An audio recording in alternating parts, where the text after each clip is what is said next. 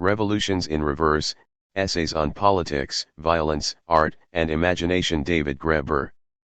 Vide a brief introduction explaining how all these essays hang together. It's an interesting question because it wasn't my idea to combine them all in the same volume to begin with. Actually, the collection RST came out in Greek, with the title, and they were assembled by their editor and translator, Spyros Koiroikles. When RST saw the volume on a visit to Greece in May of 2010, I thought the idea for the collection was inspired.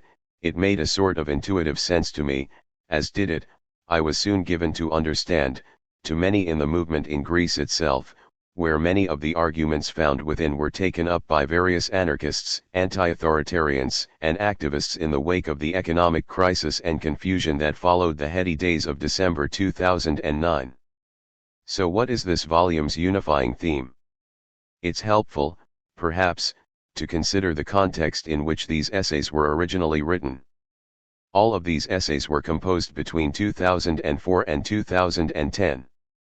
This was not an easy time for someone, like myself, actively engaged in social movements.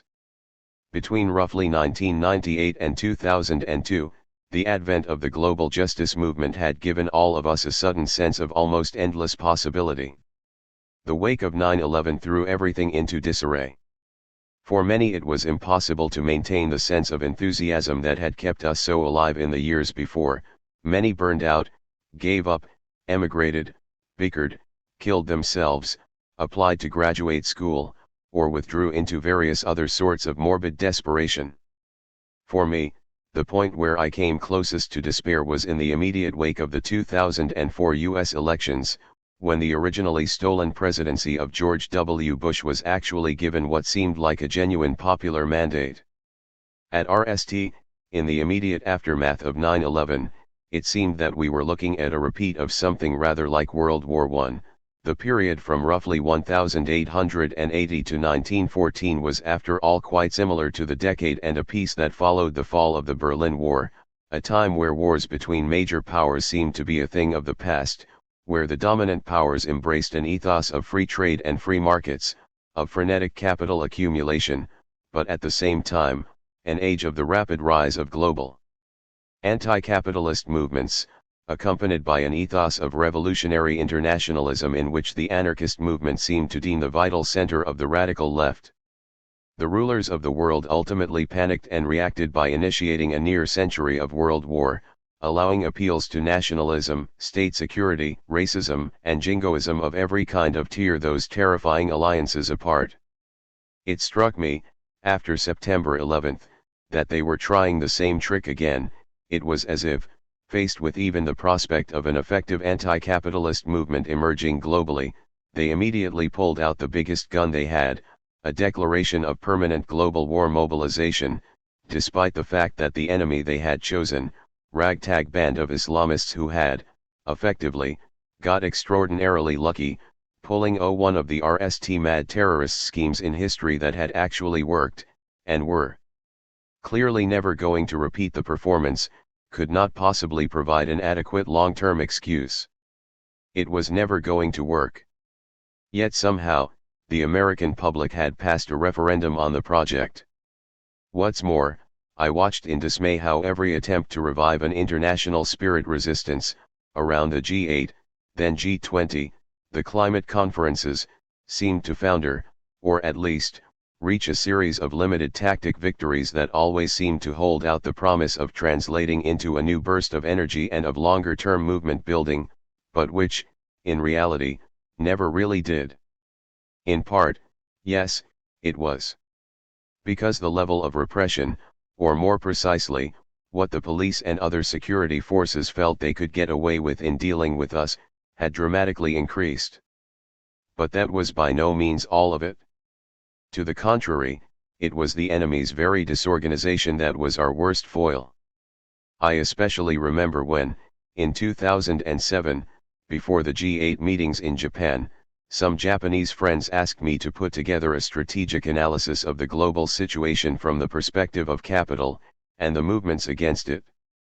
I ended up working with a brilliant team, mainly drawn from people active in the Midnight Notes collective, and we developed what I still consider a compelling analysis of the economic impasse faced by capital at that moment and the most plausible strategy to overcome it.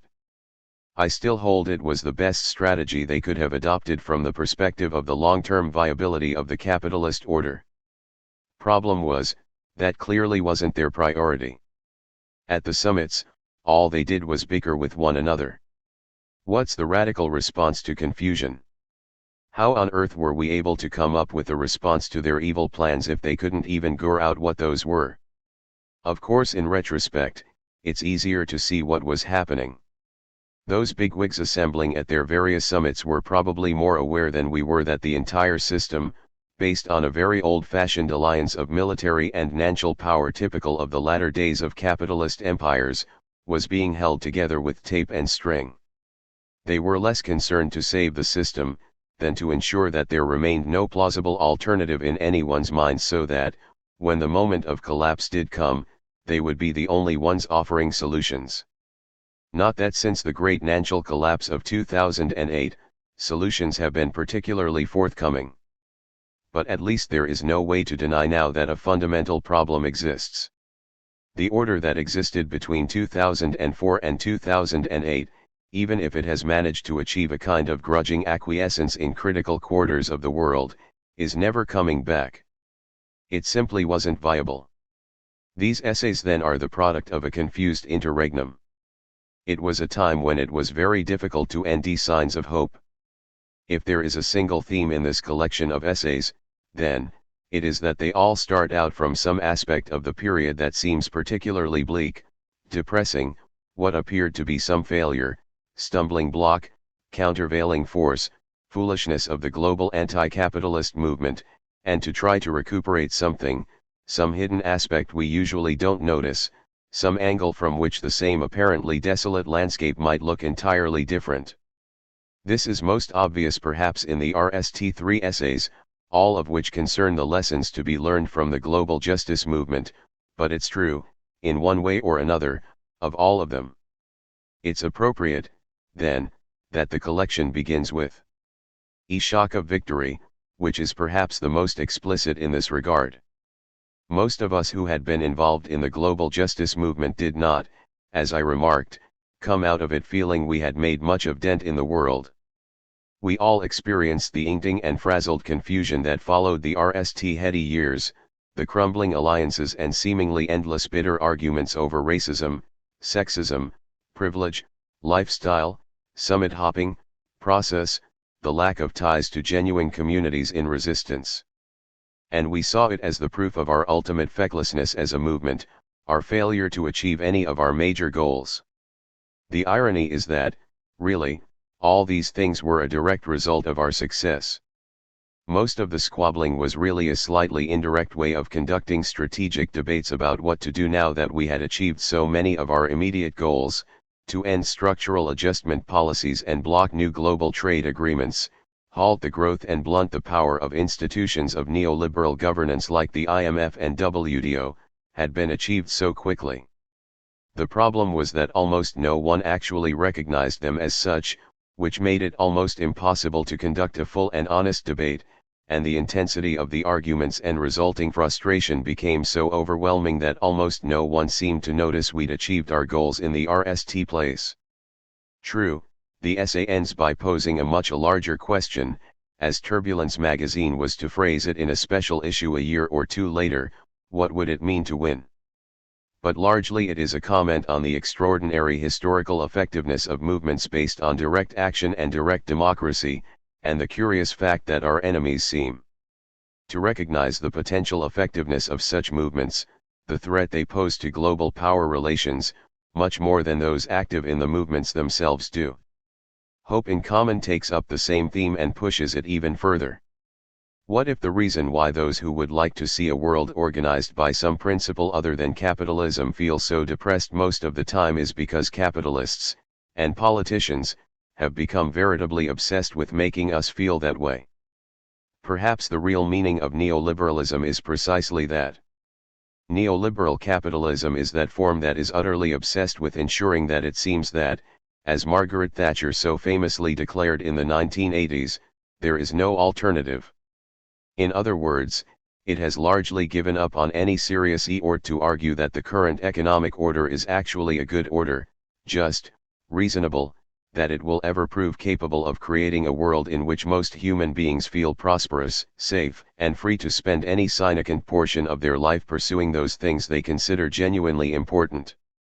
Rather, it is a terrible system, in which even the very richest countries cannot guarantee access to such basic needs as health and education to the majority of their citizens. It works badly, but no other system could possibly work at all. All this remained a bit obscure in the years surrounding the end of the Cold War, when over-enthusiastic neoliberal reformers were fancying themselves revolutionaries, and everyone felt that microcredit was about to turn the world's poor into prosperous entrepreneurs. But in the years since, the neoliberal project really has been stripped down to what was always its essence, not an economic project at all, but a political project, designed to devastate the imagination, and willing, with its cumbersome securitization and insane military projects, to destroy the capitalist order itself if that's what it took to make it seem inevitable. Behind our feeling of helplessness, then, there is a gargantuan, and extraordinarily expensive engine that is ultimately likely to crush the current system under its own dead weight. The null essay of the set, Revolution in Reverse, considers the stakes of this war on the imagination on a deeper level. It has a curious history. The piece was originally commissioned for a special issue of New Left Review, the editor playing a hands-on role in shaping its overall structure, then, a year later, rejected out of hand without even allowing me a chance to respond to criticism. The only comments I did get were, well, they didn't quite put it this way, but very nearly, that English-speaking authors have no business trying to come up with original theoretical formulations. Such things are properly left to speakers of German, Italian, or French. Well, whether or not it is my place to engage in theoretical reaction, this is what I did here. These are reactions born of years of work with the Direct Action Network and other anarchist-inspired groups, which confronts another point of apparent despair for contemporary radicals: whatever happened to the revolution? For much of the 19th and early 20th centuries, even most capitalists in countries like the US or Germany seem to harbor the strong suspicion that, any day now, they might all end up hanging from trees. Nowadays, few revolutionaries seem to be able to imagine it. What, then, does being a revolutionary actually mean? A great deal, is the answer, since the old apocalyptic version of revolution, the victorious battles in the streets, the spontaneous outpouring of popular festivity, the creation of new democratic institutions, the ultimate reinvention of life itself, never quite seemed to work itself out, and there is no particular reason to imagine it ever could have. It's not that any of these dreams have ever gone away, or reason to believe they ever could either. It's that, between the anarchist insistence that we can no longer imagine revolution solely within the framework of the nation-state, and even more, the feminist insistence that how we treat each other in working to make the revolution, particularly in its most apparently humdrum and unromantic moments, is what will ultimately determine whether we have any chance of creating a world worth living in. Whatever the null, tactical victory might look like, we have begun to rearrange the pieces. The great mobilizations of Seattle, Prague, Genoa, or the constant direct actions in places like Greece, Chiapas or South Korea, have effectively operated by taking all the familiar stages of revolution and simply turning the traditional order on its head. Understand the full implications of this shift, in turn, demands some major work in reimagination what terms like violence, alienation, realism itself actually mean. The next two essays might seem different in nature, but really they are doing much the same work. Each searches for redemption in what might otherwise seem like an abyss. It's more obvious perhaps in the case of the RST, Army of Altruists. This essay grew directly out of a feeling of hopeless intellectual frustration. I had woken up on Wednesday, November 4, 2004 to learn that George W. Bush had been re-elected President of the USA, in an election that, apparently, wasn't even stolen. At the time I was due to teach a graduate seminar in a course called Anthropology and Classical Social Theory at Yale, The topic that morning was supposed to be Max Weber's theories of religion. None of us really felt up to it. Instead, the class turned into a prolonged and sometimes agonized discussion of the relevance of social theory itself. Was there really a point, then, to what we did, or were being trained to do? Does theory, the sort that begins with a capital T, really afford us a better vantage from which to understand what had just happened, particularly, why so many working class people had voted in a manner that seemed diametrically opposed to their own class interests, and what ordinary common sense might afford? And if not, what were we really doing by pursuing careers in the academy? We didn't come up with any strong conclusions. But the question didn't go away, it continued to trouble me. It was all the more so because there was no consensus, at the time, that theory was all that important. I had spent a number of perfectly good years of my life, for instance, working frenetically researching and typing away at a book about anthropological value theory, being convinced, at the time, that doing so was almost a kind of intellectual duty, unleashing on the world powerful theoretical developments that had been crafted in University of Chicago at the time I was there, and whose authors, I had always felt rather irresponsibly, had never published in any sort of broadly accessible form. The result was, I felt, a major contribution to the discipline. When I did publish it, in 2001, I found the discipline did not agree. No one paid much attention to it, and I was greeted with the distinct feeling that University of Chicago-style grand theorizing of this sort was itself considered irrelevant and passé. Could it be anthropologists were right to move on? Well, I managed to answer the question to my own satisfaction anyway.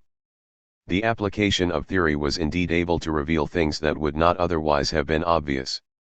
What it mainly revealed was that one of the most insidious of the hidden injuries of class in North American society was the denial of the right to do good, to be noble, to pursue any form of value other than money, or, at least, to do it and to gain any financial security or rewards for having done.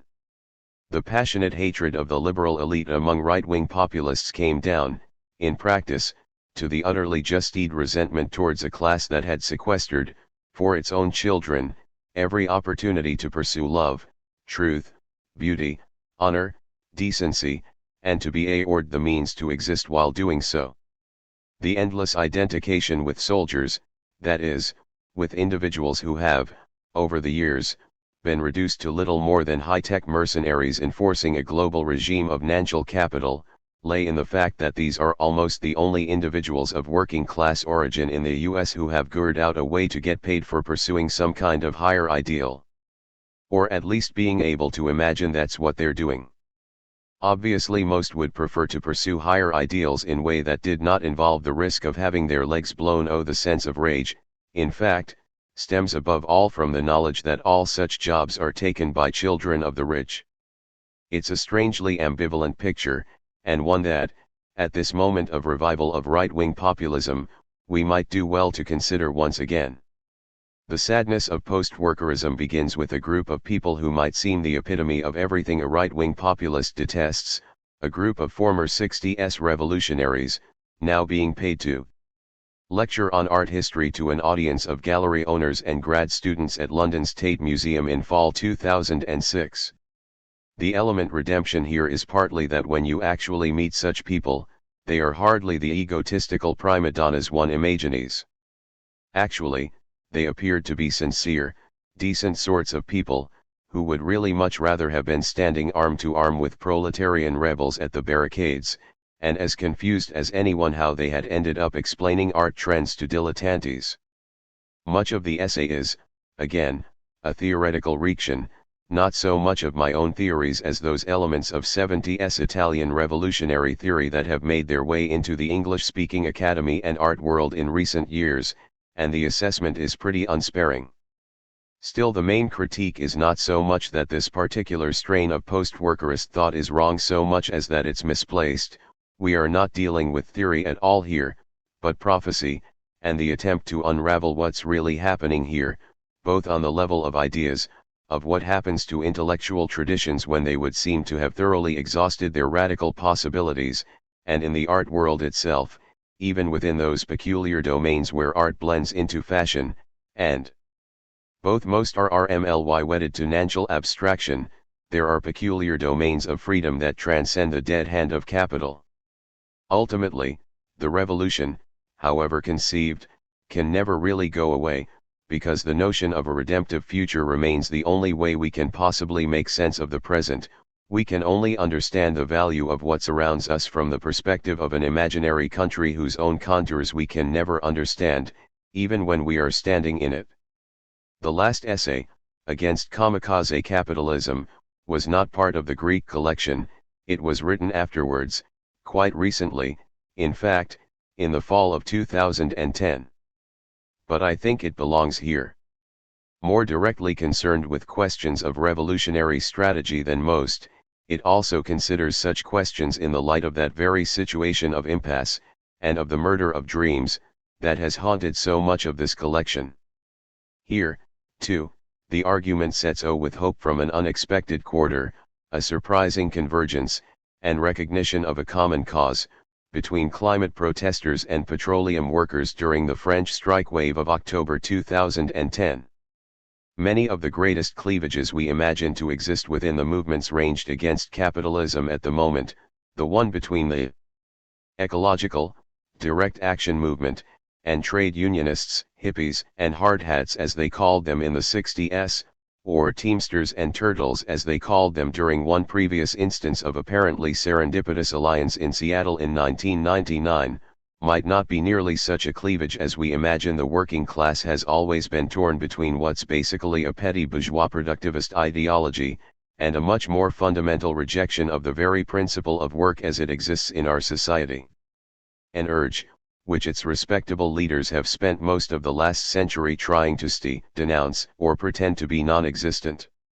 At a moment when the capitalists' collective refusal to even consider rethinking any of their basic assumptions about the world might well mean not just the death of capitalism, but of almost everything else, our only real choice is do it ourselves, to begin to create a new language, a new common sense, about what people basically are and what it is reasonable for them to expect from the world, and from each other.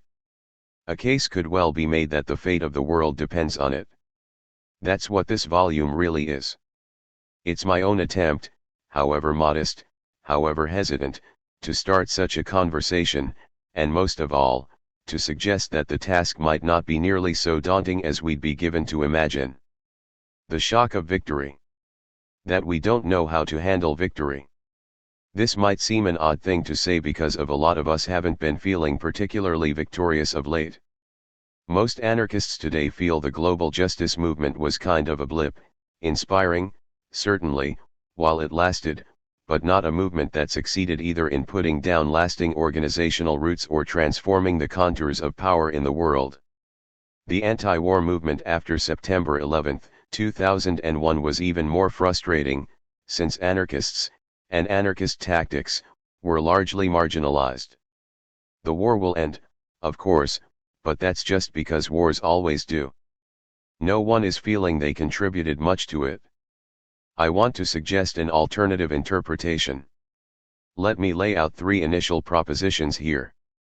1. Odd though it may seem, the ruling classes live in fear of us. They appear to still be haunted by the possibility that, if average Americans really get wind of what they're up to, they might all end up hanging from trees. It seems implausible, but it's hard to come up with any other explanation for the way they go into panic mode the moment there is any sign of mass mobilization, and especially mass direct action, and usually try to distract attention by starting some kind of war. 2. In a way this panic is just mass direct action, especially when it is organized on directly democratic lines, is incredibly effective. Over the last 30 years in America, there have been only two instances of mass action of this sort, the anti-nuclear movement in the late 70s, and the so-called anti-globalization movement from roughly 1999 to 2001. In each case, the movement's main political goals were reached far more quickly than almost anyone involved imagined possible. 3. The real problem such movements face is that the speed of their initial success always takes them by surprise. We are never prepared for victory. It throws us into confusion. We start hitting each other. The government invariably responds by some sort of military adventurism overseas. The ratcheting of repression and appeals to nationalism that inevitably accompany a new round of war mobilization then plays into the hands of authoritarians on every side of the political spectrum.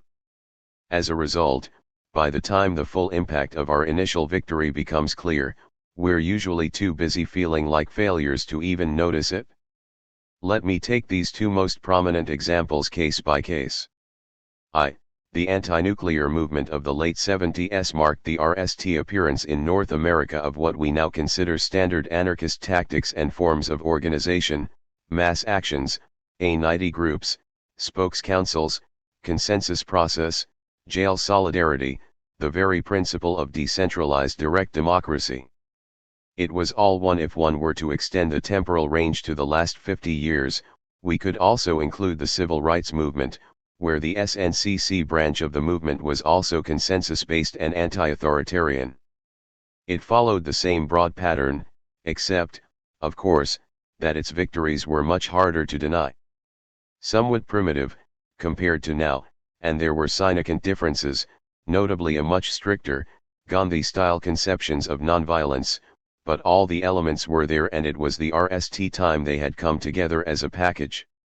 For 2 years, the movement grew with amazing speed and showed every sign of becoming a nationwide phenomenon. Then almost as quickly, it disintegrated. It all began when, in 1974, some veteran peaceniks turned organic farmers in New England successfully blocked construction of a proposed nuclear power plant in Montague, Massachusetts. In 1976, they joined with other New England activists, inspired by the success of a year-long plant occupation in Germany, to create the Clamshell Alliance.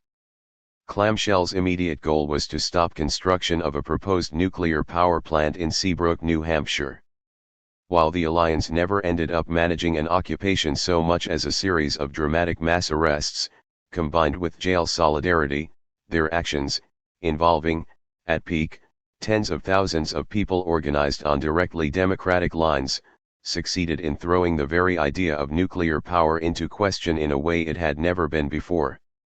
Similar coalitions began springing up across the country, the Palmetto Alliance in South Carolina, Oyster Shell in Maryland, Sunower in Kansas, and most famous of all, the Abalone Alliance in California, reacting originally to an insane plan to build a nuclear power plant at Diablo Canyon, almost directly on top of a major geographic fault line. Clamshell's RST-3 mass actions, in 1976 and 1977, were wildly successful. But it soon fell into crisis over questions of democratic process. In May 1978, a newly created coordinating committee violated process to accept a last-minute government offer for a 3-day legal rally at Seabrook instead of a planned fourth occupation. Acrimonious debates began about consensus and community relations, which then expanded to the role of nonviolence, gender bias, race and class privilege, and so on. By 1979 the alliance had split into two contending, and increasingly ineffective, factions, and after many delays, the Seabrook plant did go into operation. The Abalone Alliance lasted longer, until 1985, in part because its strong core of anarcho-feminists, but in the end, Diablo Canyon 2 won its license and came online in December 1988. Tell the story this way, it doesn't seem particularly inspiring. But there is another way to tell it. We could ask, what was the movement really trying to achieve? It might helpful here to map out its full range of goals. 1. Short-term goals, to block construction of the particular nuclear plant in question. 2. Medium-term goals, to block construction of all new nuclear plants, delegitimize the very idea of nuclear power and begin moving towards conservation and green power, and legitimate new forms of nonviolent resistance and feminist-inspired direct democracy. 3. Long-term goals, smash the state and destroy capitalism. If so, the results are clear. Short-term goals were almost never reached. Despite numerous tactical victories, the plants that became the focus of mass action all ultimately went online. Governments simply cannot allow themselves to be seen to lose in such a battle. Long-term goals were also obviously not obtained. But one reason they weren't is that the medium-term goals were all reached almost immediately. The actions did delegitimize the very idea of nuclear power, raising public awareness to the point that when 3 Mile Island melted down in 1979, it doomed the industry forever. While plans for Seabrook and Diablo Canyon might not have been cancelled, just about every other then pending plan to build a nuclear reactor was, and no new ones have been proposed for a quarter century. There was indeed a more towards conservation, green power, and a legitimizing of new democratic organizing techniques. All this happened much more quickly than anyone had really anticipated. In retrospect, it's easy to see most of the subsequent problems emerge directly from the very speed of the movement's success.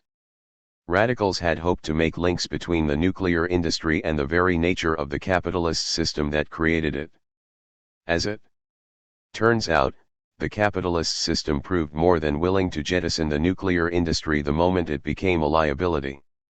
Once giant utility companies began claiming they too wanted to promote green energy, effectively inviting what we'd now call the NGO types to a space at the table, there was an enormous temptation to jump ship. Especially because many of them had only allied with more radical groups so as to win themselves a place at the table to begin with. The inevitable result was a series of heated strategic debates. It's impossible to understand this, though, without understanding that strategic debates, within directly democratic movements, are rarely conducted as strategic debates.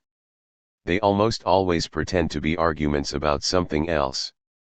Take for instance the question of capitalism. Anti-capitalists are usually more than happy to discuss their position on the subject. Liberals on the other hand really don't like being forced to say actually, I am in favor of maintaining capitalism in some form or another, so whenever possible, they try to change the subject. Consequently, debates that are actually about whether to directly challenge capitalism usually end up getting argued out as if they were short-term debates about tactics and nonviolence. Authoritarian socialists or others who are suspicious of democracy are rarely keen on having to make that an issue either, and prefer to discuss the need to create the broadest possible coalitions. Those who do support the principle of direct democracy but feel a group is taking the wrong strategic direction often find it much more effective to challenge its decision-making process than to challenge its actual decisions.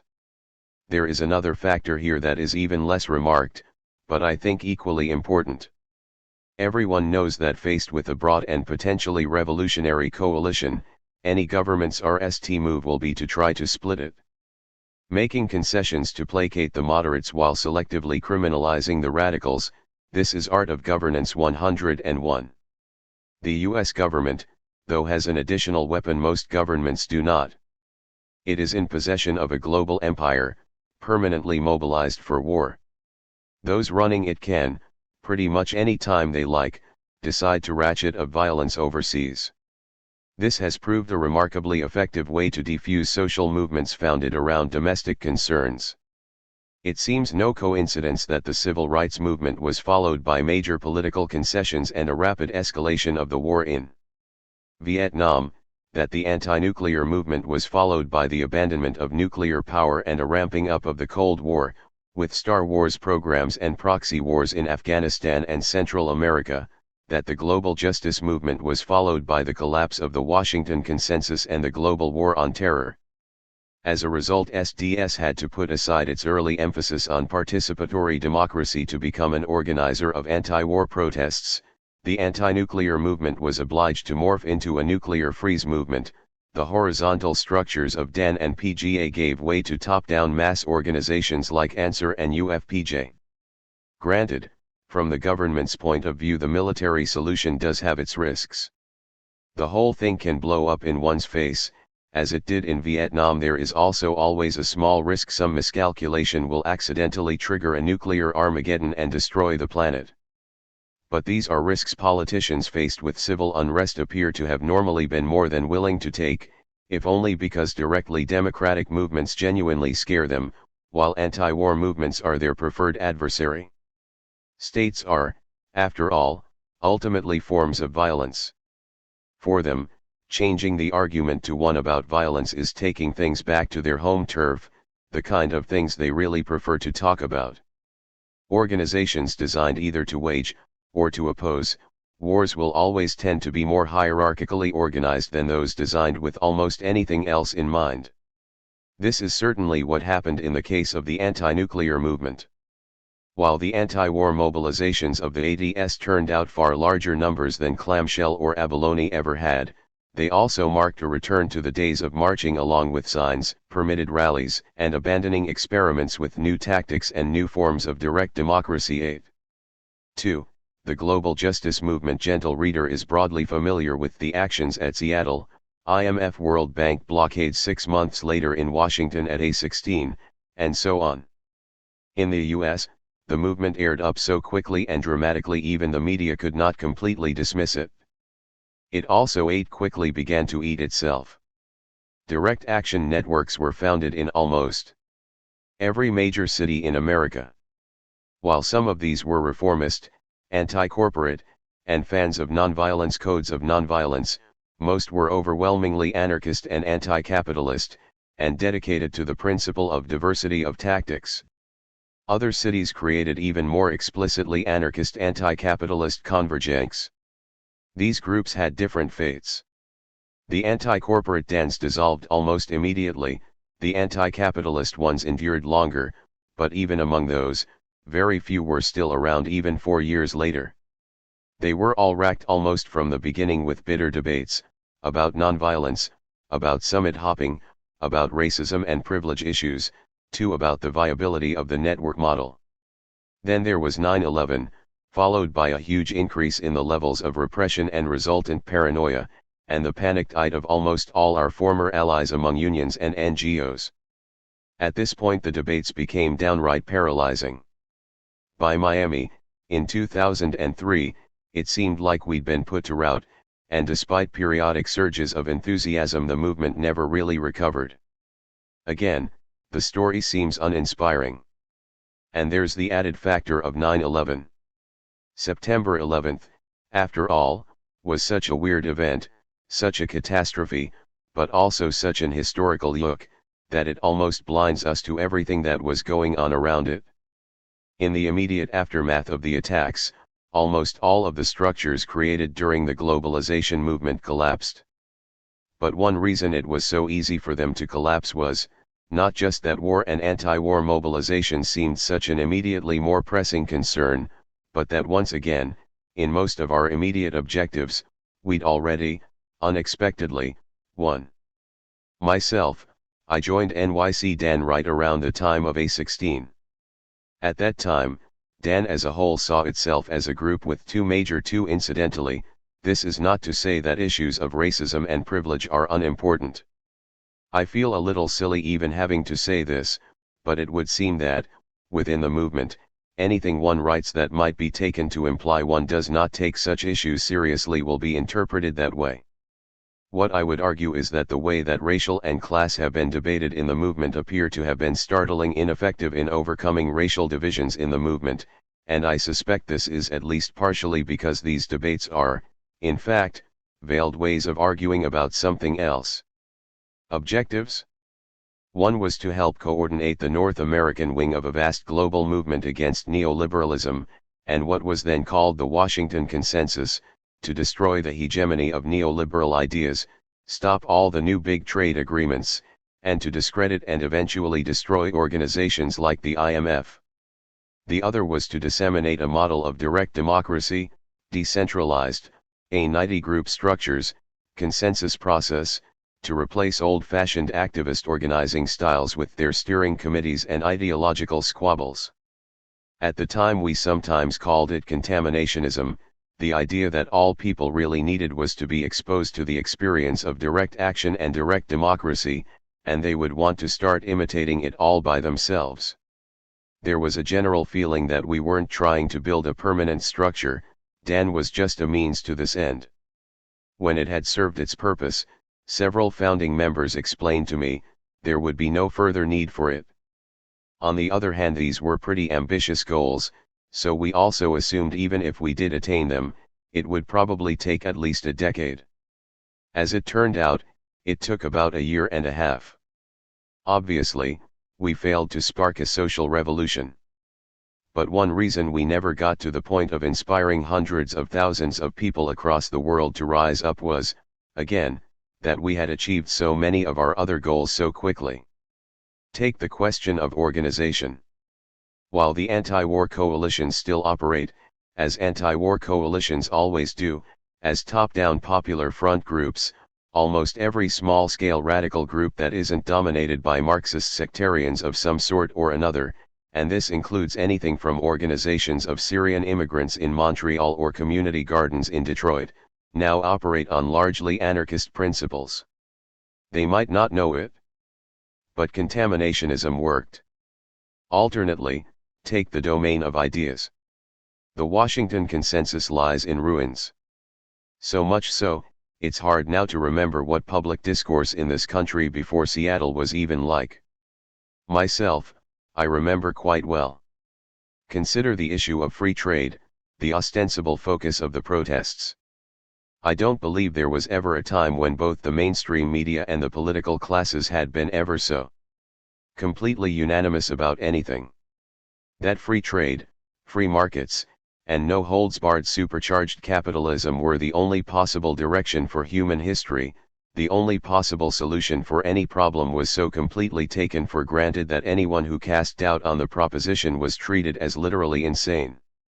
Global justice activists, when they forced themselves into the attention of CNN or Newsweek, were immediately written as reactionary authoritarians, whose opposition to free trade could only be explained by childish ignorance of the most elementary principles of economics. A year later, CNN and Newsweek were saying, effectively, all right, well maybe the kids have won the argument. Usually when I make this point in front of anarchist crowds someone immediately objects, well, sure, the rhetoric has changed, but the policies remain the same. I suppose this is true in a manner of speaking. And certainly it's true that we didn't destroy capitalism. But we did arguably deal it a bigger blow in just 2 years than anyone since, say, the Russian Revolution. Let me take this point by point. Free trade agreements. All the ambitious free trade treaties planned since 1998 have failed. The MI was rooted, the FTAA, focus of the actions in Quebec City and Miami, stopped dead in its tracks. Most of us remember the 2003 FTAA summit mainly for introducing the Miami model of extreme police repression even against obviously nonviolent civil resistance. It was that. But we forget this was more than anything the enraged ailings of a pack of extremely sore losers. Miami was the meeting where the FTAA was definitively killed. Now no one is even talking about broad, ambitious treaties on that scale. The US is reduced to pushing for minor country-to-country trade pacts with traditional allies like South Korea and Peru, or at best deals like CAFTA, uniting its remaining client states in Central America, and it's not even clear it will manage to pull that. 20d. The World Trade Organization. After the catastrophe in Seattle, organizers moved the next meeting to the Persian Gulf island of Doha, apparently deciding they would rather run the risk of being blown up by Osama bin Laden than having to face another Dan blockade. For 6 years they hammered away at the Doha round. The problem was that, emboldened by the protest movement, southern governments began insisting they would no longer agree to open their borders to agricultural imports from rich countries unless those rich countries at least stopped pouring billions of dollars of subsidies at their own farmers, thus ensuring southern farmers couldn't possibly compete.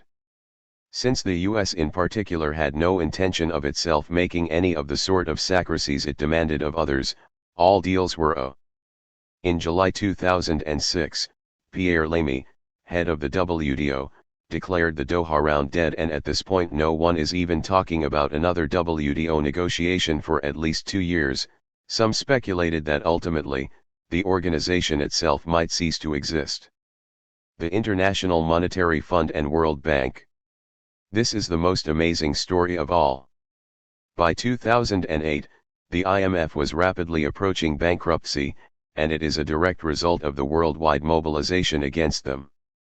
To put the matter bluntly, we destroyed it, or at least, the IMF in anything like its familiar form. 3. The World Bank is not doing all that much better.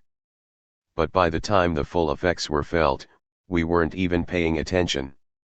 This last story is worth telling in some detail, so let me leave the indented section here for a moment and continue in the main text. 3. This essay was written in 2007.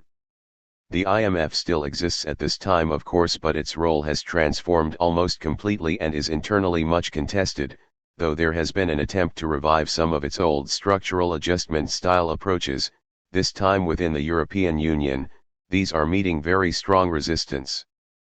8. The IMF was always the arch-villain of the struggle.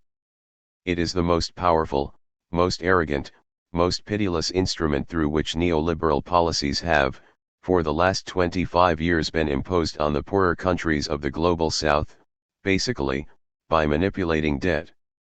In exchange for emergency renouncing, the IMF would demand structural adjustment programs that forced massive cuts in health, education, price supports on food, and endless privatization schemes that allowed foreign capitalists to buy up local resources at resale prices.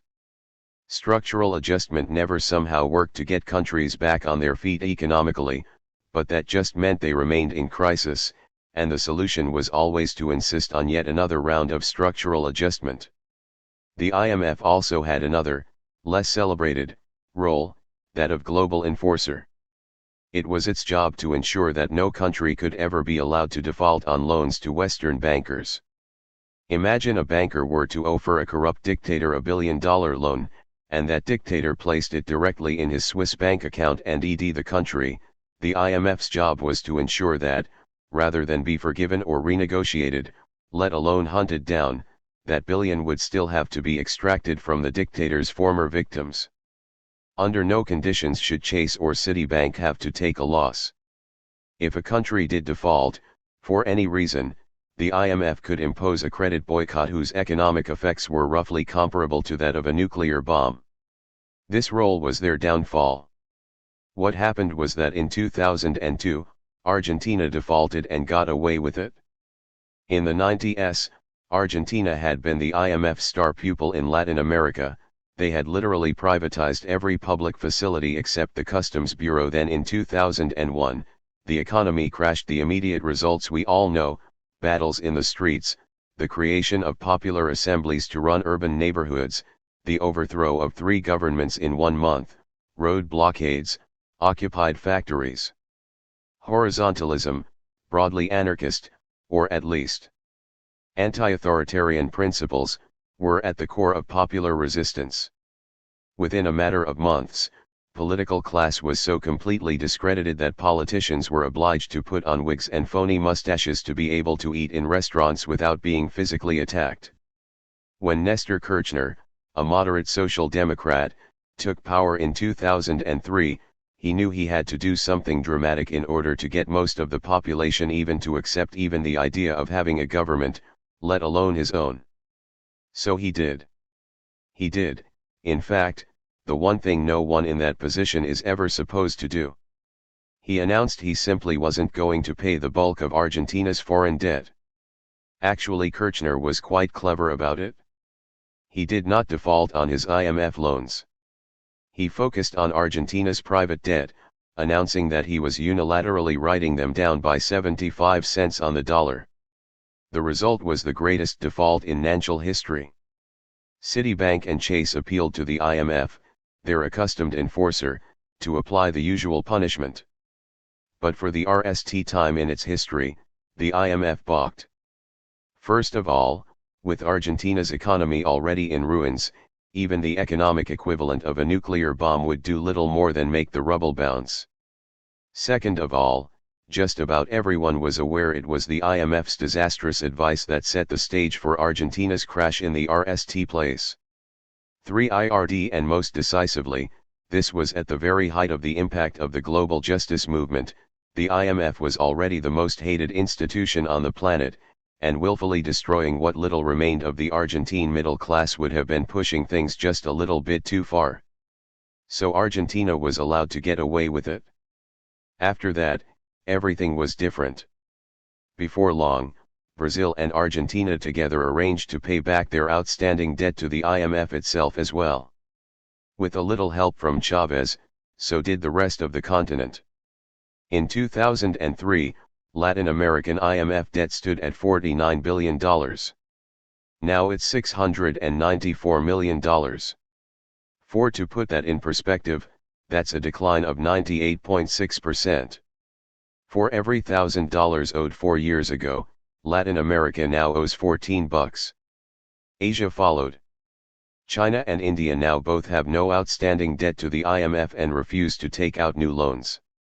The boycott now includes Korea, Thailand, Indonesia, Malaysia, the Philippines and pretty much every other significant regional economy. Also Russia.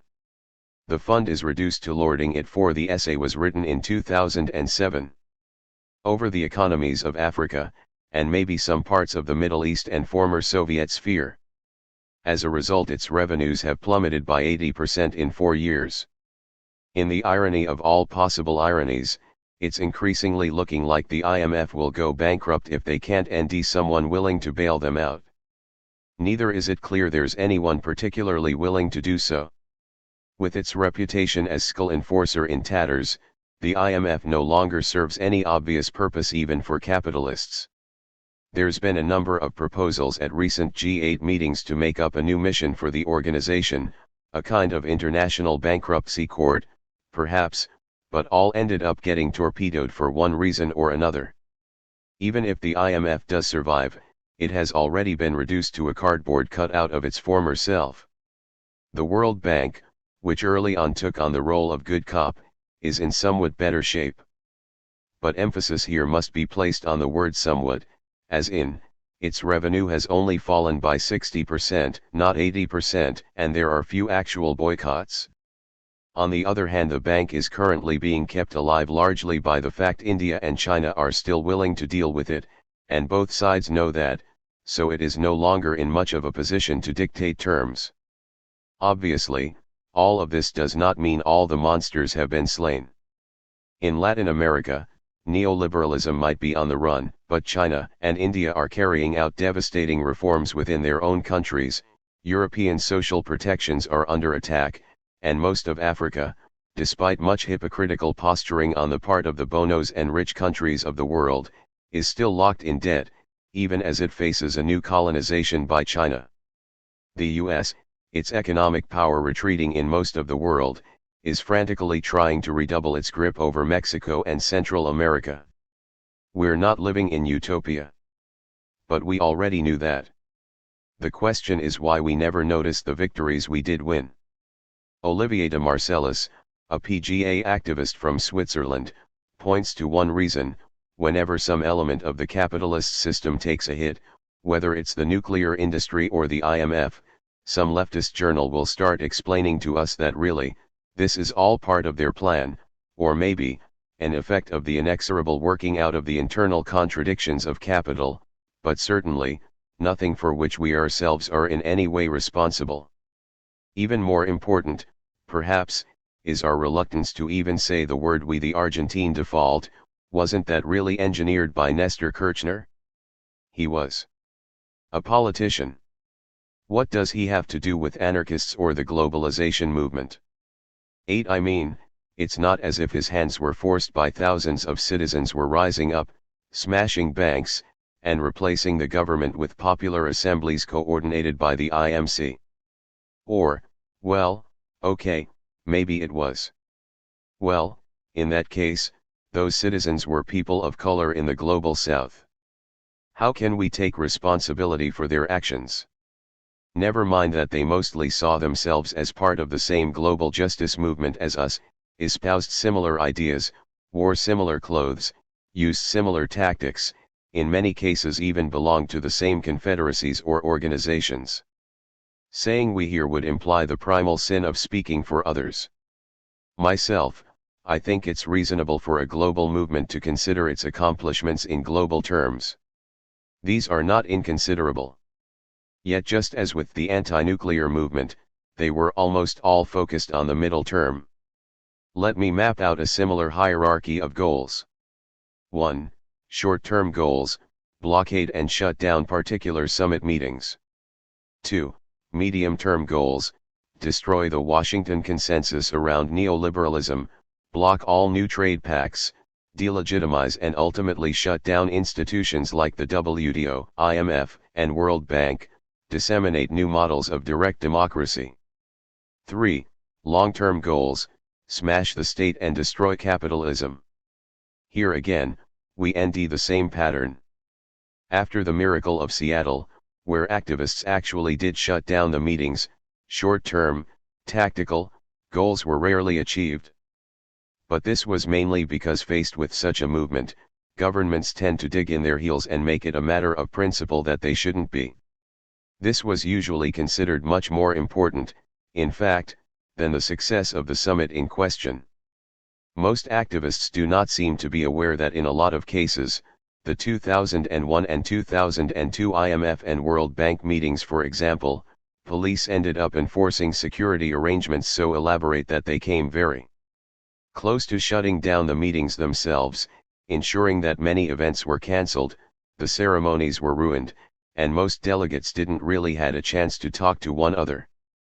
But for the cops, the point was clearly not whether trade officials got to meet or not. The point was that the protesters could not be seen to win. Here, too, the medium-term goals were achieved so quickly that it actually made the longer-term goals more difficult. NGOs, labor unions, authoritarian Marxists, and similar allies jumped ship almost immediately.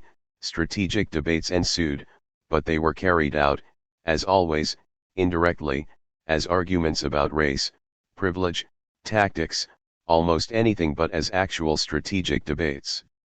Here, too, everything was made innately more difficult by the state's recourse to war. 8. It is hard, as I mentioned, for anarchists to take much direct responsibility for the inevitable end of the war in Iraq, or even to the very bloody nose the empire has already acquired there. But a case could well be made for indirect responsibility. Since the 60s, and the catastrophe of Vietnam, the US government has not abandoned its policy of answering any threat of democratic mass mobilizing by a return to war. But it has to be much more careful. Essentially, they now feel they have to design wars to be protest-proof. There is a very good reason to believe that the RST Gulf War, in 1991, was explicitly designed with this in mind. The approach taken to the invasion of Iraq, the insistence on a smaller, high-tech army, the extreme reliance on indiscriminate repower, even against civilians, to protect against any Vietnam-like levels of American casualties, appears to have been developed, again, more with a mind to heading any potential peace movement at home than one focused on military effectiveness. This, anyway, would help explain why the most powerful army in the world has ended up being tied down and even, periodically, defeated by an almost unimaginably ragtag group of guerrillas with negligible access to outside safe areas, funding, or military support, that is, until they resorted to a desperate combination of death squads, ethnic cleansing, massive bribery, and effectively turning over the country to their arch-enemy Iran. As in the trade summits, they are so obsessed with ensuring forces of civil resistance cannot be seen to win the battle at home that they would prefer to lose the actual war. Perspectives cope with the perils of victory. I can't claim to have any simple answers. Really, I wrote this essay more to open up a conversation, to put the problem on the table, to inspire a strategic debate. Still, some implications are pretty obvious. The next time we plan a major action campaign, I think we would do well to at least take into account the possibility that we might win. Or at least, that we might obtain our mid-range strategic goals very quickly, and that when that happens, many of our allies will fall away. We have to recognize strategic debates for what they are, even when they appear to be about something else. Take one famous example, arguments about property destruction after Seattle. Most of these, I think, were really arguments about capitalism. Those who decried window breaking did so mainly because they wished to appeal to middle-class consumers to move towards global exchange-style green consumerism, and to ally with labor bureaucracies and social democrats abroad. This was not a path designed to provoke a direct confrontation with capitalism, and most of those who urged us to take this route were at least skeptical about the possibility that capitalism could ever really be defeated. Many were in fact in favor of capitalism, if in a significantly humanized form. Those who did break windows, on the other hand, didn't care if they offended suburban homeowners, because they did not care that suburban homeowners were likely to ever become a significant element in any future revolutionary anti-capitalist coalition. They were trying, in effect, to hijack the media to send a message that the system was vulnerable, hoping to inspire similar insurrectionary acts on the part of those who might considering entering a genuinely revolutionary alliance: alienated teenagers, oppressed people of color, undocumented workers, rank-and-file laborers impatient with union bureaucrats, the homeless, the unemployed, the criminalized, the radically discontent. If a militant anti-capitalist movement was to begin, in America, it would have to start with people like these, people who don't need to be convinced that the system is rotten, only that there's something they can do about it. And at any rate, even if it were possible to have an anti-capitalist revolution without gun battles in the streets, which most of us are hoping it is, since let's face it, if we come up against the US Army, we will lose, there's no possible way we could have an anti-capitalist revolution while at the same time scrupulously respecting property rights. Yes, that will probably mean the suburban middle class will be the last to come on board. But they would probably be the last to come on board anyway. 5. The latter actually leads to an interesting question. What would it mean to win, not just our medium-term goals, but our long-term ones? At the moment no one is even clear how that would come about, for the very reason none of us have much faith remaining in the revolution in the old 19th or 20th century sense of the term.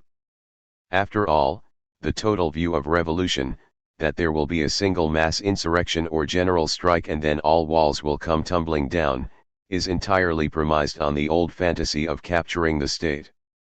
That's the only way victory could possibly be that absolute and complete, at least, if we are speaking of a whole country or meaningful territory. In way of illustration, consider this: what would it have actually meant for the Spanish anarchists to have actually won in 1937? It's amazing how rarely we ask ourselves such questions. We just imagine it would have been something like the Russian Revolution, which began in a similar way, with the melting away of the old army, the spontaneous creation of workers' soviets. But that was in the major cities. The Russian Revolution was followed by years of civil war in which the Red Army gradually imposed a new government's control on every part of the old Russian Empire, whether the communities in question wanted it or not. Let us imagine that anarchist militias in Spain had routed the fascist army, and that army had completely dissolved. Let us further imagine that it had successfully kicked the Socialist Republican government out of its OCES in Barcelona and Madrid. That would certainly have been anarchist victory by anybody's standards. But what would have happened next? Would they have established the entire territory of what had once been Spain as a non-republic, an anti-state existing within the exact same international borders? Would they have imposed a regime of popular councils in every Singe village and municipality in the territory of what had formerly been Spain? How? We have to bear in mind here that there were many villages, towns, even regions of Spain where anarchists were few to non-existent. 5. And this probably remains true, no matter how deep their mortgages are underwater. In some, just about the entire population was made up of conservative Catholics or monarchists, in others there was a militant and well-organized working class, but that was overwhelmingly socialist or communist. Even at the height of revolutionary fervor, a significant portion of these would presumably stay true to their old values and ideas. If the victorious FAI attempted to exterminate them all, a task which would have required killing millions of people, or chase them out of the country, or forcibly relocate them into anarchist communities, or send them to re-education camps, they would not only have been guilty of world-class atrocities, they would also have had to give up on being anarchists. Democratic organizations simply cannot commit atrocities on that systematic scale. For that, you'd need communist or fascist-style top-down organization. This is because, as history has shown, while humans can be extraordinarily cruel in brief moments of extreme excitement, real atrocities take time. You can't actually get thousands of human beings to systematically massacre hundreds of thousands of helpless women, children, and old people, destroy communities, or chase families from their ancestral homes, projects which take a considerable amount of methodical planning, unless they can at least tell themselves that someone else is responsible. And they are only following orders. As a result, there appear to have been only two possible solutions to the problem. 8. 1. Allow the Spanish Republic to continue as de facto government under the socialists, perhaps with a few anarchist ministers, allow them impose government control on the right-wing majority areas, and then get some kind of deal out of them that they would allow the anarchist majority cities, towns, and villages to organize themselves as they wish to. Then hope that they kept the deal. 2. Declare that everyone was to form their own local popular assemblies, and let each assembly decide on their own mode of self-organization. The latter seems the more fitting with anarchist principles, but the results wouldn't have likely been too much different. After all, if the inhabitants of, say, Bilbao overwhelmingly desired to create a local government, with a mayor and police, how exactly would anarchists in Madrid or Barcelona have stopped them? Municipalities where the church or landlords still commanded popular support would presumably have put the same old right-wing authorities in charge. Socialist or communist municipalities would have put socialist or communist party politicians and bureaucrats in charge. Right and left statists would then each form rival confederations that, even though they controlled only a fraction of the former Spanish territory, would each declare themselves the legitimate government of Spain. Foreign governments would have recognized one or the other of the two confederations, depending on their own political leanings, since none would be willing to exchange ambassadors with a non-government like the FAI, even assuming the FAI wished to exchange ambassadors with them, which it wouldn't. In other words, the actual shooting war might end, but the political struggle would continue, and large parts of Spain would presumably end up looking like contemporary Chiapas, with each district or community divided between anarchist and anti-anarchist factions. Ultimate victory would have had to be a long and arduous process. The only way to really win over the statist enclaves would be to win over their children, which could be accomplished by creating an obviously freer, more pleasurable, more beautiful, secure, relaxed, fooling life in the stateless sections. Foreign capitalist powers, on the other hand, even if they did not intervene militarily, would do everything possible to head the notorious threat of a good example by economic boycotts and subversion, and pouring resources into the statist zones. In the end, everything would probably depend on the degree to which anarchist victories in Spain inspired similar insurrections elsewhere. The real point of this imaginative exercise is just to point out that there are no clean breaks in history. The upside of the old idea of the clean break, the one moment when the state falls and capitalism is defeated, is that anything short of that is not really a victory at all. Revolutionaries hear this line continually. If capitalism is left standing, if it begins to market revolutionaries' once subversive ideas, it shows that the capitalists really won. The revolutionaries have lost, they've been co-opted. To me, this entire line of reasoning is absurd. Feminism was surely a revolutionary force. What could be more radical than reversing thousands of years of gender oppressing lying at the very heart of what we think we are and can be and should be as human beings? Can we say that feminism lost, that it achieved nothing, just because corporate culture felt obliged to pay lip service to condemning sexism and capitalist RMS began marketing feminist books, movies, and other products? Of course not. Unless you've managed to destroy capitalism and patriarchy in one fell blow, this is one of the clearest signs that you've gotten somewhere.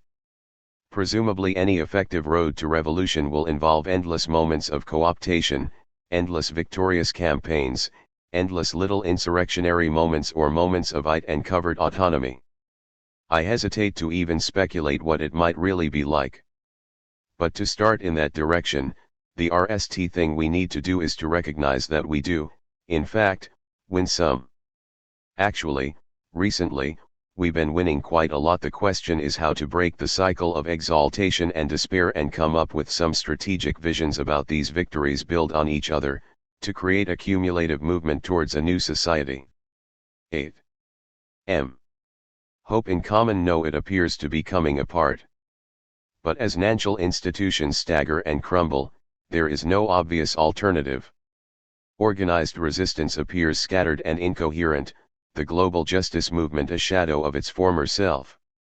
There is good reason to believe that, in a generation or so, capitalism will no longer exist, for the simple reason that it's impossible to maintain an engine of perpetual growth forever on a night planet.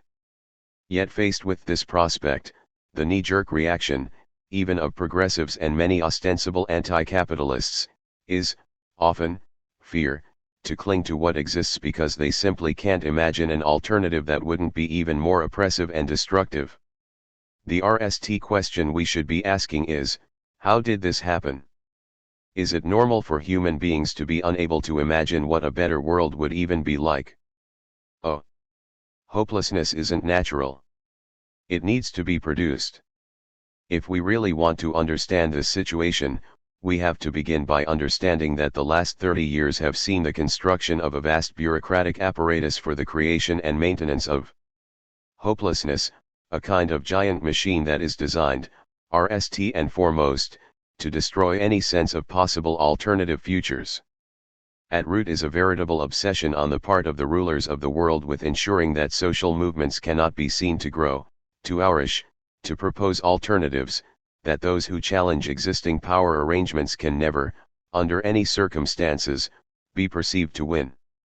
To do so requires creating a vast apparatus of armies, prisons, police, various forms of private security RMS and police and military intelligence apparatus, propaganda engines of every conceivable variety, most of which do not attack alternatives directly so much as they create a pervasive climate of fear, jingoistic conformity, and simple despair that renders any thought of changing the world seem an idle fantasy.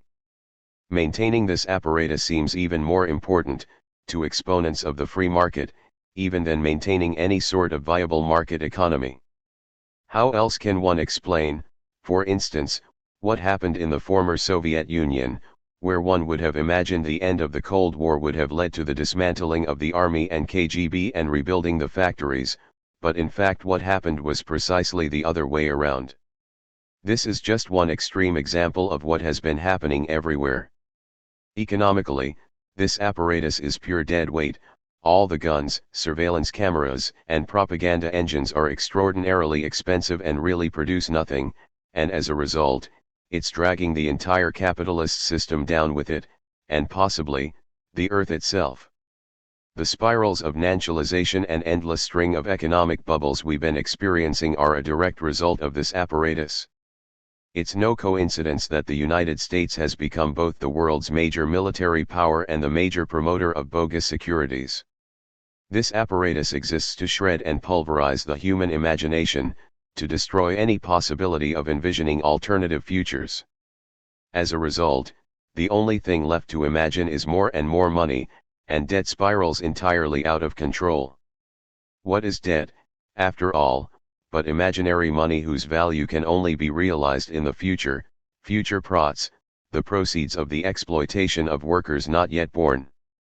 Finance capital in turn is the buying and selling of these imaginary future prots, and once one assumes that capitalism itself will be around for all eternity, the only kind of economic democracy left to imagine is one everyone is equally free to invest in the market, to grab their own piece. In the game of buying and selling imaginary future prots, even if these prots are to be extracted from themselves, freedom has become the right to share in the proceeds of one's own permanent enslavement. And since the bubble had built on the destruction of futures, once it collapsed there appeared to be, at least for the moment, Simply nothing left. Oh. The effect, however, is clearly temporary. If the story of the global justice movement tells us anything, it's that the moment there appears to be any sense of an opening, the imagination will immediately spring forth. This is what effectively happened in the late 90s, when it looked, for a moment, like we might be moving toward a world at peace. In the US, for the last 50 years, whenever there seems to be any possibility of peace breaking out, the same thing happens: the emergence of a radical social movement dedicated to principles of direct action and participatory democracy, aiming to revolutionize the very meaning of political life. In the late 50s it was the civil rights movement, in the late 70s, the anti-nuclear movement. This time it happened on a planetary scale, and challenged capitalism head-on. These movements tend to be extraordinarily effective. Certainly the global justice movement was. Few realize that one of the main reasons it seemed to occur in and out of existence so rapidly was that it achieved its principal goals so quickly. None of us dreamed, when we were organizing the protests in Seattle in 1999 or at the IMF meetings in DC in 2000, that within a mere 3 or 4 years, the WTO process would have collapsed, that free trade ideologies would be considered almost entirely discredited, that every new trade pact they threw at us, from the MIA to Free Trade Areas of the Americas Act, would have been defeated, the World Bank hobbled, the power of the IMF over most of the world's population, effectively destroyed. But this is precisely what happened. The fate of the IMF is particularly startling. Once the terror of the global south, it is, by now, a shattered remnant of its former self, reviled and discredited, reduced to selling its gold reserves and desperately searching for a new global mission. Meanwhile, most of the third world debt has simply vanished. All of this was a direct result of a movement that managed to mobilize global resistance so effectively that the reigning institutions were discredited, and ultimately, that those running governments in Asia and especially Latin America were forced by their own populations to call the blue of the international financial system. As I have already argued, much of the reason the movement was thrown into confusion was because none of us had really considered we might win. But of course there's another reason. Nothing tarries the rulers of the world, and particularly of the United States, as much as the danger of grassroots democracy.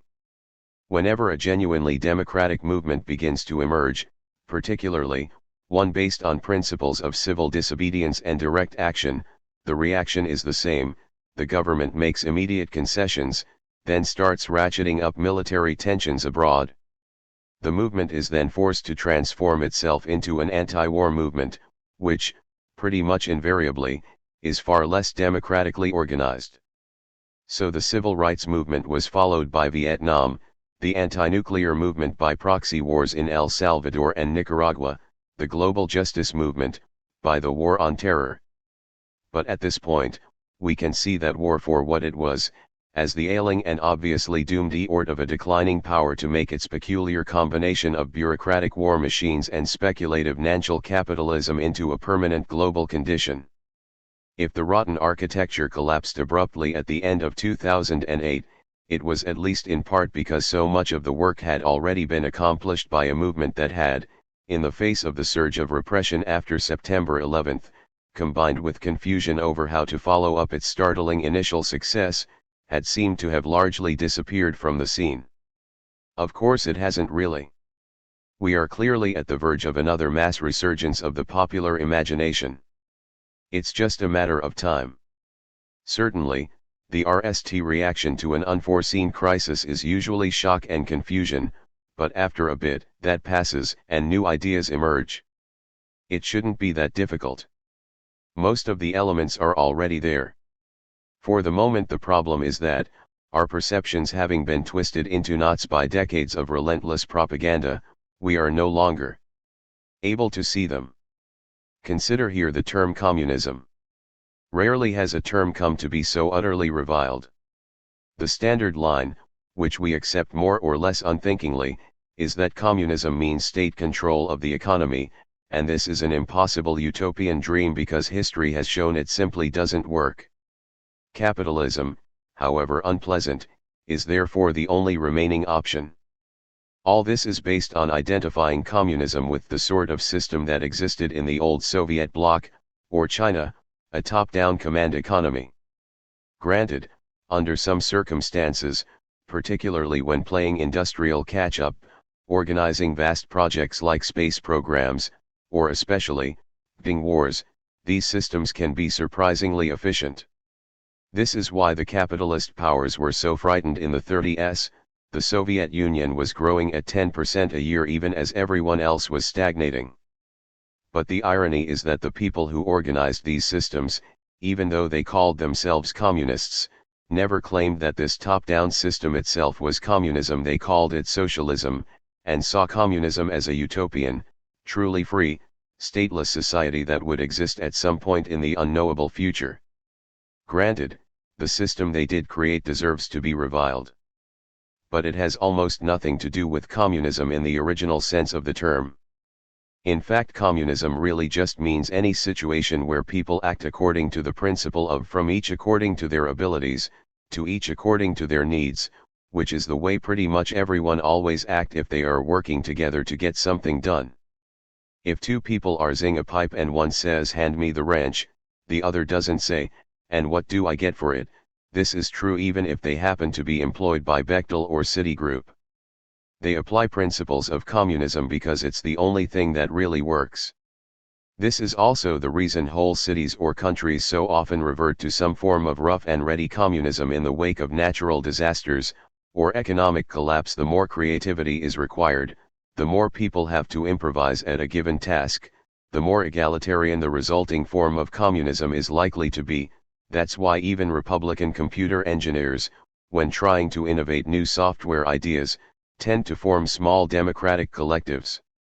It's only when work becomes standardized and boring, as on production lines, that it becomes possible to impose more authoritarian, even fascistic forms of communism. But the fact is that even private companies are, internally, organized communistically, even if that communism often takes extraordinarily unpleasant forms. Communism, then, is already here. The question is how to further democratize it.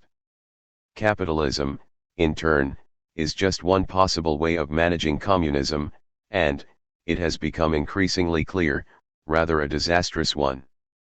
Clearly we need to be thinking about a better one, preferably, one that does not set us all quite so systematically at each other's throats. All this makes it much easier to understand why capitalists are willing to pour such extraordinary resources into the machinery of hopelessness. Capitalism is not just a poor system for managing communism, it has a notorious tendency to periodically come spinning apart. Each time it does, those who prod from it have to convince everyone, and most of all the technical people, the doctors and teachers and surveyors and insurance claims adjusters, that there is really no choice but to dutifully paste it all back together again, in something like the original form.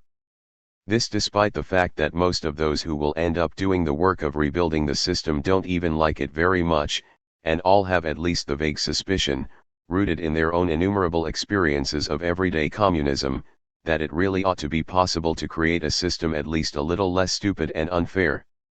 This is why, as the Great Depression showed, the existence of any plausible seeming alternative, even one so dubious as the Soviet Union of the 1930s, can, as Massimo de Angelis points out, turn a mere downswing of capitalist boom-bust cycle into an apparently insoluble political crisis.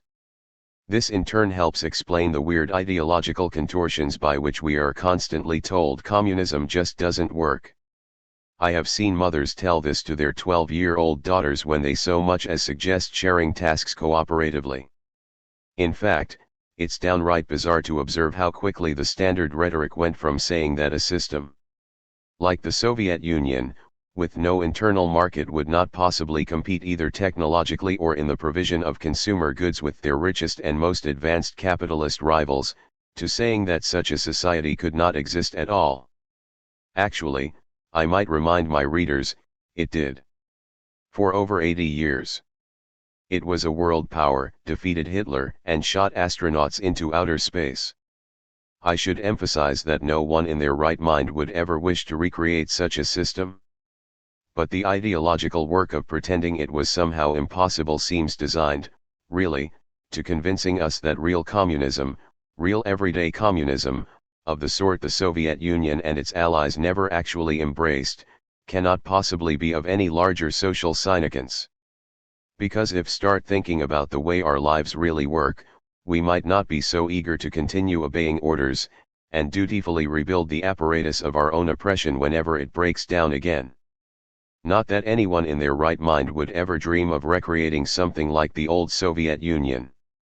Those wishing to subvert the system have mostly learned by now, from bitter experience, that we cannot place our faith in states of any kind.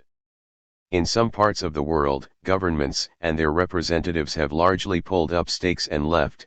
There are whole swathes of Africa and Southeast Asia, and probably parts of the Americas, where the presence of state and capital is minimal, or even non-existent, but since people have shown no inclination to kill one another, no one has really noticed.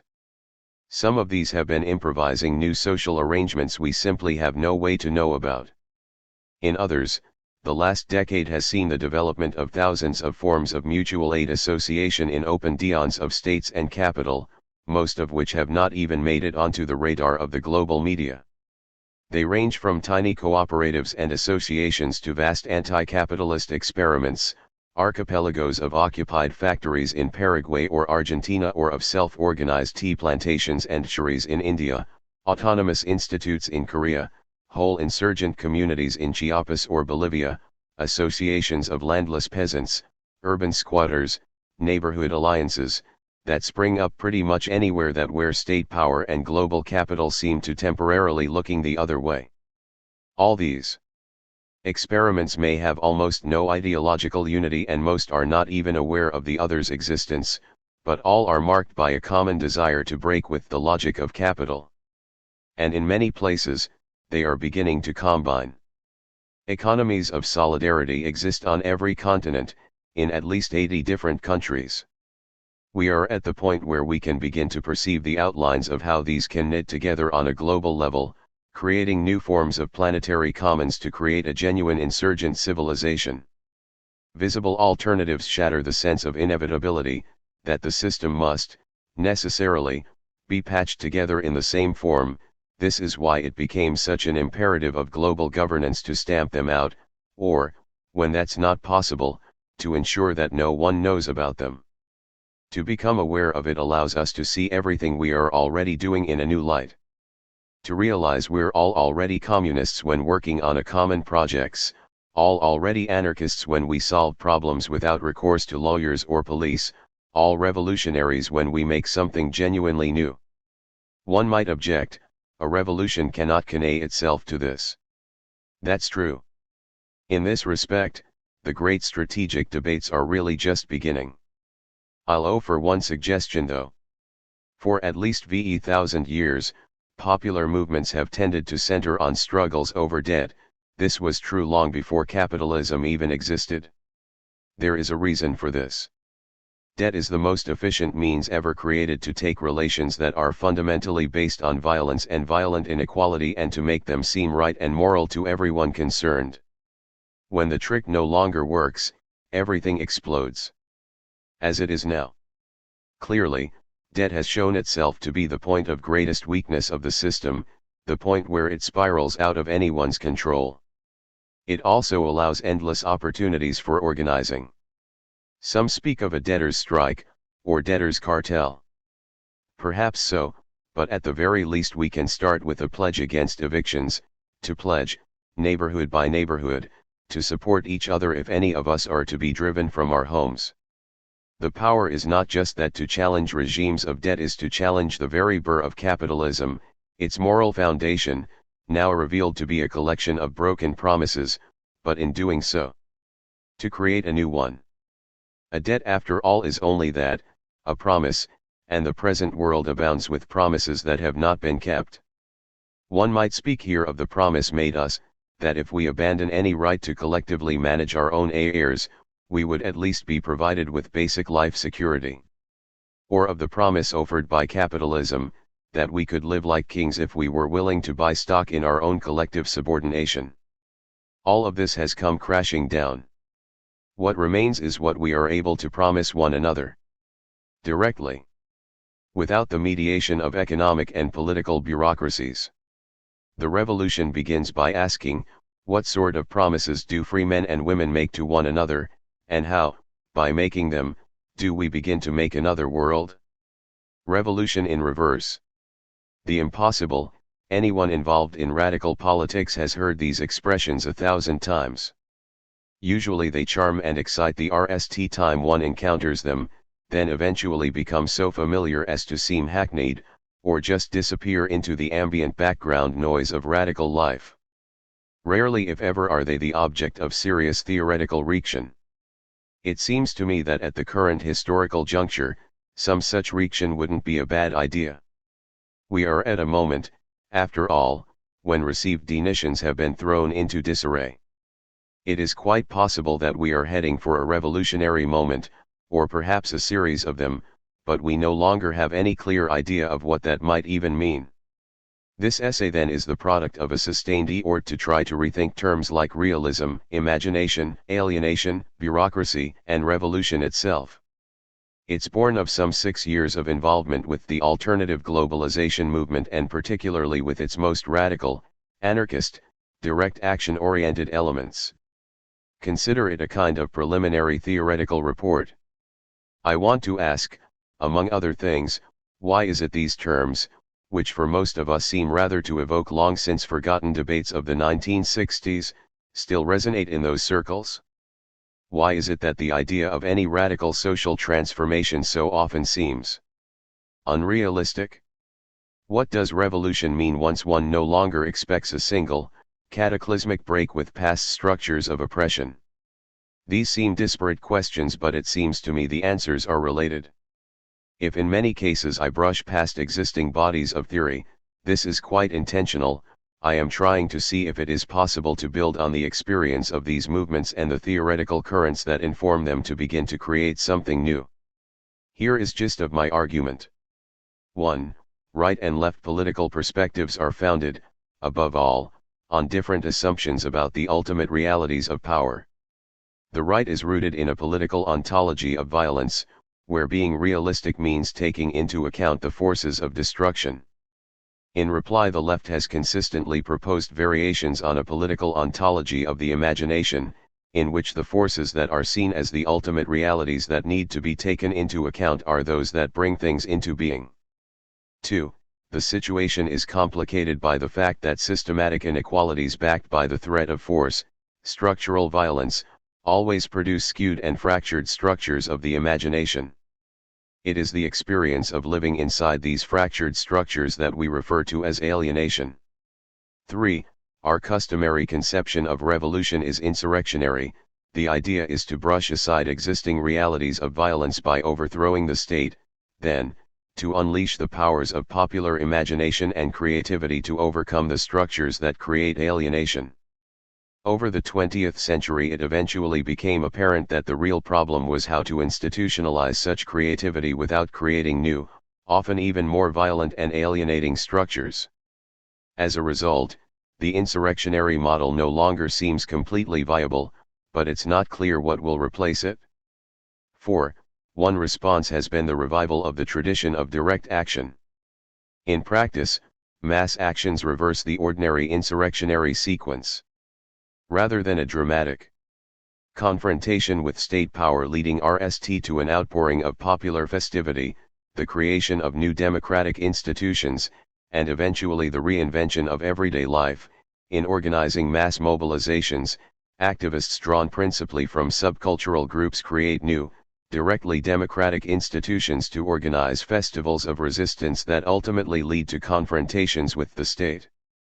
This is just one aspect of a more general movement of reformulation that seems to me to be inspired in part by the instincts of anarchism, but in even larger part, by feminism, a movement that ultimately aims to recreate the effects of those insurrectionary moments on an ongoing basis. Let me take these one by one. Part I, Be Realistic. To late 2002, I was working with the Direct Action Network in New York, the principal group responsible for organizing mass actions as part of the global justice movement in that city at that time. Actually, DAN was not, technically, a group, but a decentralized network, operating on principles of direct democracy according to an elaborate, but strikingly effective, form of consensus process. It played a central role in ongoing efforts to create new organizational forms that I wrote about in an earlier essay in these pages. DAN existed in a purely political space. It had no concrete resources, not even a significant treasury, to administer. Then one day someone gave DAN a car. This caused a minor, but ongoing, crisis. We soon discovered that legally, it is impossible for a decentralized network to own a car. Cars can be owned by individuals, or they can be owned by corporations, which are of individuals. Governments can also own cars. But they cannot be owned by networks. Unless we were willing to incorporate ourselves as a non-profit corporation, the only expedient was to end a volunteer willing to claim to be the owner for legal purposes. But then that person was held responsible for all outstanding NIS, insurance fees, and had to provide written permission to allow anyone else to drive the car out of state, and, of course, only he could retrieve the car if it were impounded. Before long the DAN car had become such a perennial problem that we abandoned it. It struck me there was something important here. Why is it that projects like DAN's, projects of democratizing society, are so often perceived as idle dreams that melt away as soon as they encounter hard material reality? In our case, at least, it had nothing to do with INECNC. Police chiefs across the country had called us the best organized force they'd ever had to deal with.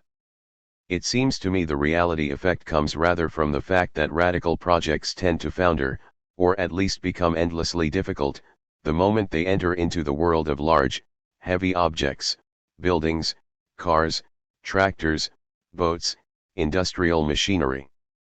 This in turn is not because these objects are somehow intrinsically difficult to administer democratically.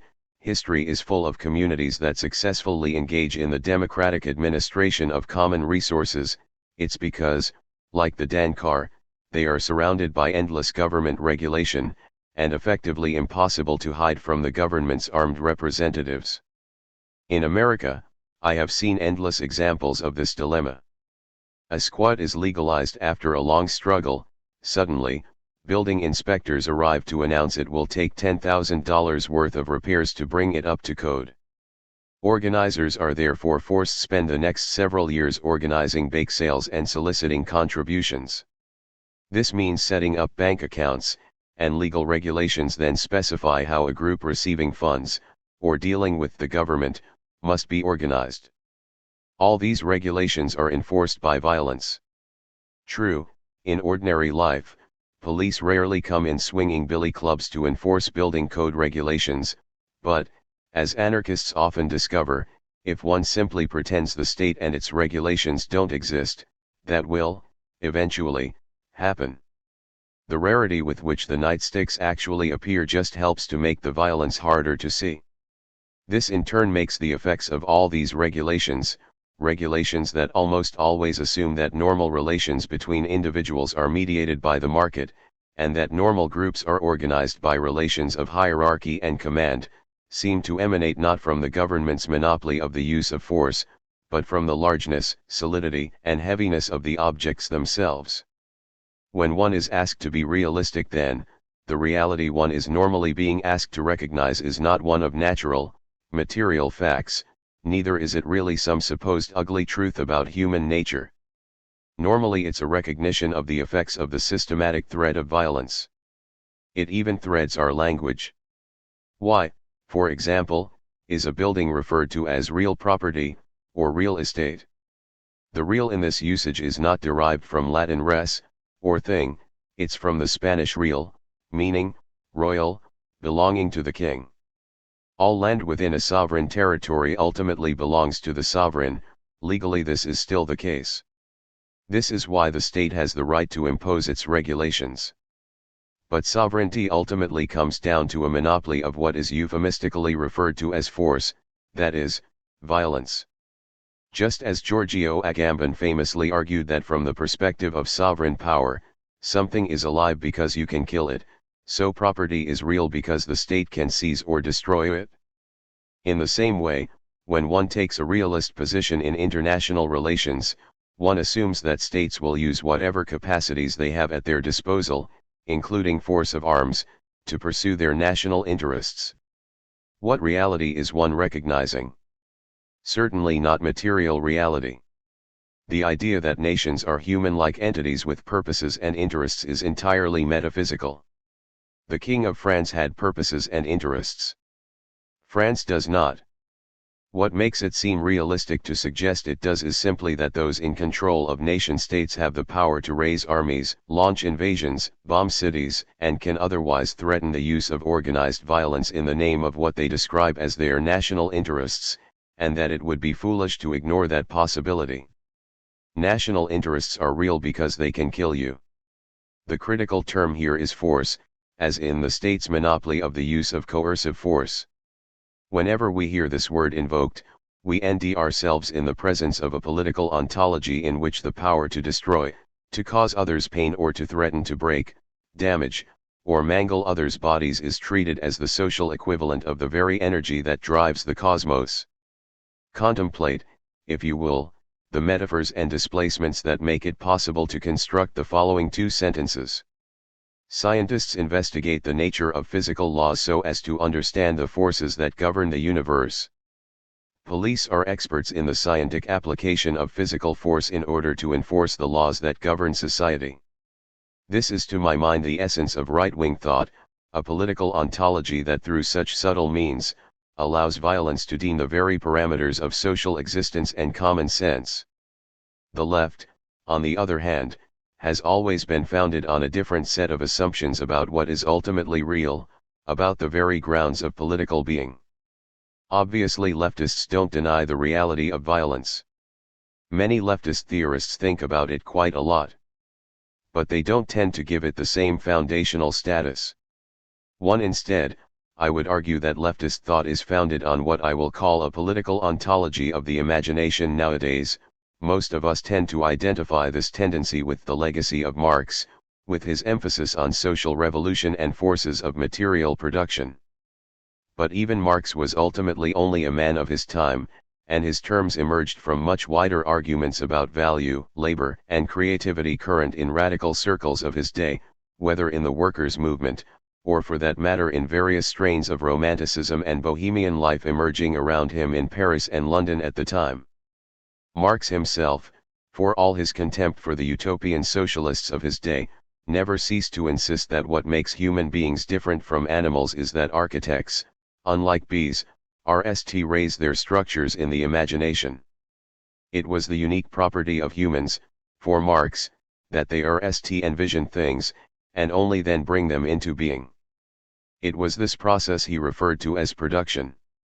Around the same time, utopian socialists like one Hans Mao might have written that political power comes from the barrel of a gun, but he was also, as a Marxist, committed to the principle that structures and relations of economic production, rather than political power, is ultimately determinant of social reality. Both perspectives are at the very least partial. The division itself, I would argue, is the product of certain peculiar features of Western theories of knowledge, particularly, the tendency to see the world not in terms of processes but as a collection of discrete, self-identical objects. We tend to hide away the creation and destruction of objects just as we do birth and death. The result is that forces of creation and destruction end up seeming the hidden reality behind everything. Saint Simon were arguing that artists needed to become the avant-garde or vanguard, as he put it, of a new social order, providing the grand visions that industry now had the power to bring into being. What at the time might have seemed the fantasy of an eccentric pamphleteer soon became the charter for a sporadic, uncertain, but apparently permanent alliance that endures to this day. If artistic avant-gardes and social revolutionaries have felt a peculiar anxiety for one another ever since, borrowing each other's languages and ideas, it appears to have been insofar as both have remained committed to the idea that the ultimate, hidden truth of the world is that it is something that we make, and, could just as easily make differently. In this sense, a phrase like all power to the imagination expresses the very quintessence of the left. To this emphasis on forces of creativity and production, of course, the right tends to reply that revolutionaries systematically neglect the social and historical importance of the means of destruction, states, armies, executioners, barbarian invasions, criminals, unruly mobs, and so on.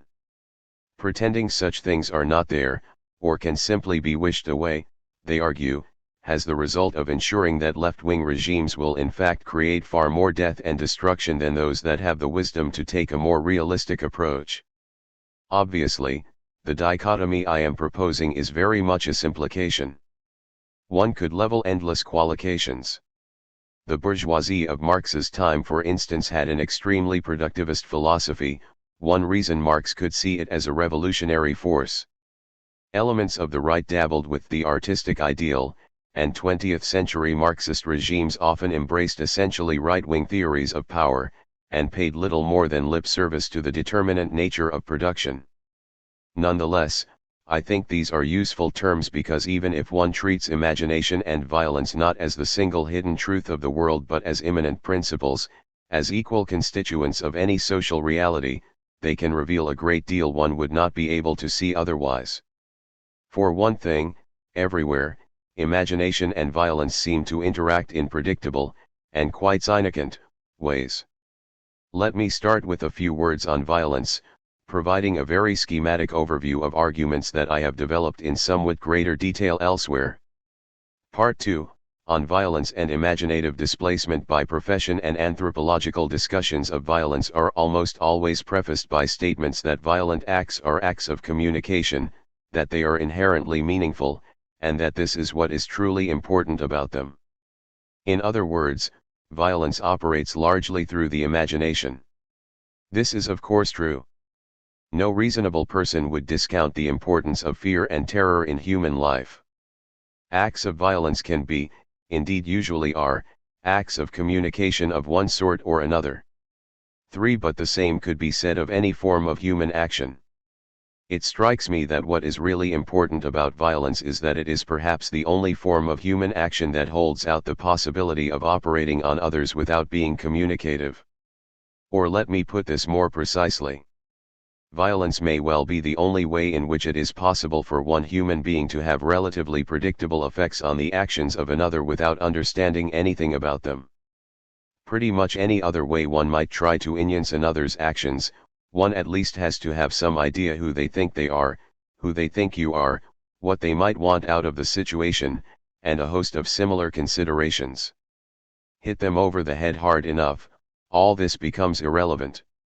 It's true that the results one can achieve by hitting them are quite limited. But they are real enough, and the fact remains that any alternative form of action cannot, without some sort of appeal to shared meanings or understandings, have any sort of effect at all. What's more, even attempts to influence another by the threat of violence, which clearly does require some level of shared understandings, requires much less than any alternative. Most human relations, particularly ongoing ones, such as those between long-standing friends or long-standing enemies, are extremely complicated, endlessly dense with experience and meaning. They require a continual and often subtle work of interpretation. Everyone involved must put constant energy into imagining the other's point of view. Reasoning 3. This is of course all the more true when done by governments. A psychopath might torture and kill a victim and not wish anyone to know, though even they are prone to leave clues and monitor news stories. But when governments torture and kill people, the entire point is that others know they are doing it. Others with physical harm, on the other hand, allows the possibility of cutting through all this. It makes possible relations of a far more schematic kind, i.e., cross this line and I will shoot you, and otherwise I really don't care who you are or what you want. This is, for instance, why violence is so often the preferred weapon of the stupid, one could almost say, the trump card of the stupid, since it is that form of stupidity to which it is most difficult to come up with an intelligent response. There is, however, one crucial qualification to be made here: the more evenly matched two parties are in their capacity for violence, the less all this tends to be true. If two parties are engaged in a relatively equal contest of violence, it is indeed a very good idea for each to understand as much as possible about the other. A military commander will obviously try to get inside his opponent's mind.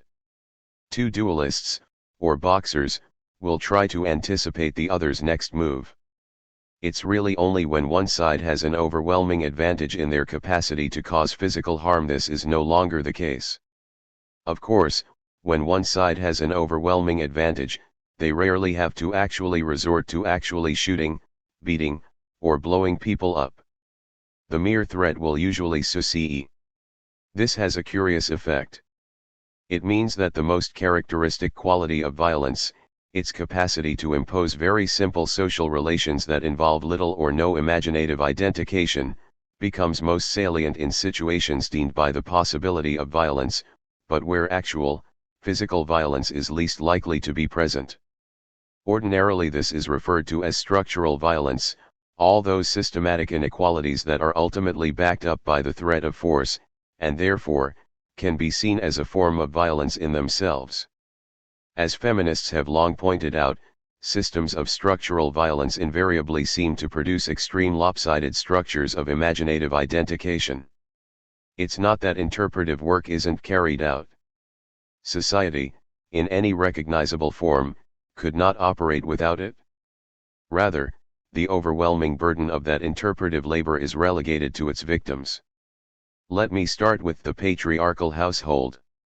A constant staple of 1950s situation comedies, in America, were jokes about the impossibility of understanding women. The jokes of course were always told by men. Women's logic was always being treated as alien and incomprehensible. One never had the impression, on the other hand, that women had much trouble understanding the men.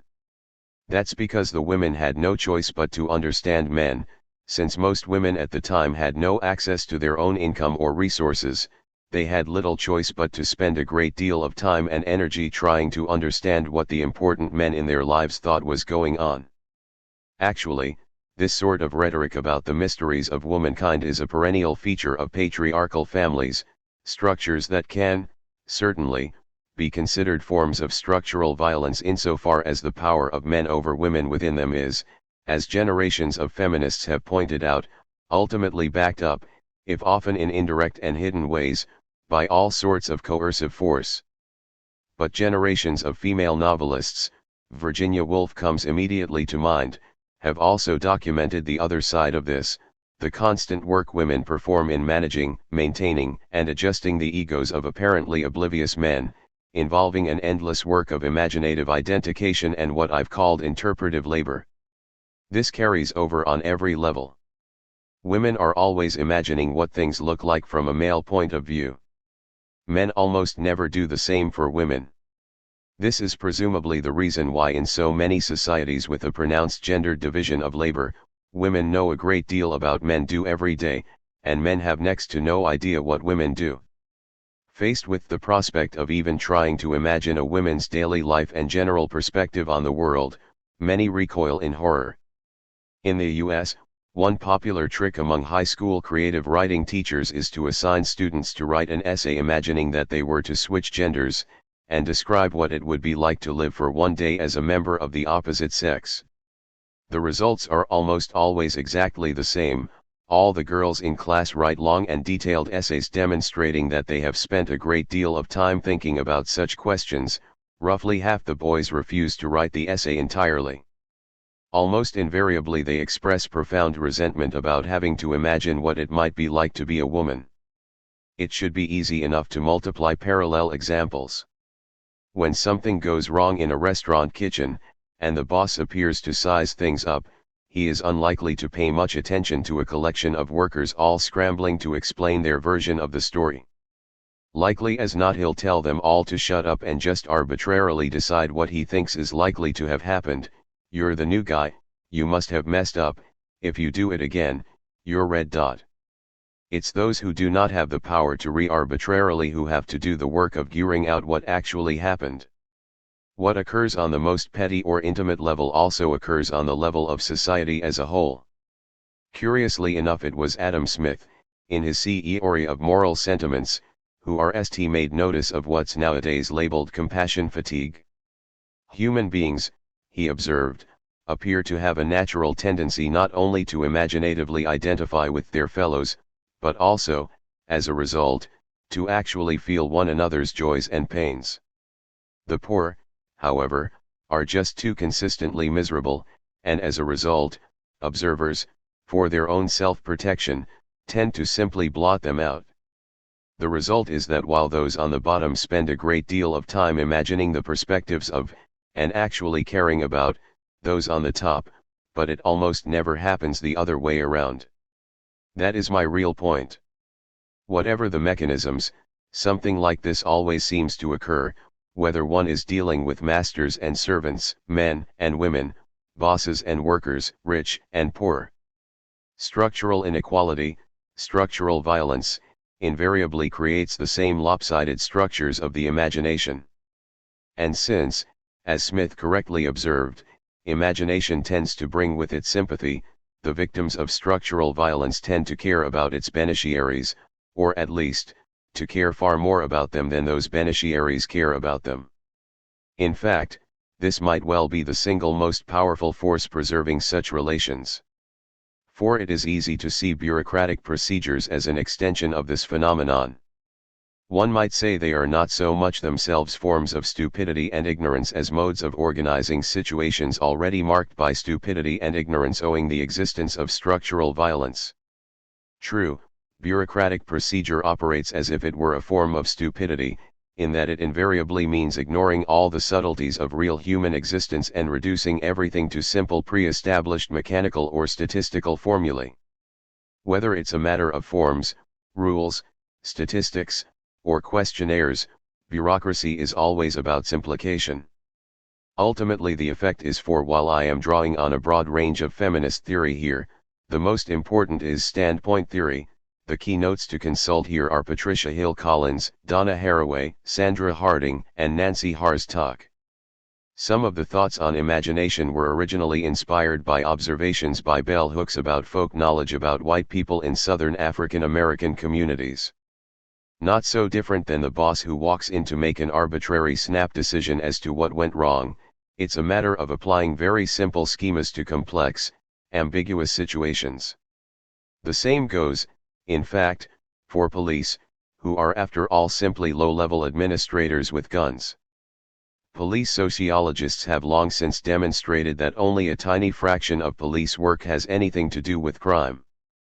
Police are, rather, the immediate representatives of the state's monopoly of violence, those who step in to actively simplify situations simultaneously. Police have become, in contemporary industrial democracies, America in particular, the almost obsessive objects of popular imaginative identification. In fact, the public is constantly invited, in 1,000 TV shows and movies, to see the world from a police officer's perspective, even if it is always the perspective of imaginary police officers, the kind who actually do spend their time fighting crime rather than concerning themselves with broken tail lights or open container laws. IIA, Excursus on Transcendent versus Immanent Imagination. With an imaginary policeman is of course not the same as to imaginatively identify with a real policeman. This is a critical distinction, however much an increasingly digitalized world makes it easy to confuse the two. It is here helpful to consider the history of the word imagination. The common ancient and medieval conception, what we call the imagination, was considered the zone of passage between reality and reason. Perceptions from the material world had to pass through the imagination, becoming emotionally charged in the process and mixing with all sorts of phantasms, before the rational mind could grasp their significance. Intentions and desires moved in the opposite direction. It's only after Descartes, really, that the word imaginary came to mean, specifically, anything that is not real, imaginary creatures, imaginary places, imaginary friends. By this definition, of course, a political ontology of the imagination would actually a contradiction in terms. The imagination cannot be the basis of reality. It is by definition that which we can think, but has no reality. I'll refer to the latter as the transcendent notion of the imagination, since it seems to take as its model novels or other works of fiction that create imaginary worlds that presumably remain the same no matter how many times one reads them. Imaginary creatures, elves or unicorns or TV cops, are not affected by the real world. They cannot be, since they don't exist. In contrast, the kind of imagination I have been referring to here is much closer to the old, immanent, conception. Critically, it is in no sense static and floating, but entirely caught up in projects of action that aim to have real effects on the material world, and as such, always changing and adapting. This is equally true whether one is crafting a knife or a piece of jewelry, or trying to make sure one doesn't hurt a friend's feelings. One might get a sense of how important this distinction really is by returning to the '68 slogan about giving power to the imagination. If one takes this to refer to the transcendent imagination, preformed utopian schemes, for example, doing so can, we know, have disastrous effects. Historically, it has often meant imposing them by violence. On the other hand, in a revolutionary situation, one might by the same token argue that not giving full power to the other, immanent, sort of imagination would be equally disastrous. The relation of violence and imagination is made much more complicated because while structural inequalities always tend to split society into those doing imaginative labor, and those who do not, they can do so in very different ways. Capitalism here is a dramatic case in point. Political economy tend to see work in capitalist societies as divided between two spheres, wage labor, for which the paradigm is always factories, and domestic labor, housework, child care, relegated mainly to women. The RST is seen primarily as a matter of creating and maintaining physical objects. The second is probably best seen as a matter of creating and maintaining people and social relations. The distinction is obviously a bit of a caricature. There has never been a society, not even Engels' Manchester or Victor Hugo's Paris, where most men were factory workers or most women worked exclusively as housewives. Still, it is a useful starting point, since it reveals an interesting divergence. In the sphere of industry, it is generally those on top that relegate to themselves the more imaginative tasks, 5. Whereas when inequalities emerge in the sphere of social production, it's those on the bottom who end up expected to do the major imaginative work. No doubt all this makes it easier to see the two as fundamentally different sorts of activity, making it hard for us to recognize interpretive labor, for example, or most of what we usually think of as women's work, as labor at all. To my mind, it would probably be better to recognize it as the primary form of labor. Insofar as a clear distinction can be made here, it's the care, energy, and labor directed at human beings that should be considered fundamental. The things we care most about, our loves, passions, rivalries, obsessions, are always other people, and in most societies that are not capitalist, it's taken for granted that the manufacture of material goods is a subordinate moment in a larger process of fashioning people. In fact, I would argue that one of the most alienating aspects of capitalism is the fact that it forces us to pretend that it is the other way around, and that societies exist primarily to increase their output of things. Part 3, on alienation. In the 20th century, death tarries men less than the absence of real life. All these dead, mechanized, specialized actions, stealing a little bit of life 1,000 times a day until the mind and body are exhausted, until that death which is not the end of life but the null saturation with absence. Raoul Vaneigem, The Revolution of Everyday Life. What we often reduce, in political economy terms, to production and consumption, are essentially vehicles of the imagination. Structures of inequality and 5. It's not entirely clear to me how much this is a general pattern, or how much it is a peculiar feature of capitalism. Domination, structural violence if you will, tend to skew the imagination.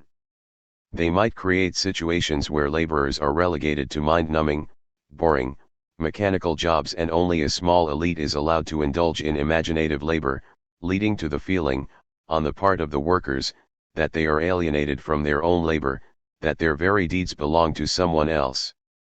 It might also create social situations where kings, politicians, celebrities, or CEOs prance about oblivious to almost everything around them while their wives, servants, sta, and handlers spend all their time engaged in the imaginative work of maintaining them in their fantasies.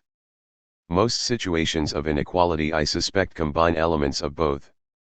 6. The subjective experience of living inside such lopsided structures of imagination is what we are referring to when we talk about alienation. It strikes me that if nothing else, this perspective would help explain the lingering appeal of theories of alienation in revolutionary circles, even when the academic left has long since abandoned them. If one enters an anarchist info shop, almost anywhere in the world, the French authors one is likely to encounter will still largely consist of situationists like Guy Debord and Raoul Vaneigem, the great theorists of alienation, alongside theorists of the imagination like Cornelius Castoriadis.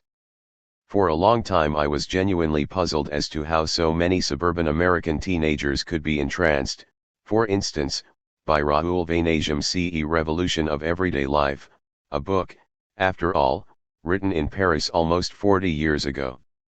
In the end I decided it must be because Vaneigem's book was, in its own way, the highest theoretical expression of the feelings of rage, boredom, and revulsion that almost any adolescent at some point feels when confronted with the middle-class existence. The sense of a life broken into fragments, with no ultimate meaning or integrity, of a cynical market system selling its victims commodities and spectacles that themselves represent tiny false images of the very sense of totality and pleasure and community the market has in fact destroyed. The tendency to turn every relation into a six. It is popular nowadays to say that this is new development, as with theories of immaterial labor. In fact, as noted above, I suspect it has always been the case. Marx's period was unusual in that it was even possible to imagine things otherwise. Form of exchange, to sacrifice life for survival, pleasure for renunciation, creativity for hollow homogeneous units of power or dead time, on some level all this clearly still rings true. The question though is why? Contemporary social theory offers little explanation. Post-structuralism, which emerged in the immediate aftermath of '68, was largely born of the rejection of this sort of analysis. It is now simple common sense among social theorists that one cannot deem a society as unnatural unless one assumes that there is some natural way for society to be, inhuman unless there is some authentic human essence, that one cannot say that the self is fragmented unless it would be possible to have a unit self, and so on. Since these positions are untenable, since there is no natural condition for society, no authentic human essence, no unitary self, theories of alienation have no basis. Taken purely as arguments, these seem difficult to refute. 7. But how then do we account for the experience? If one really thinks about it, though, the argument is much less powerful than it seems. After all, what are academic theorists saying? They are saying that the idea of a unitary subject, a whole society, a natural order, are unreal. That all these things are simply figments of our imagination. True enough. But then, what else could they be? And why is that a problem? 8. If imagination is in. 7. But the result is that postmodern alienation theory sees alienation simply as the subjective experience of those who are somehow oppressed, or excluded, whose own self-denition clashes with the denitions imposed by society. For me, this deprives the concept of much of its power, which is to say that the ultimate problem with the system is not that some are excluded from it, but that even the winners do not really win, because the system itself is ultimately incapable of producing a truly unalienated life for anyone. 8. Perhaps from a critical realist perspective one could argue that reality is precisely that, which can be entirely encompassed in our imaginative constructions. However, this is pretty clearly not what they have in mind. Anyway, if one is speaking of political ontologies, as I have been, then politics is precisely the domain where it is most difficult to make such distinctions. Anyway, one could well argue that if there is any human essence, it is precisely our capacity to imagine that we have one. A constituent element in the process of how we produce our social and material realities, there is every reason to believe that it proceeds through producing images of totality. 9. That's simply how the imagination works.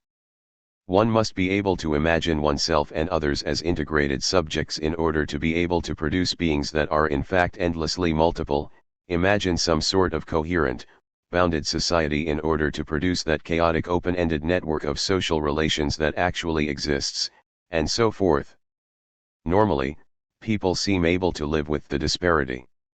The question, it seems to me, is why in certain times and places, the recognition of it instead tends to spark rage and despair, feelings that the social world is a hollow travesty or malicious joke.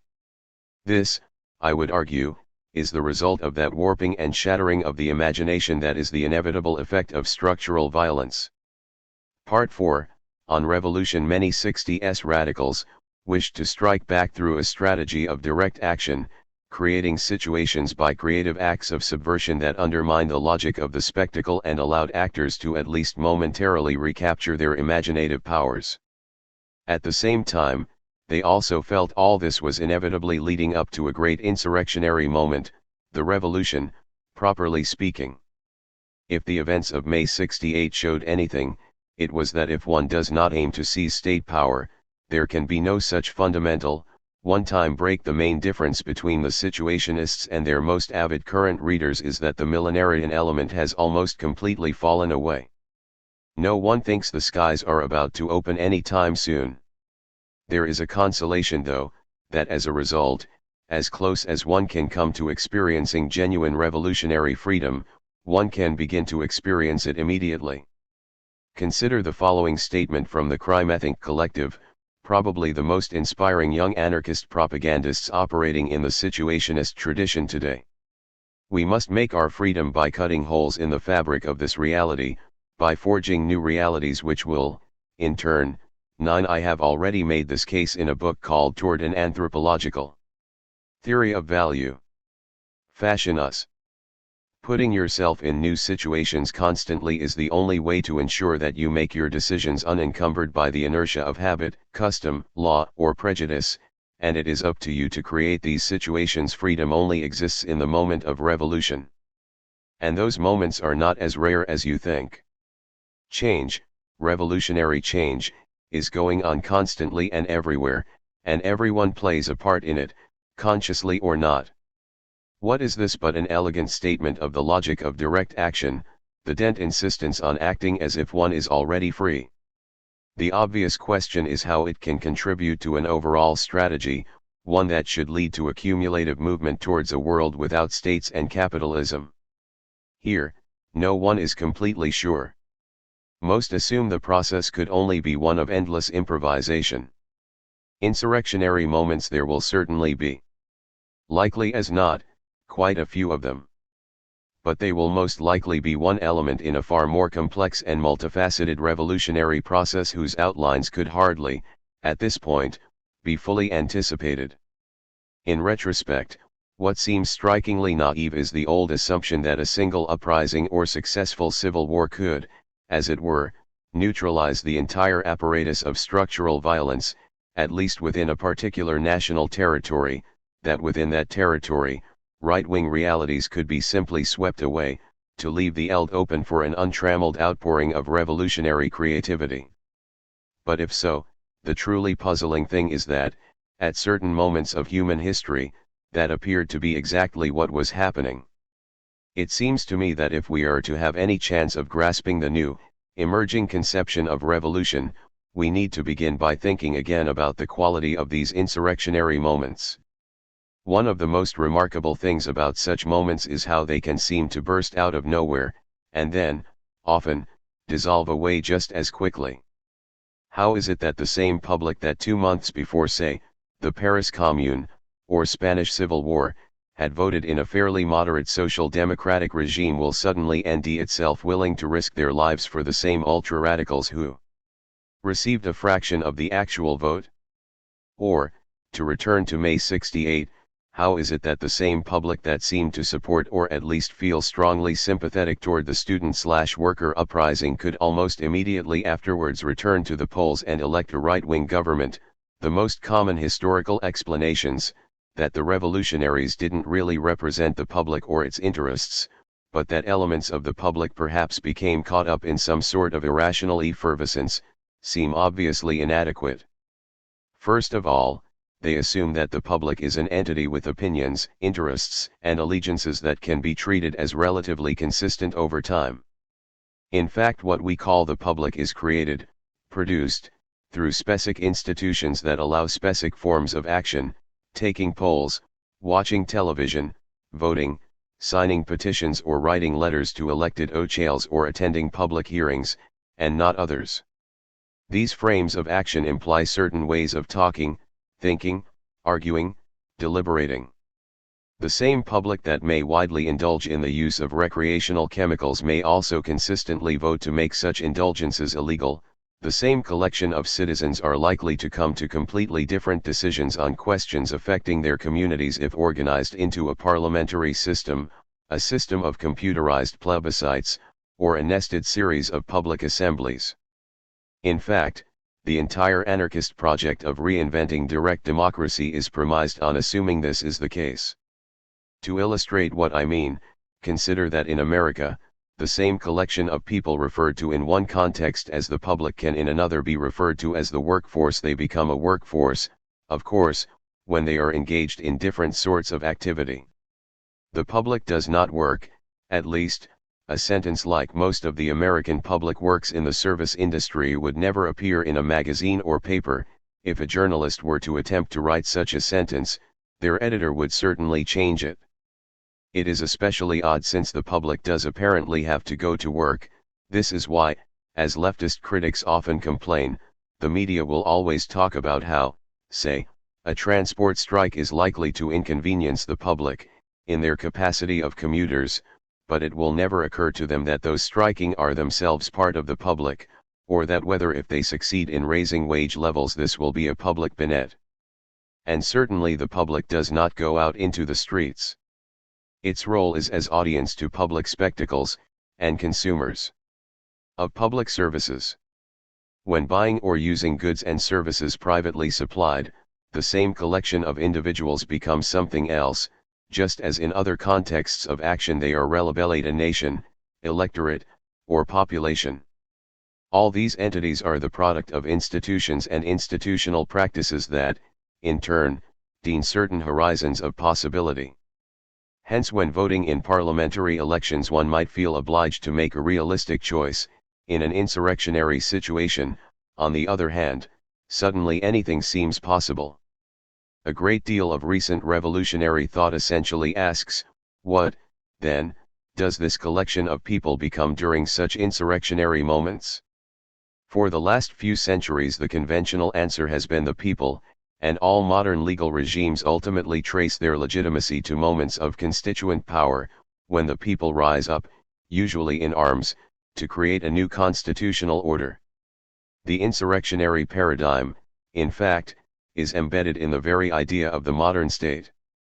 A number of European theorists, understanding that the ground has shifted, have proposed a new term, the multitude, an entity deemed not as a mass of individuals but as a network of relations of cooperation, one that cannot by definition become the basis for a new national or bureaucratic state. For me this project is deeply ambivalent. In the terms I've been developing, what the public, the workforce, consumers, population all have in common is that they are brought into being by institutionalized frames of action that are inherently bureaucratic, and therefore, profoundly alienating. Voting booths, television screens, OCE cubicles, hospitals, the ritual that surrounds them, one might say these are the very machinery of alienation. They are the instruments through which the human imagination is smashed and shattered. Insurrectionary moments are moments when this bureaucratic apparatus is neutralized. Doing so always seems to have the effect of throwing horizons of possibility wide open. This only to be expected if one of the main things that apparatus normally does is to enforce extremely limited ones. This would explain why revolutionary moments always seem to be followed by an outpouring of social, artistic, and intellectual creativity. Normally unequal structures of imaginative identification are disrupted. Everyone is experimenting with trying to see the world from unfamiliar points of view and feels not only the right, but usually the immediately practical need to recreate and reimagine everything around them. 10. Hence the ambivalence of the process of renaming. On the one hand, it is understandable that those who wish to make radical claims would like to know in whose name they are making them. On the other, if what I've been saying is true, the whole project of RST invoking a revolutionary multitude, and then to start looking for the dynamic forces that lie behind it, begins to look a lot like the RST step of that very process of institutionalization that must eventually kill the very thing it celebrates. Subjects are created by specific institutional structures that are essentially frameworks for action. They are what they do. What revolutionaries do is to break existing frames to create new. 10. If things are more complicated, it's because what happens doesn't happen to individuals, it's a social process. In fact, to a large extent it is a social stripping away of those social constraints that, paradoxically, deem us as isolated individuals.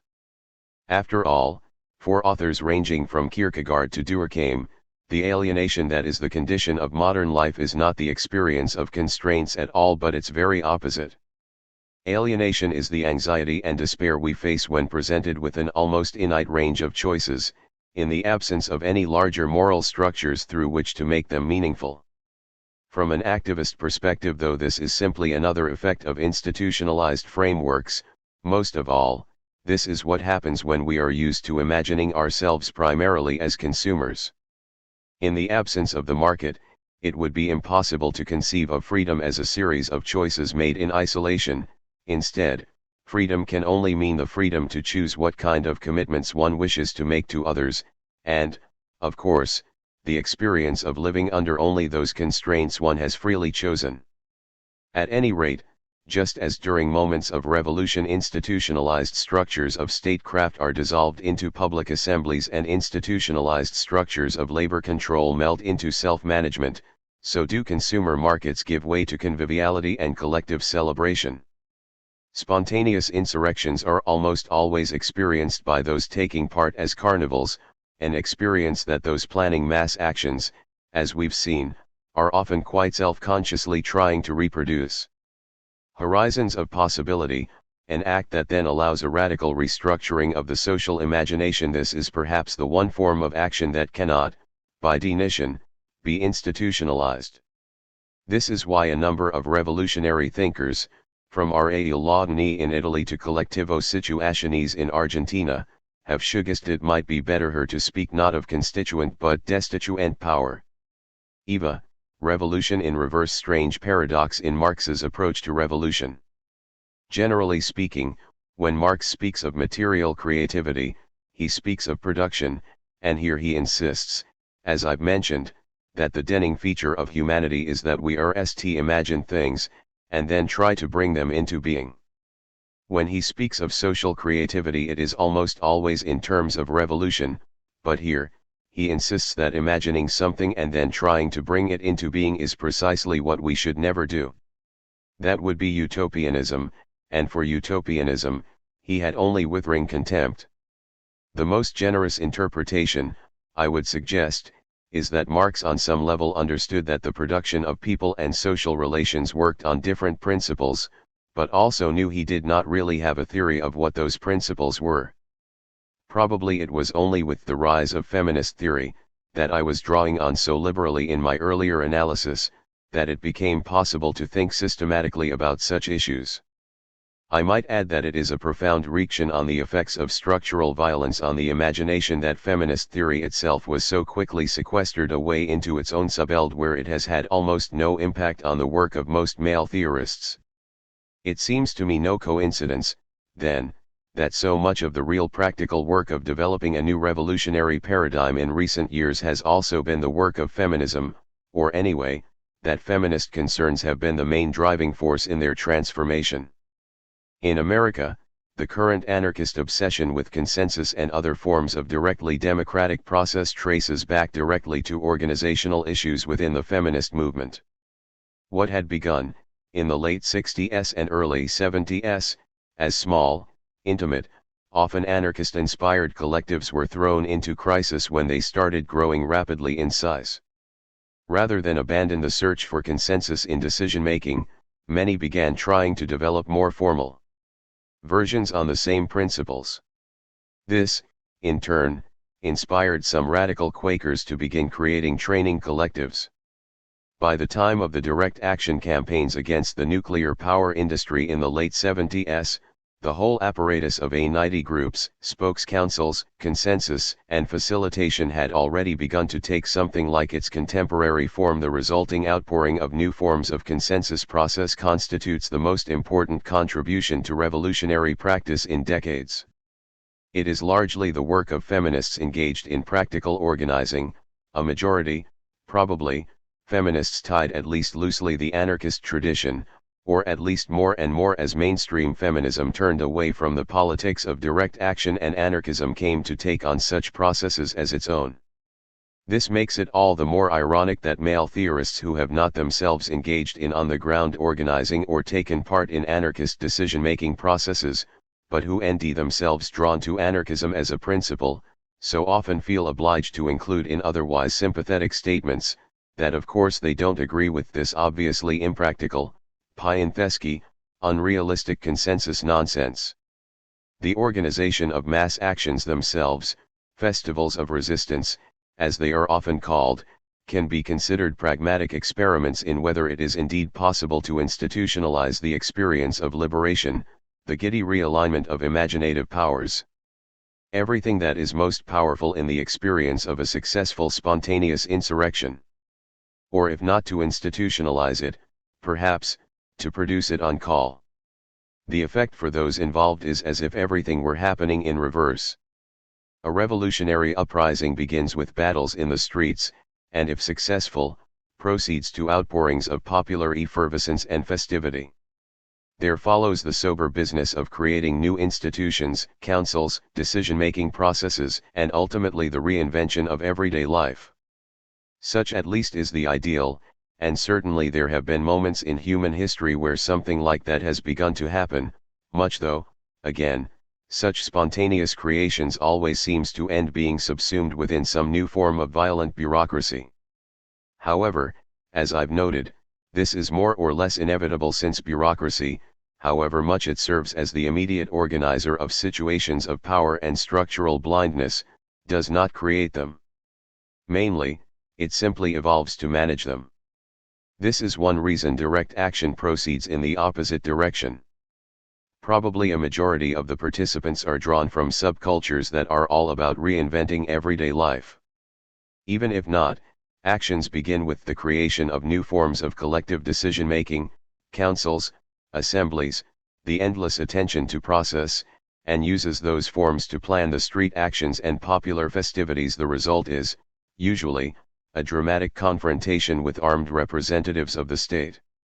While most organizers would be delighted to see things escalate to a popular insurrection, and something like that does occasionally happen, most would not expect these to mark any kind of permanent breaks in reality. They serve more as something almost along the lines of momentary advertisements, or better, foretastes, experiences of visionary inspiration, for a much slower, painstaking struggle of creating alternative institutions. One of the most important contributions of feminism, it seems to me, has been to constantly remind everyone that situations do not create themselves. There is usually a great deal of work involved. For much of human history, what has been taken as politics has consisted essentially of a series of dramatic performances carried out upon theatrical stages. One of the great gifts of feminism to political thought has been to continually remind us of those that actually make, prepare, and clean those stages, and most of all, maintain the invisible structures that make them possible, and those people have, overwhelmingly, been women. The normal process of politics, of course, is to make such people disappear. Indeed, one of the chief functions of women's work is to make itself disappear. One might say that the political ideal within direct action circles has become to erase the difference, or, to put it another way, that action is seen as genuinely revolutionary when the process of production of situations is experienced as just as liberating as the situations themselves. It is an experiment, one might say, in the realignment of imagination, of creating truly non-alienated forms of experience. Conclusion: also attempting to do so in a context in which, far from being put in temporary abeyance, state power so suffuses every aspect of daily existence that its armed representatives intervene to regulate the internal organizational structure of groups allowed to cash checks or own and operate motor vehicles. One of the remarkable things about the current, neoliberal age is that bureaucracy has come to so all-encompassing. This period has seen, after all, the creation of the most effective global administrative system in human history, that we don't even see it anymore. At the same time, the pressures of operating within a context of endless regulation, repression, sexism, racial and class dominance, tend to ensure many who get drawn into the politics of direct action experience a constant alteration of exaltation and burnout, moments where everything seems possible alternating with moments where nothing does. In other parts of the world, autonomy is much easier to achieve, but at the cost of isolation or almost complete absence of resources. How to create alliances between different zones of possibility is a fundamental problem. These, however, are questions of strategy that go well beyond the scope of the current essay. My purpose here has been more modest. Revolutionary theory, it seems to me, has in many fronts advanced much less quickly than revolutionary practice. My aim in writing this has been to see if one could work back from the experience of direct action to begin to create some new theoretical tools. They are hardly meant to be denitive. They may not even prove useful. But perhaps they can contribute to a broader project of reimagining. Army of altruists. You know, education, if you make the most of it, you study hard, you do your homework and you make an effort to be smart, you can do well. If you don't, you get stuck in Iraq. John Kerry. Kerry owes an apology to the many thousands of Americans serving in Iraq, who answered their country's call because they are patriots and not because of any deficiencies in their education. John McCain. The lead up to the 2006 congressional elections was afforded by a lame joke by Senator John Kerry, a joke pretty obviously aimed at George Bush, which they took to suggest that Kerry thought that only those who unked out of school end up in the military. It was all very disingenuous. Most knew perfectly well Kerry's real point was to suggest the president wasn't very bright. But the right smelled blood. The problem with aristo-slackers. Oh. Like Kerry, wrote one National Review blogger, is that they assume the troops are in Iraq not because they are deeply committed to the mission but rather because of a system that takes advantage of their lack of social and economic opportunities. We should clobber them with that ruthlessly until the day of the election, just like we did in 04, because it is the most basic reason they deserve to lose. As it turned out, it didn't make a lot of difference, because most Americans decided they were not deeply committed to the mission either, insofar as they were even sure what the mission was. But it seems to me the question we should really be asking is, why did it take a military catastrophe to allow the congressional Democrats to nally come out of the political wilderness? Or even more, why has this Republican line proved so effective? It strikes me that to get at the answer, one has to probe far more deeply into the nature of American society than most commentators, nowadays, are willing to go. We're used to reducing all such issues to an either/or, patriotism versus opportunity, values versus bread and butter issues like jobs and education. It seems to me though that just framing things this way plays into the hands of the right. Certainly, most people do join the army because they are deprived of opportunities. But the real question to be asking is, opportunities to do what? I'm an anthropologist and what follows might be considered an anthropological perspective on the question. It came home to me a year or two ago when I was attending a lecture by Catherine Lutz, a fellow anthropologist from Brown who has been studying U.S. military bases overseas. Many of these bases organize outreach programs, in which soldiers venture out to repair schoolrooms or to perform free dental checkups for the locals. These programs were created to improve local relations, but in this task they often proved remarkably ineffective. Why, then, did the army not abandon them? The answer was that the programs had such enormous psychological impact on the soldiers, many of whom would wax euphoric when describing them. Example C is why I joined the army. This is what military service is really all about, not just defending your country, but helping people. Professor Lutz is convinced that the main reason these programs continue to be funded is that soldiers who take part in them are more likely to re-enlist. The military's own statistics are no help here. The surveys do not list helping people among the motive for re-enlistment. Interestingly, it is the most high-minded option available, patriotism, that is the overwhelming favorite. Certainly, Americans do not see themselves as a nation of frustrated altruists. Quite the opposite, our normal habits of thought tend towards a rough and ready cynicism. The world is a giant marketplace, everyone is in it for a buck. If you want to understand why something happened, ask who stands to gain by it. The same attitudes expressed in the back rooms of bars are echoed in the highest reaches of social science. America's great contribution to the world in the latter respect has been the development of rational choice theories, which proceed from the assumption that all human behavior can be understood as a matter of economic calculation, of rational actors trying to get as much as possible out of any given situation with the least cost to themselves. As a result, in most ELDs, the very existence of altruistic behavior is considered a kind of puzzle, and everyone from economists to evolutionary biologists have made themselves famous through attempts to solve it, that is, to explain the mystery of why bees sacrifice themselves for hives or human beings hold open doors and give correct street directions to total strangers. At the same time, the case of the military bases suggests the possibility that in fact Americans, particularly the less ayant ones, are haunted by frustrated desires to do good in the world. It would not be difficult to assemble evidence that this is the case. Studies of charitable giving, for example, have always shown the poor to be the most generous. The lower one's income, the higher the proportion of it that one is likely to give away to strangers. The same pattern holds true, incidentally, when comparing the middle classes and the rich. One study of tax returns in 2003 concluded that if the most ayant families had given away as much of their assets even as the average middle-class family, overall charitable donations that year would have increased by $25 billion.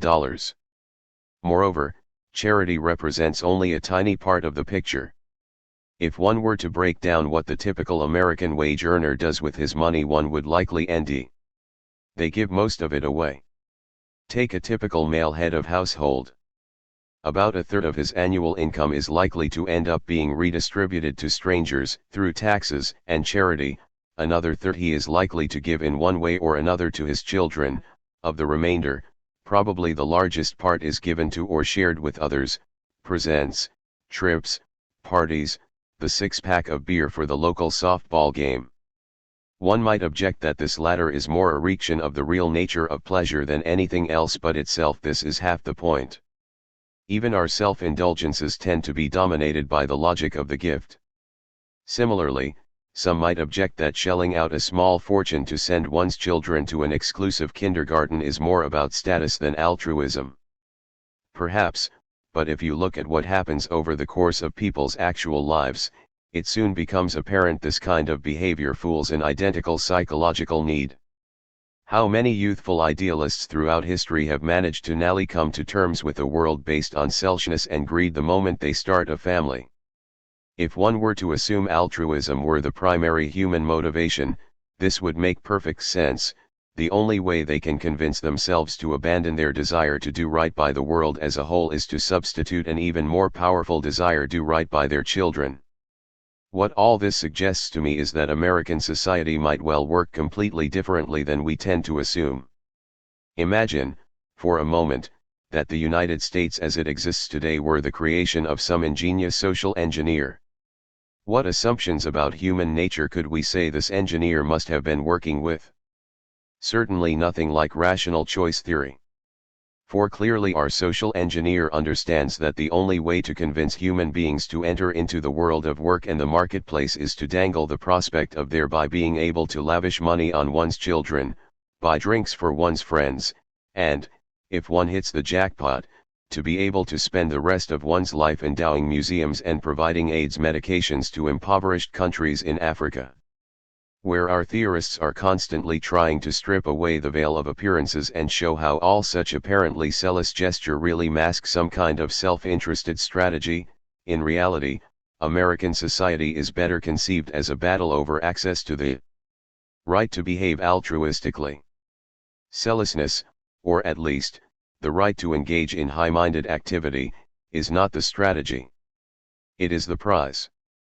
If nothing else, I think this helps us understand why the right has been so much better, in recent years, at playing to populist sentiments than the left.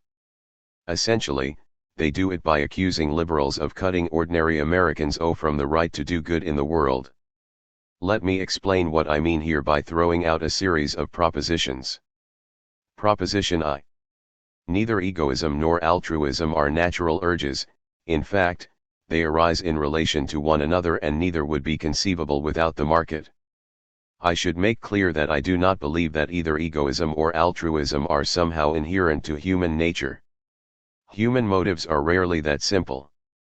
Rather, egoism or altruism are ideas we have about human nature. Historically, one tends to arise in response to the other. In the ancient world, for example, it is precisely in the times and places as one sees the emergence of money and markets that one also sees the rise of world religions, Buddhism, Christianity, and Islam. If one sets aside a space and says, "Here you shall think only about acquiring material things for yourself," then it is hardly surprising that before long someone else will set aside a countervailing space, declaring, in effect, "Yes, but here, we must contemplate the fact that the self, and material things, are ultimately unimportant." It was these latter institutions, of course, that developed our modern notions of charity. Even today, when we operate outside the domain of the market or of religion, very few of our actions could be said to be motivated by anything so simple as untrammeled greed or utterly zealous generosity. When we are dealing not with strangers but with friends, relatives, or enemies, a much more complicated set of motivations will generally come into play: envy, solidarity, pride, self-destructive grief, loyalty, romantic obsession, resentment, spite, shame, conviviality, the anticipation of shared enjoyment, the desire to show up a rival, and so on. These are the motivations that impel the major dramas of our lives, that great novelists like Tolstoy and Dostoevsky immortalize, but that social theorists, for some reason, tend to ignore. If one travels to parts of the world where money and markets do not exist, say, to certain parts of New Guinea or Amazonia, such complicated webs of motivation are precisely what one still finds. In societies where most people live in small communities, where almost everyone they know is either a friend, a relative or an enemy, the languages spoken tend even to lack words that correspond to self-interest or altruism, while including very subtle vocabularies for describing envy, solidarity, pride, and the like. Their economic dealings with one another likewise tend to be based on much subtler principles. Anthropologists have created a vast literature to try to fathom the dynamics of these apparently exotic gift economies, but if it seems odd to us to see, say, important men conniving with their cousins to naggle vast wealth, which they then present as gifts to bitter enemies in order to publicly humiliate them, it is because we are so used to operating inside impersonal markets that it never occurs to us to think how we would act if we had an economic system where we treated people based on how we actually felt about them. Nowadays, the work of destroying such ways of life is largely left to missionaries, representatives of those very world religions that originally sprung up in reaction to the market long ago. Missionaries, of course, are out to save souls, but rarely interpret this to mean their role is simply to teach people to accept God and be more altruistic.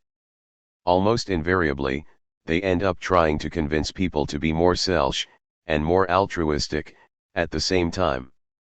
On the one hand, they set out to teach the natives proper work discipline, and try to get them involved with buying and selling products on the market, so as to better their material lot.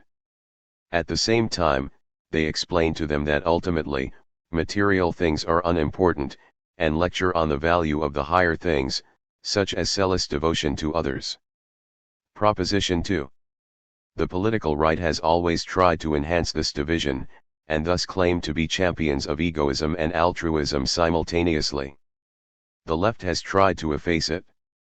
Help to explain why the United States, the most market-driven industrialized society on earth, is also the most religious.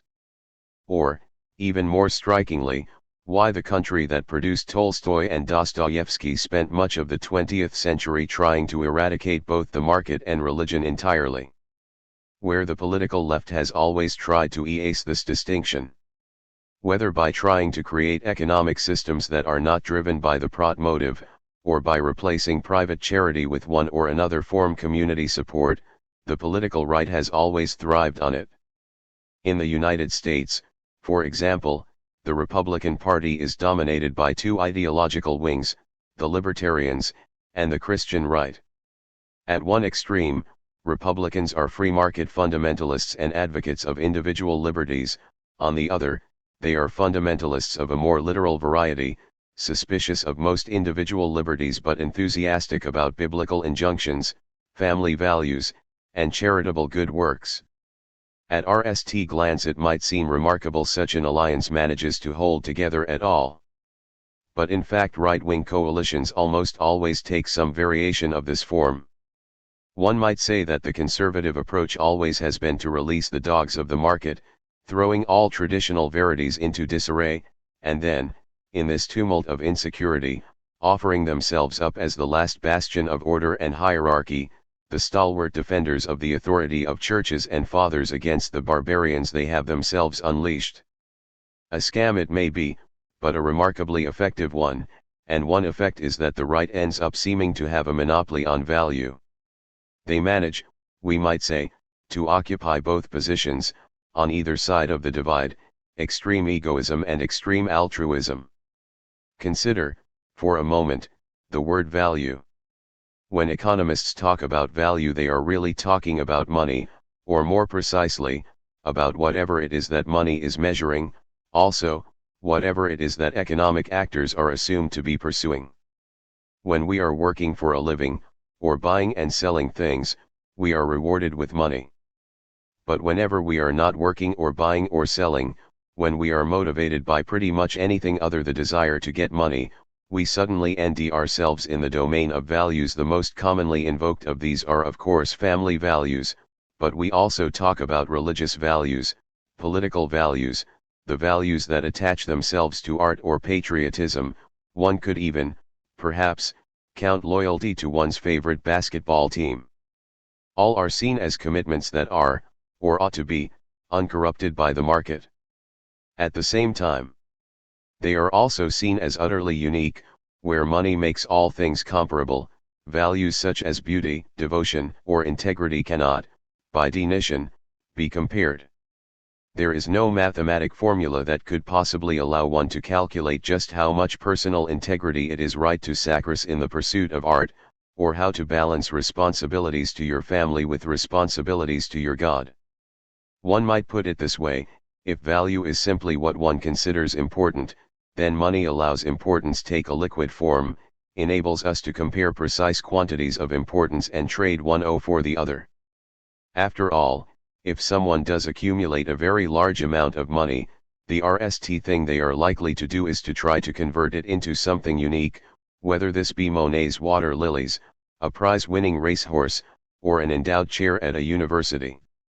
What is really at stake here in any market economy is precisely the ability to make these trades, to convert value into values. We all are striving to put ourselves in a position where we can dedicate ourselves to something larger than ourselves. When liberals do well in America, It's because they can embody that possibility. The Kennedys, for example, are the ultimate democratic icons, not just because they started as poor Irish immigrants who made enormous amounts of money, but because they are seen as having managed, ultimately, to turn all that money into nobility. Proposition 3.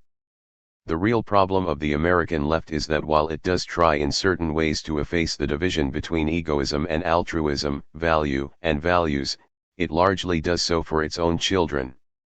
This has allowed the right to paradoxically represent itself as the champions of the working class.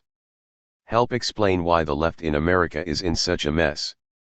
Far from promoting new visions of erasing the difference between egoism and altruism, value and values, or providing a model for passing from one to the other, progressives cannot even seem to think their way past it.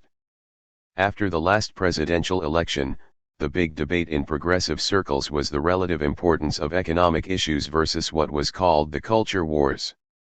Did the Democrats lose because they were not able to spell out any plausible economic alternatives, or did the Republicans win because they successfully mobilized conservative Christians around the issue of gay marriage? As I say, the very fact that progressives frame the question this way not only shows they are trapped in the right's terms of analysis. It demonstrates they do not understand how America really works. Let me illustrate what I mean by considering the strange popular appeal, at least until recently, of George W. Bush. In 2004, most of the American liberal intelligentsia did not seem to be able to get their heads around it. After the election, what left so many of them reeling was their suspicion that the things they most hated about Bush were exactly what so many Bush voters liked about him.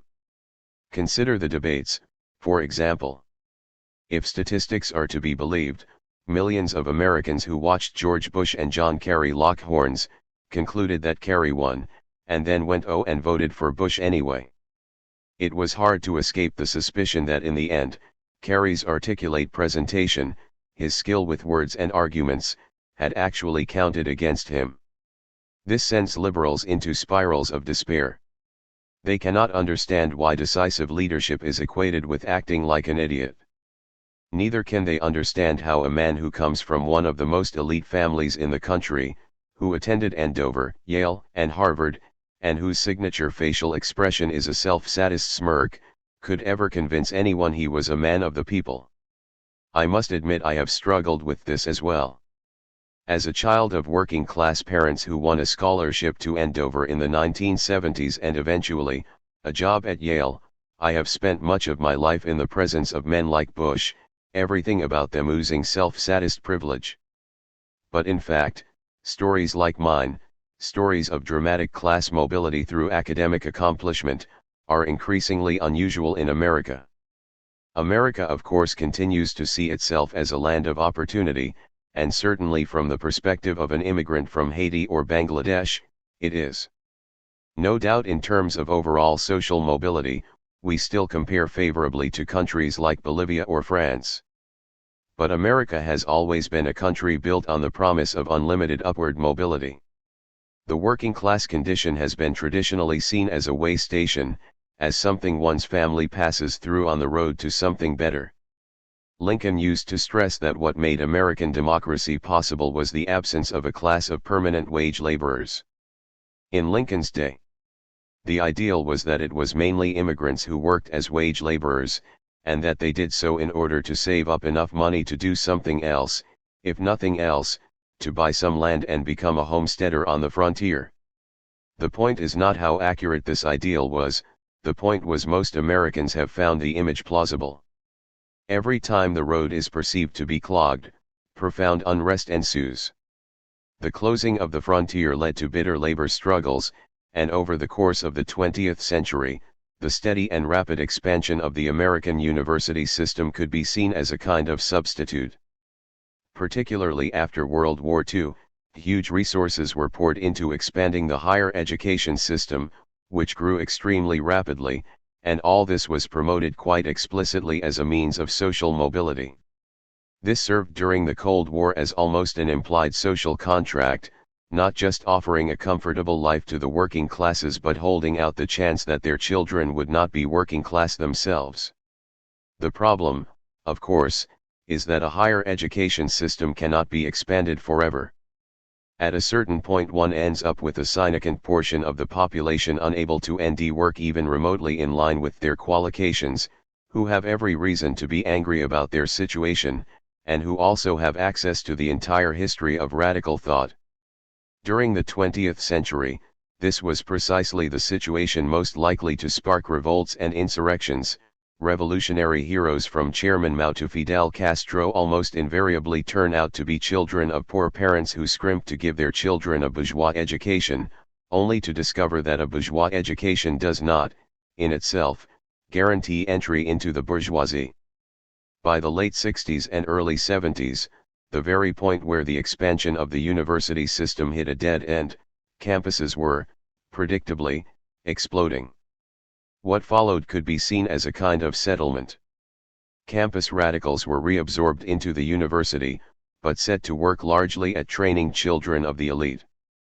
As the cost of education has skyrocketed, financial aid has been cut back, and the government has begun aggressively pursuing student loan debts that once existed largely on paper.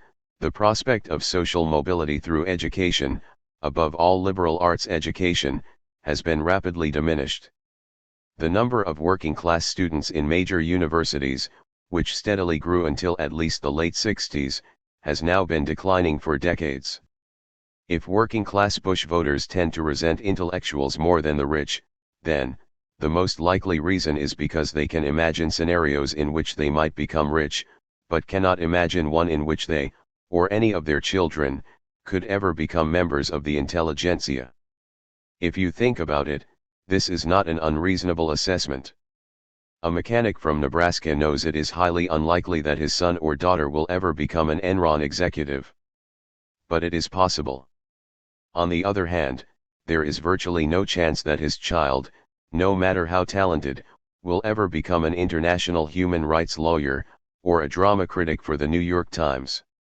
Here we need to remember not just the changes in higher education, but also the role of unpaid, or effectively unpaid, internships. It has become a fact of life in the United States that if one chooses a career for any reason other than the money, for the first year or two one will not be paid.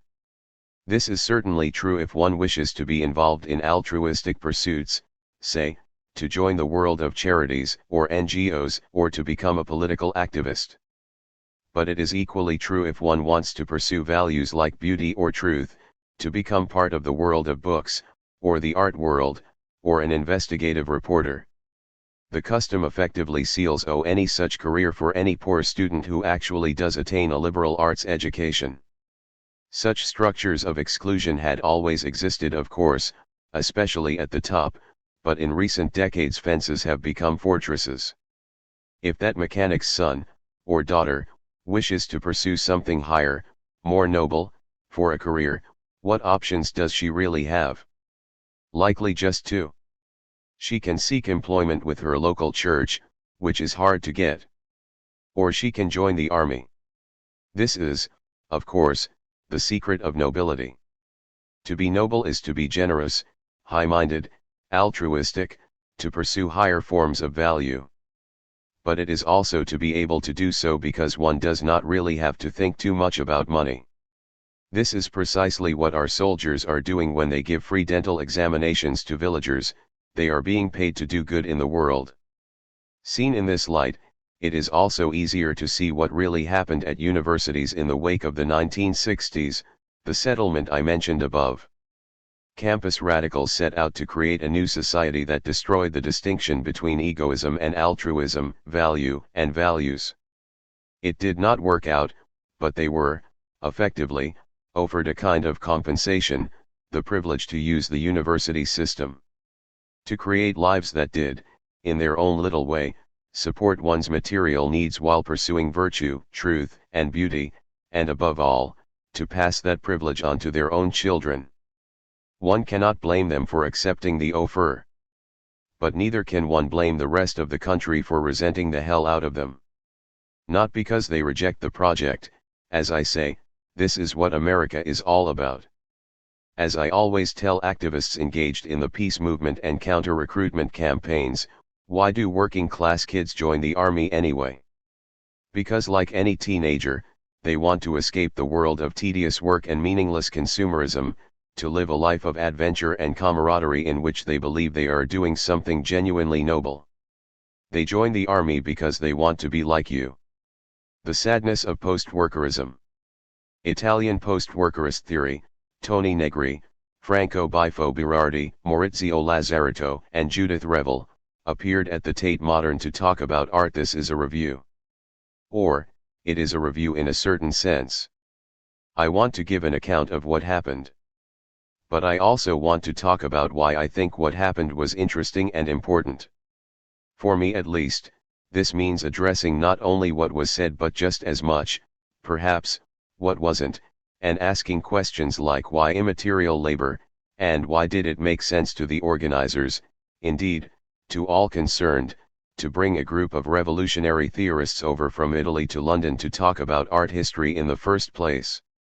Asking these questions will allow me to make some much broader points about the nature of art, politics, history, and social theory, which I like to think are at least as interesting and potentially revealing than what happened in the actual debate. Brief summary: the session was organized by Peter Osborne, along with a number of other scholars at Middlesex College involved in the journal Radical Philosophy, and Ericles, editor of Multitudes. None of the organizers could really be considered part of the art world. Neither were any of the speakers known primarily for what they had to say about things artistic. Everyone seems to have felt they were there to explore slightly new territory. This included, I think, much of the audience. The place was packed, but especially, it seemed, with students and scholars involved in some way with postgraduate education, especially where it interfaced with the culture industry. Among many scholars, especially younger ones, some of the speakers, especially Negri, were very big names, celebrities, even something close to rock stars. Many of the graduate students were no doubt there in part just for the opportunity to nally seekers whose ideas they'd been debating for most of their intellectual careers revealed into them in the esh, to see what they looked like, what kind of clothes they wore, how they held themselves and spoke and moved. Perhaps even to mill about in the pub afterwards and rub shoulders. This is always part of the pleasure of the event. Certainly this was part of the pleasure for me. Great theorists are almost always, in a certain sense, performers. Even if you've seen photographs, it never conveys a full sense of who they are, and when you do get a sense of who they are, returning to read their work with one's new, personal sense of the author tends to be an entirely different experience. It was interesting to observe Lazzarato's smooth head and excellent mustache, Revel's poise and energy, Bifo's hair, sort of Warhol meets Jacques Derrida, not to mention the way he seemed to walk as if floating a half-inch above the pavement, Negri's almost sheepishness at his inability to pronounce long English words, which made him seem shy and almost boyish. I had never really had a sense of what any of these people were like, and I walked away, oddly, with much more respect for them as people. This is partly no doubt because anyone who you know largely through obscurely written texts that some treat with an almost mystical adulation tends to become, in one's imagination, rather an arrogant person, self-important, someone who thinks oneself a kind of minor rock star, perhaps, since they are treated as such, even if within a very narrow circle. Events like this remind one just how narrow the circle of such celebrity can often be. These were people who certainly were comfortable in the spotlight.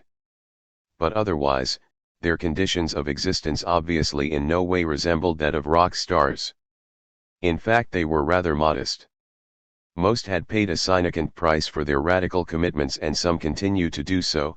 Negri is now out of jail, of course, and settled in a fairly comfortable life on academic and government pensions, but Bifo is a high school teacher and Lazzarato appears under the dreaded rubric of independent scholar. It's a little shocking to discover scholars of such recognized importance in the domain of ideas could really have received such little institutional recognition, but of course, there is very little connection between the two, especially when politics is involved. All in all, they seem to exude an almost wistful feeling, of modest, likable people scratching their heads over the knowledge that, 20 years before, struggling side to side with insurrectionary squatters and running pirate radio stations, they would never have imagined ending up quite where they were now, ling the lecture hall of a stodgy British museum with philosophy students eager to hear their opinions about art. The wistfulness was only intensified by the general tenor of the afternoon's discussion, which started guardedly hopeful about social possibilities in the RST half, and then, in the second half, collapsed. Here's a brief summary of what happened. Maurizio Lazzarato presented a paper called Art, Work, and Politics in Disciplinary Societies and Societies of Security, in which he talked about Duchamp and Kafka's story Josephine the Singer, or the Mouse Folk, and explained how the relation of art, work, and politics had changed as we pass from Foucault's disciplinary society to his society of security. Duchamp's Ready-Mades provides a kind of model of a new form of action that lies suspended between what we consider production and management. It is an anti-dialectical model in effect of forms of immaterial labor to follow, which entail just the sort of blurring of boundaries of work and play, art and life that the avant-garde had called for, that is opened up in the spaces of freedom that societies of security must necessarily allow, and that any revolutionary challenge to capitalism must embrace. Judith Revel presented a paper called Immaterial of the Immaterial, Against the Return of Idealisms and New Vitalisms, explained that even many of those willing to agree that we are now under a regime of real subsumption to capital do not seem to fully understand the implications, that there is nothing outside this includes those who posit some sort of autonomous life force, such as Agamben's bare life. Such ideas need to be jettisoned, as also Deleuze's insistence we see desire as a vital energy prior to the constraints of power. Rather, the current moment can be understood only through Foucault, particularly his notion of ethical self-fashioning. This also allows us to see that art is not a series of objects but a form of critical practice designed to produce ruptures in existing regimes of power. A lively discussion ensued in which everyone seemed happy to declare Agamben defunct, but the Deleuzians fought back bitterly. No clear victor emerged. Bifo presented a paper called Connection/Conjunction. He began by talking about modernity and futurism. The 20th century was the century of the future. But that's over. In the current moment, which is no longer one of conjunction but of connection, there is no longer a future. Cyberspace is inite, but cybertime is most definitively not. The precarity of labor means life is pathologized, and where once Lenin could teeter back and forth from depressive breakdowns to decisive historical action, no such action is now possible. Suicide is the only form of effective political action. Art and life have fused and it's a disaster. Any new wave of radical subjectification is inconceivable now. If there was hope, it is only for some great catastrophe, after which possibly, maybe, everything might change. A confused and depressing discussion ensued, in which Bifo defended his despair, in a cheerful and charming manner, admitting that he has abandoned Deleuze for Baudrillard. There's no hope, he says. I hope that I am wrong. Tony Negri presented a paper called Concerning Periodization in Art, Some Approaches to Art and Immaterial Labor, which began, as the title implies, with a brief history of how, since the 1840s, artistic trends mirror changes in the composition of labor. Then after 68, we had postmodernism, but now we're beyond that too. All the posts are post now. We're in yet a new phase, contemporaneity, in which we see the ultimate end of cognitive labor is prosthesis, the simultaneous genesis of person and machine. As biopolitical power it becomes a constant explosion, a vital excess beyond measure, through which the multitude's powers can take ethical form in the creation of a new global commons. Despite the occasional explosive metaphors, the talk was received as a gesture of quiet but determined revolutionary optimism, opposing itself to Bifo's grandiose gesture of despair, if one diluted, somewhat, by the fact that almost no one in the audience seemed able to completely understand it.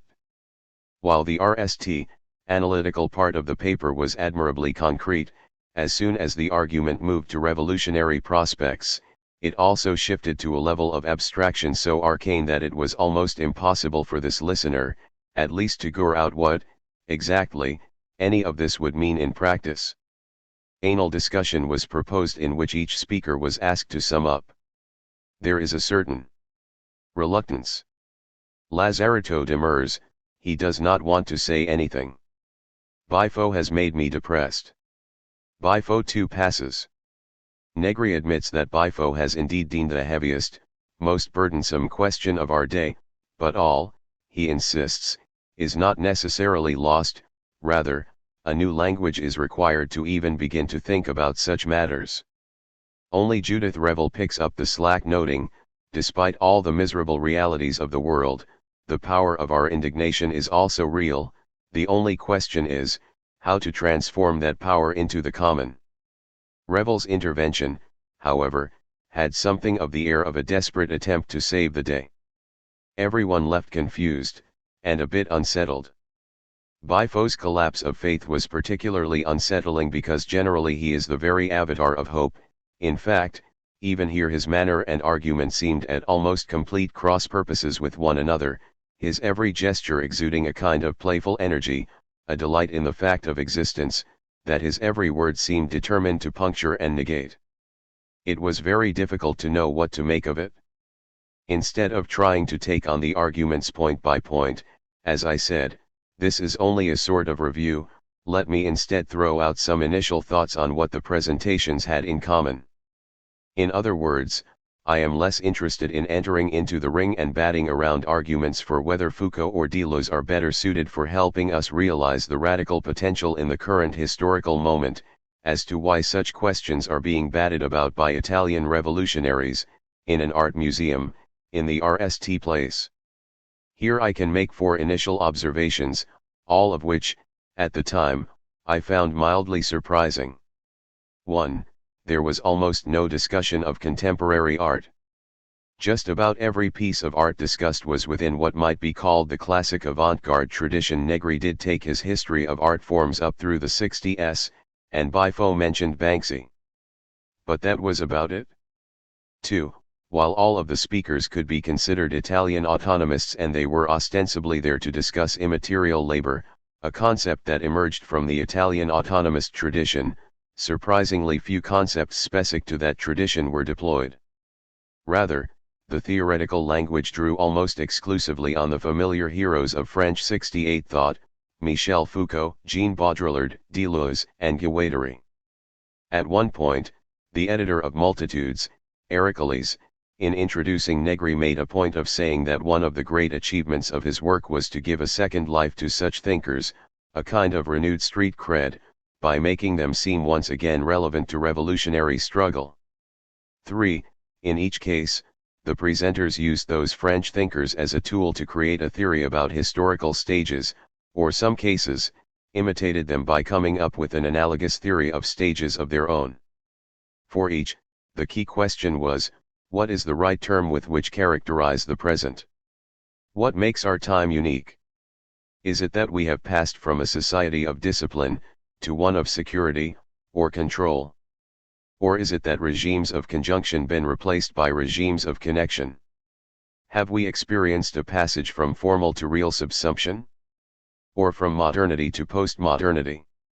Or have we passed postmodernity to, now, and entered an entirely new phase? 4. Everyone was remarkably polite. Dramatically lacking were bold, rebellious statements, or really anything likely to provoke discomfort in even the stodgiest Tate Britain curator, or for that matter any of their wealthy Tory patrons. This is worthy of note since no one can seriously deny the speaker's radical credentials. Most had proved themselves willing to take genuine personal risks at moments when there was reason to believe some realistic prospect of revolution was afoot. True, that was some time ago, but still, there was no doubt that, had some portion of London's proletariat risen up in arms during their stay, most if not all would have reported to the barricades. But, since they had not, their attacks or even criticisms were limited to other intellectuals, Badiou, Rancière, Agamben. These observations may seem scattershot but taken together, I think they are revealing. Why, for example, would one wish to argue that in the year 2008 we live in a unique historical moment, unlike anything that came before, and then act as if this moment can only really be described through concepts French thinkers developed in the 1960s and 70s, then go on to illustrate one's points almost exclusively with art created between 1916 and 1922? This does seem strangely arbitrary. Still, I suspect there is a reason. We might ask, what does the moment of futurism, Dada, constructivism, and the rest, and French 68 thought, have in common? Actually quite a lot. Each corresponded to a moment of revolution, to adopt Immanuel Wallerstein's terminology, the World Revolution of 1917 in one case, and the World Revolution of 1968 in the other. Each witnessed an explosion of creativity in which a long-standing European artistic or intellectual grand tradition effectively reached the limits of its radical possibilities. That is to say, they marked the last moment at which it was possible to plausibly claim that breaking all the rules, whether violating artistic conventions, or shattering philosophical assumptions, was itself, necessarily, a subversive political act as well. This is particularly easy to see in the case of the European avant-garde. From Duchamp's RST Ready-Made in 1914, Hugo Ball's Dada Manifesto and Tone Poems in 1916, to Malevich's White on White in 1918, culminating in the whole phenomenon of Berlin Dada from 1918 to 1922, one could see revolutionary artists perform, in rapid succession, just about every subversive gesture it was possible to make, from white canvases to automatic writing, theatrical performances designed to incite riots, sacrilegious photo montage, gallery shows in which the public was handed hammers and invited to destroy any piece they took a disfancy to objects plucked o' the street and sacralized as art. All that remained for the surrealists was to connect a few remaining dots, and after that, the heroic moment was definitely over. One could still do political art, of course, and one could still defy convention. But it became effectively impossible to claim that by doing one you were necessarily doing the other, and increasingly difficult to even try to do both at the same time. It was possible, certainly, to continue in the avant-garde tradition without claiming one's work had political implications. It was possible to do straight-out political art. One could even continue as a revolutionary in the avant-garde tradition but stop making art, but that pretty much exhausted the remaining possibilities. What happened to continental philosophy after May 68 is quite similar. Assumptions were shattered, grand declarations abounded, the death of man, of truth, the social, reason, dialectics, even death itself. But the end result was roughly the same. Within a decade, the possible radical positions one could take within the grand tradition of post-Cartesian philosophy had been, essentially, exhausted. The heroic moment was over. What's more, it became increasingly difficult to maintain the premise that heroic acts of epistemological subversion were revolutionary or even, particularly subversive in any other sense. Their effects had become, if anything, depoliticizing.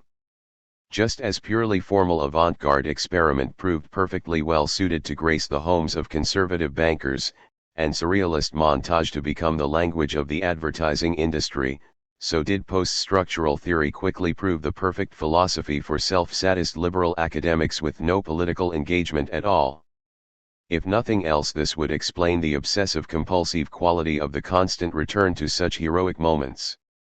It is, ultimately, a subtle form of conservatism, or, perhaps one should say conservative radicalism, if such were possible, a nostalgia for the days when it was possible to put on a tinfoil suit, shout nonsense verse, and watch staid bourgeois audiences turn into outraged lynch mobs, to strike a blow against Cartesian dualism and feel that by doing so, one has thereby struck a blow for oppressed people everywhere. About the concept of immaterial labor can be disposed of fairly quickly. In many ways it is transparently absurd. The classic definition, by Maurizio Lazzarato, is that immaterial labor is the labor that produces the informational and cultural content of the commodity. Here, Informational content refers to the increasing importance in production and marketing of new forms of cybernetics and computer control, while cultural content refers to the labor of denning and zing cultural and artistic standards, fashions, tastes, consumer norms, and, more strategically, public opinion, which, increasingly, everyone is doing all the time. One central to the argument is the assertion that this sort of labor has become central to contemporary capitalism, in a way that it never was before. First, because immaterial workers who are those who work in advertising, fashion, marketing, television, cybernetics, and so forth are increasingly numerous and important, but even more, because we have all become immaterial workers, insofar as we are disseminating information about brand names, creating subcultures, frequenting fan magazines or web pages, or developing our own personal sense of style. As a result, production, at least in the sense of the production of the value of a commodity, what makes it something anyone would wish to buy, is no longer limited to the factory, but is dispersed across society as a whole, and value itself thus becomes impossible to measure. To some degree all this is just a much more sophisticated leftist version of the familiar pop economic rhetoric about the rise of the service economy. But there is also a very particular history, here, which goes back to dilemmas in Italian workerism in the 70s and 80s. On the one hand, there was a stubborn Leninist assumption, promoted, for instance, by Negri, that it must always be the most advanced sector of the proletariat that makes up the revolutionary class. Computer and other information workers were the obvious candidates here. But the same period saw the rise of feminism and the wages for housework movement, which put the whole problem of unwaged, domestic labor on the political table in a way that could no longer simply be ignored. The solution was to argue that computer work and housework were really the same thing. Or, more precisely, that they were becoming so, since, it was argued, the increase of labor-saving devices meant that housework was becoming less and less a matter of simple drudgery, and more itself a matter of managing fashions, tastes and styles. The result is a genuinely strange concept, combining a kind of frenzied postmodernism, with the most clunky, old-fashioned Marxist material determinism. I'll take these one at a time. 1. Immaterial labor. Postmodern arguments, as I would deem them at least, pretty much always take the same form. 1. Begin with an extremely narrow version of what things used to be like, usually derived by taking some classic text and treating it as a precise and comprehensive treatment of how reality actually worked at that time. For instance, assume that all capitalism up until the 60s or 70s really did operate exactly as described in the RST 2 or 3 chapters of Volume I of Marx's Capital. 2. Compare this to the complexities of how things actually work in the present. 3. Declare that we can now see that sometime around 1968 or maybe 1975, the world changed completely. None of the old rules apply. Now everything is different. The trick only works if you do not, under any circumstances, reinterpret the past in the light of the present. One could after all go back and ask whether it ever really made sense to think of commodities as objects whose value was simply the product of factory labor in the RST place. Whatever happened to all those dandies, bohemians, and ennuyeurs in the 19th century, not to mention newsboys, street musicians, and purveyors of patent medicines? Were they just window dressing? Actually, what about window dressing? Wasn't the creation of value always in this sense a collective undertaking?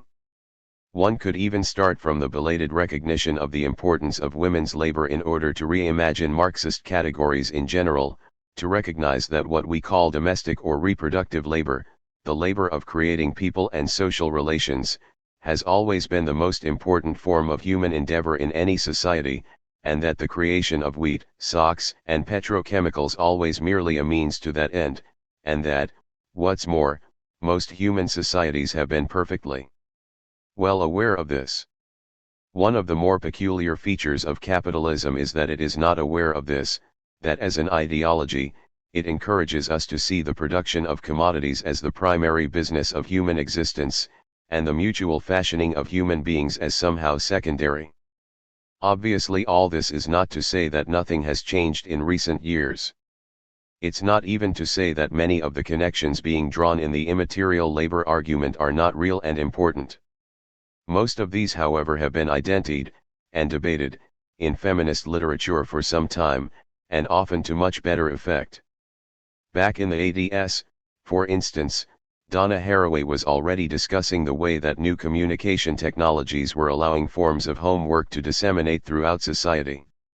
To take an obvious example, for most of the 20th century, capitalist OCEs have been organized according to a gendered division of labor that mirrors the organization of upper-class households. Male executives engage in strategic planning while female secretaries were expected to do much of the day-to-day organizational work, along with almost all of the impression management, communicative and interpretive labor, mostly over the phone. Gradually, these traditionally female functions have become digitized and replaced by computers. This creates a dilemma, though, because the interpretive elements of female labor are precisely those that computers are least capable of performing. Hence the renewed importance of what the post-workerists like to refer to as effective labor. This, in turn, affects how phone work is being reorganized, now, as globalized, but also as largely complementary to software, with interpretive work aimed more at the egos of customers than male bosses. The connections are all there. But it's only by starting from long-term perspectives that one can get any clear idea what's really new here, and this is precisely what a postmodern approach makes impossible. This last example brings us to my second point, which is that very notion that there is something that can be referred to as immaterial labor relies on a remarkably crude, old-fashioned version of Marxism. Immaterial labor, we are told, is labor that produces information and culture. In other words, it is immaterial not because the labor itself is immaterial but because it produces immaterial products. This idea that different sorts of labor can be sorted into more material and less material categories according to the nature of their product is the basis for the whole conception that societies consist of a material base and ideological superstructure. This is what has allowed generations of Marxists to declare that most of what we call culture is really just so much at best a reeks of the really important stew going on in elds and foundries. What all such conceptions ignore what is to my mind probably the single most powerful and enduring insight of Marxist theory, that the world does not really consist of a collection of discrete objects that can then be bought and sold, but of actions and processes. This is what makes it possible for rich and powerful people insist that what they do is somehow more abstract, more ethereal, higher, and more spiritual than everybody else. They do so by pointing at the products, poems, prayers, statutes, essays, or pure abstractions like style and taste, rather than the process of making such things, which is always much messy and dirtier than the products themselves. So do such people claim to oat above the muck and mire of ordinary profane existence. One would think that the aim of a materialist approach would be to explode such pretensions, to point out, for instance, that just as the production of socks, silverware, and hydroelectric dams involves a great deal of thinking and imagining, so is the production of laws, poems, and prayers an eminently material process.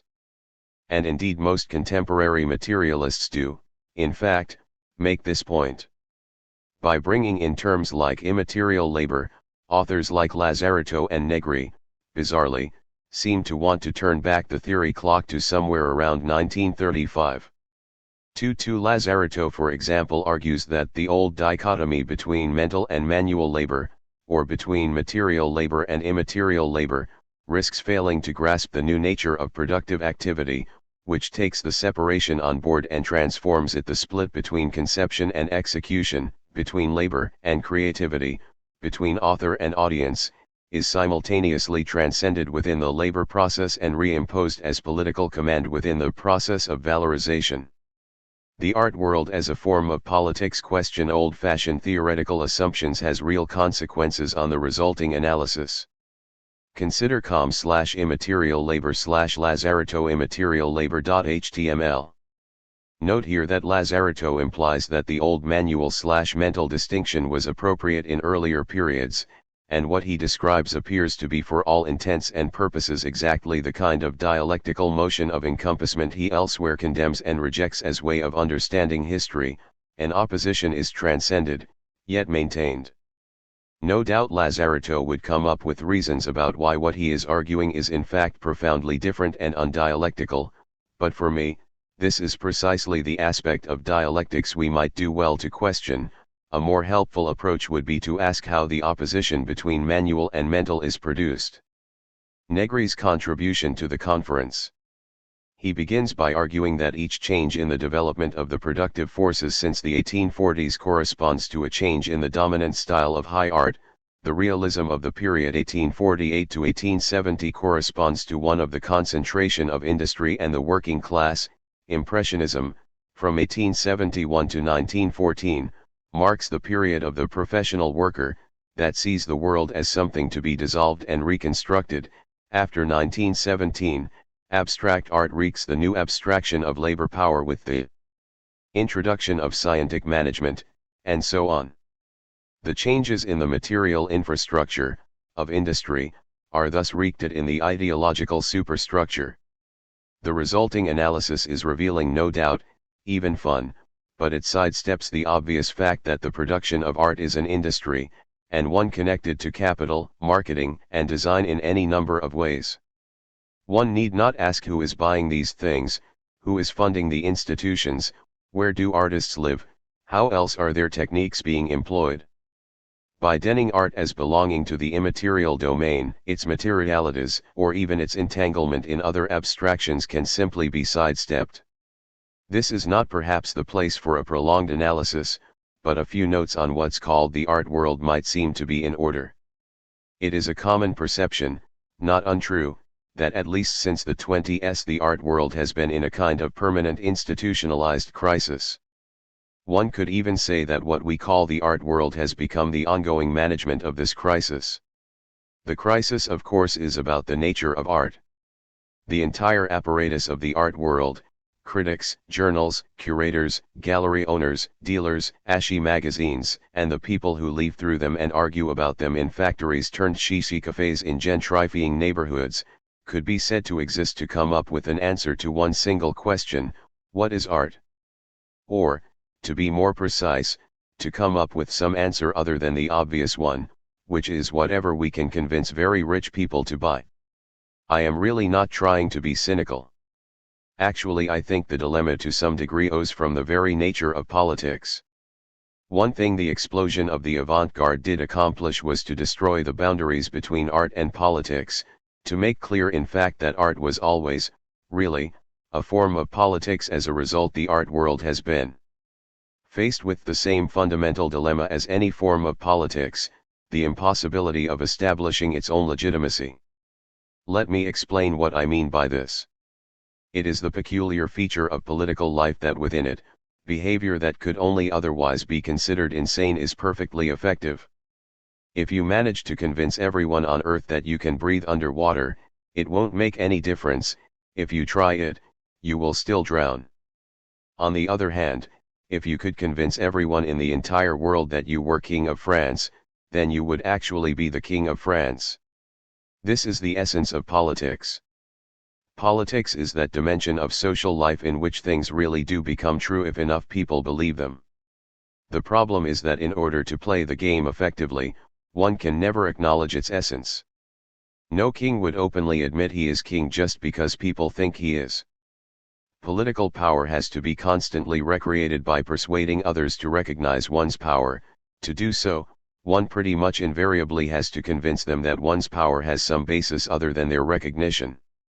That basis may be almost anything: divine grace, character, genealogy, national destiny. But make me your leader because if you do, I will be your leader is not in itself a particularly compelling argument. In this sense, politics is very similar to magic, which in most times and places, as I discovered in Madagascar, is simultaneously recognized as something that works because people believe that it works, but also, that only works because people do not believe it works only because people believe it works. This why magic, from ancient Thessaly to the contemporary Trobriand Islands, always seems to dwell in an uncertain territory somewhere between poetic expression and outright fraud. And of course the same can usually be said of politics. If so, for the art world to recognize itself as a form of politics is also to recognize itself as something both magical, and a condensed game, a kind of scam. Such then is the nature of the permanent crisis. In political economy terms, of course, the art world has become largely an appendage to Nan's capital. This is not to say that it takes on the nature of Nan's capital, but it is to say it follows it around, its galleries and studios clustering and proliferating around the fringes of the neighborhoods where Nanciers live and work in global cities everywhere, from New York and London to Basel and Miami. Contemporary art holds out a special appeal to Nanciers, I suspect, because it allows for a kind of short circuit in the normal process of value creation.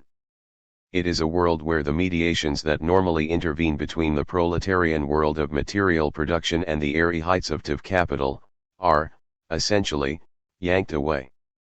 Ordinarily, it is the working class world in which people make themselves intimately familiar with the uses of welding gear, glue, dyes and sheets of plastic, power saws, thread, cement, and toxic industrial solvents. It is among the upper class, or at least in upper middle class worlds where even economics turns into politics, where everything is impression management and things really can become true because you say so. Between these two worlds lie endless tiers of mediation. Factories and workshops in China and Southeast Asia produce clothing designed by companies in New York, paid for with capital invested on the basis of calculations of debt, interest, anticipation of future demand and future market fluctuations in Bahrain, Tokyo, and Zurich, repackaged in turn into an endless variety of derivatives, futures, options, various traded and arbitraged and repackaged again onto even greater levels of mathematical abstraction to the point where the very idea of trying to establish a relation with any physical product, goods, or services, is simply inconceivable.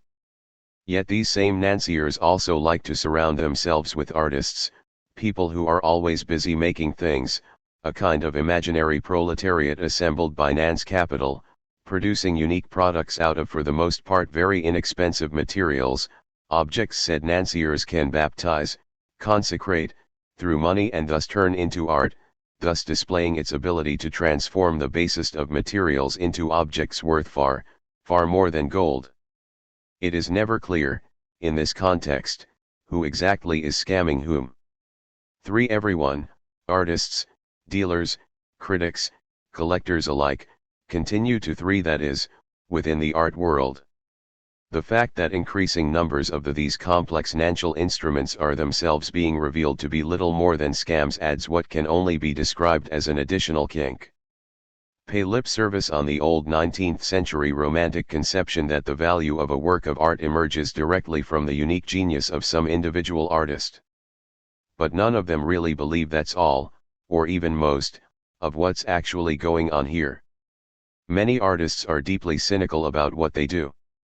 But even those who are the most idealistic can only feel they are pulling something when they are able to create enclaves, however small, where they can experiment with forms of life, exchange, and production which are, if not downright communistic, then at any rate, about as far from the forms ordinarily promoted by capital anyone can get to experience in a large urban center, and to get capitalists to pay for it, directly or indirectly.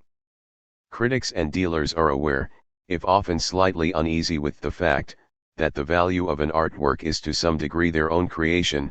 Collectors, in turn, seem much less uneasy with the knowledge that in the end, it is their money that makes an object into art. Everyone is willing to play around with the dilemma, to incorporate it into the nature of art itself. I have a friend, a sculptor, who once made a sculpture consisting simply of the words "I need money," and then tried to sell it to collectors to get money to pay the rent. It was snapped up instantly. Are the collectors who snap up this sort of thing suckers, or are they reveling in their own ability to play Marcel Duchamp?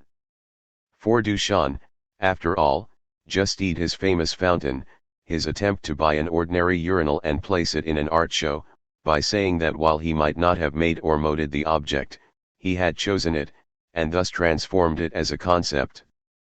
I suspect the full implications of this act only dawned on him later. If so, it would at any rate explain why he eventually abandoned making art entirely and spent the last 40 years of his life playing chess, one of the few activities that, he occasionally pointed out, could not possibly be committed. Perhaps the problem runs even deeper. Perhaps this is simply the kind of dilemma that necessarily ensues when one too.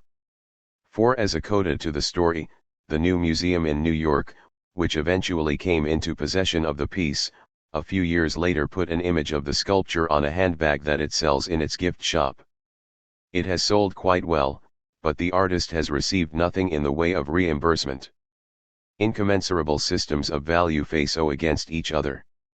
The original, romantic conception of the artist, and hence, the very idea of art in the modern sense, arose around the time of Industrial Revolution. Probably this is no coincidence. As Godbout and Kale have pointed out, there is a certain complementarity. Industrialism was all about the mass production of physical objects, but the producers themselves were invisible, anonymous, about them one knew nothing. Art was about the production of unique physical objects, and their value was seen as emerging directly from the equally unique genius of their individual producers, about whom one knew everything.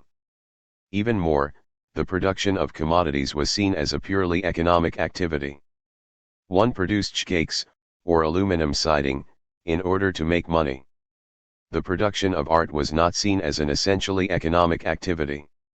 Like the pursuit of scientific knowledge, or spiritual grace, or the love of family for that matter, the love of art has always been seen as expressing a fundamentally different, higher form of value.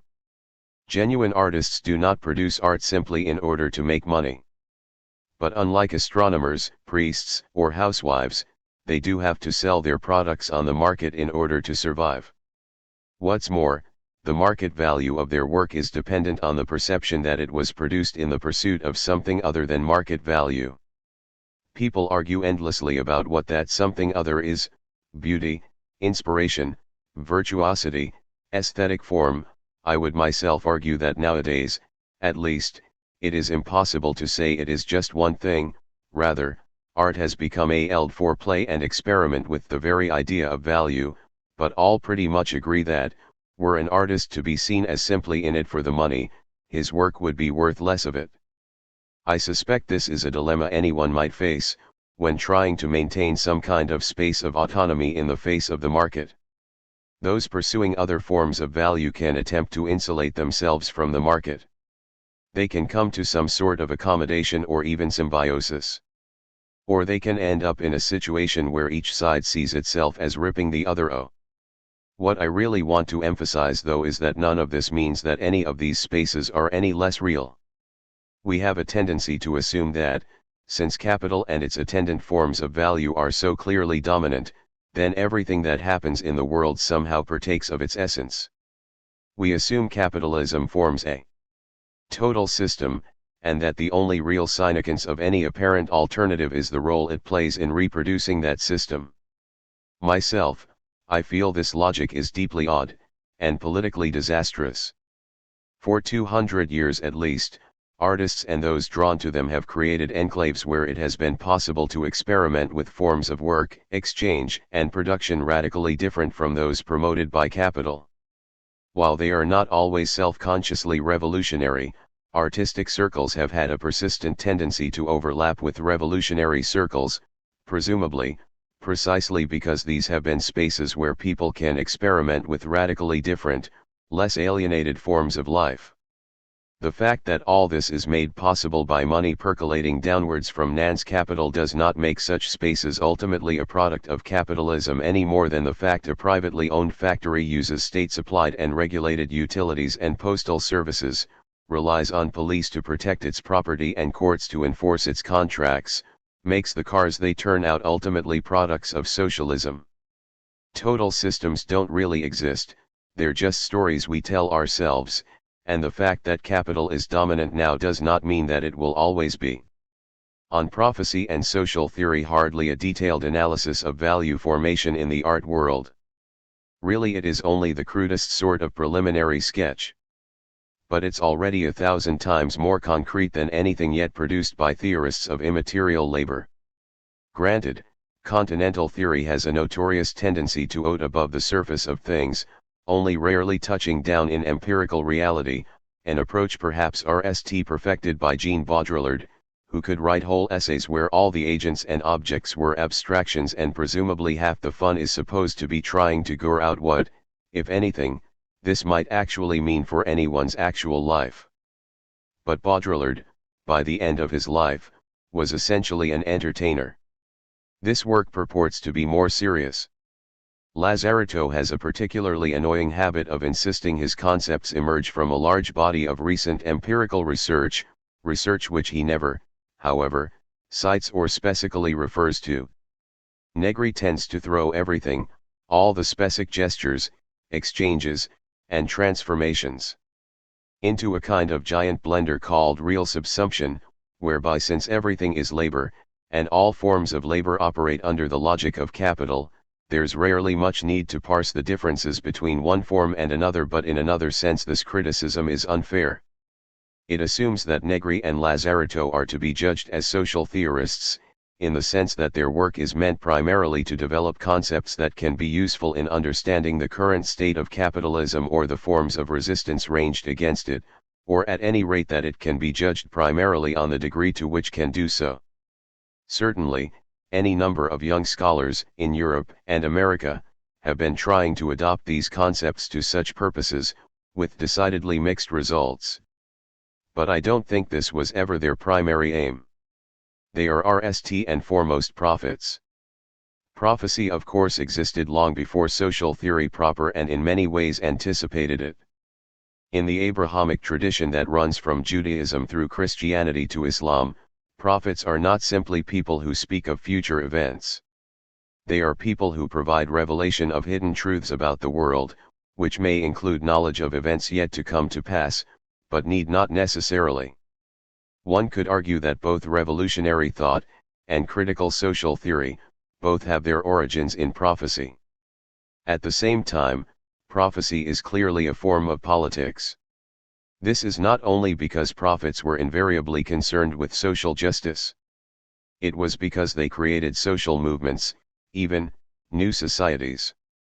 As Spinoza emphasized, it was the prophets who effectively produced the Hebrew people, by creating a framework for their history. Negri has always been quite upfront about his own desire to play a similar role for what he likes to call the multitude. He is less interested in describing realities than in bringing them into being. A political discourse, he says, should aspire to fool a Spinozist prophetic function, the function of an immanent desire that organizes the multitude. 5. The same could be said of theories of immaterial labor. They're not really descriptive. For its most ardent proponents, immaterial labor is really important because it's seen to represent a new form of communism, ways of creating value by forms of social cooperation so dispersed that just about 5 Empire, p. 66. Everyone could be said to take part, much as they do in the collective creation of language, and in a way that makes it impossible to calculate inputs and outputs, where there is no possibility of accounting. Capitalism, which is reduced increasingly to simply realizing the value created by such communistic practices, is thereby reduced to a purely parasitical force, a kind of feudal overlord extracting rent from forms of creativity intrinsically alien to it. We are already living under communism, if only we can be made to realize it. This is of course the real role of the prophet, to organize the desires of the multitude, to help these already existing forms of communism burst out of their increasingly artificial shackles. Besides this epical task, the concrete analysis of the organization of real-life supermarkets and cell phone dealerships and their various supply chains seems petty and irrelevant. In contrast, the main body of social theory as we know it today does not trace back to such performative revolutionary gestures, but precisely, from their failure. Sociology sprang from the ruins of the French Revolution. Marx's Capital was written to try to understand the failure of the revolutions of 1848, just as most contemporary French theory emerged from reactions on what went wrong in May 68. Social theory aims to understand social realities, and social reality is seen first and foremost as that which resists attempts to simply call prophetic visions into existence, or even to impose them through the apparatus of the state. Since all good social theory does also contain an element of prophecy, the result is a constant internal tension, in its own way as profound as the tension I earlier suggested lay at the heart of politics. But the work of Negri and his associates clearly leans very heavily on the prophetic side of the equation. On the fullness of time. I think I can return to my initial question: why does one need an Italian revolutionary philosopher to help us think about art? Why does one call in a prophet? By now, the answer lies much closer.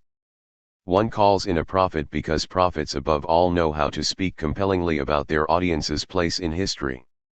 Certainly, this is the role in which Negri, Bifo, and the rest have now been cast. They have become impresarios of the historical moment. When their work is invoked by artists or philosophers, this is largely what they seem to be looking for in it. When they are brought on stage at public events, this is mainly what is expected of them. Their job is to explain why the time we live in is unique, why the processes we see crystallizing around us are unprecedented, different from anything that has ever come before. Certainly this is what each one of the four, in their own way, actually did. They might not have had much to say about specific works of art or specific forms of labor, but each provided a detailed assessment of where we stood in history.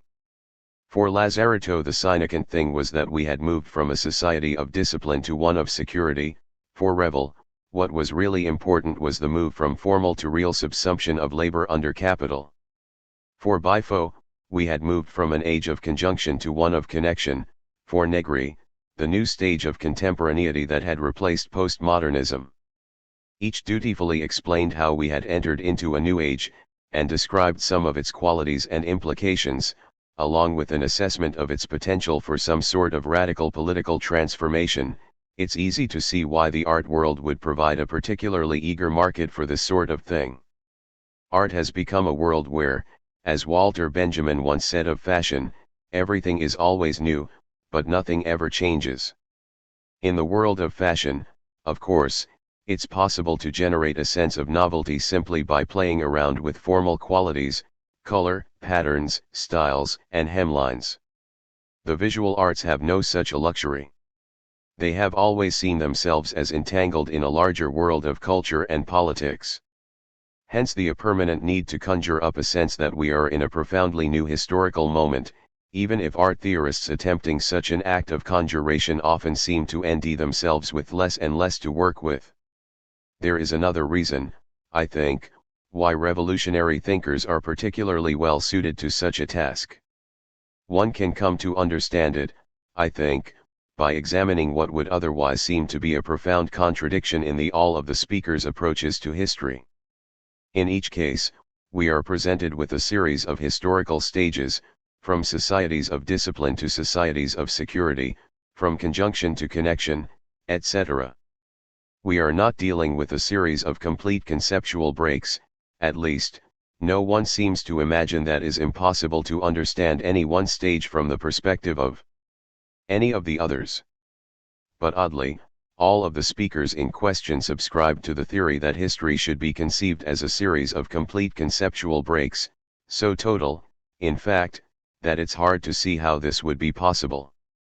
In part this is the legacy of Marxism, which always tends to insist that since capitalism forms an all-encompassing totality that shapes our most basic assumptions about the nature of society, morality, politics, value, and almost everything else, we simply cannot conceive what a future society would be like.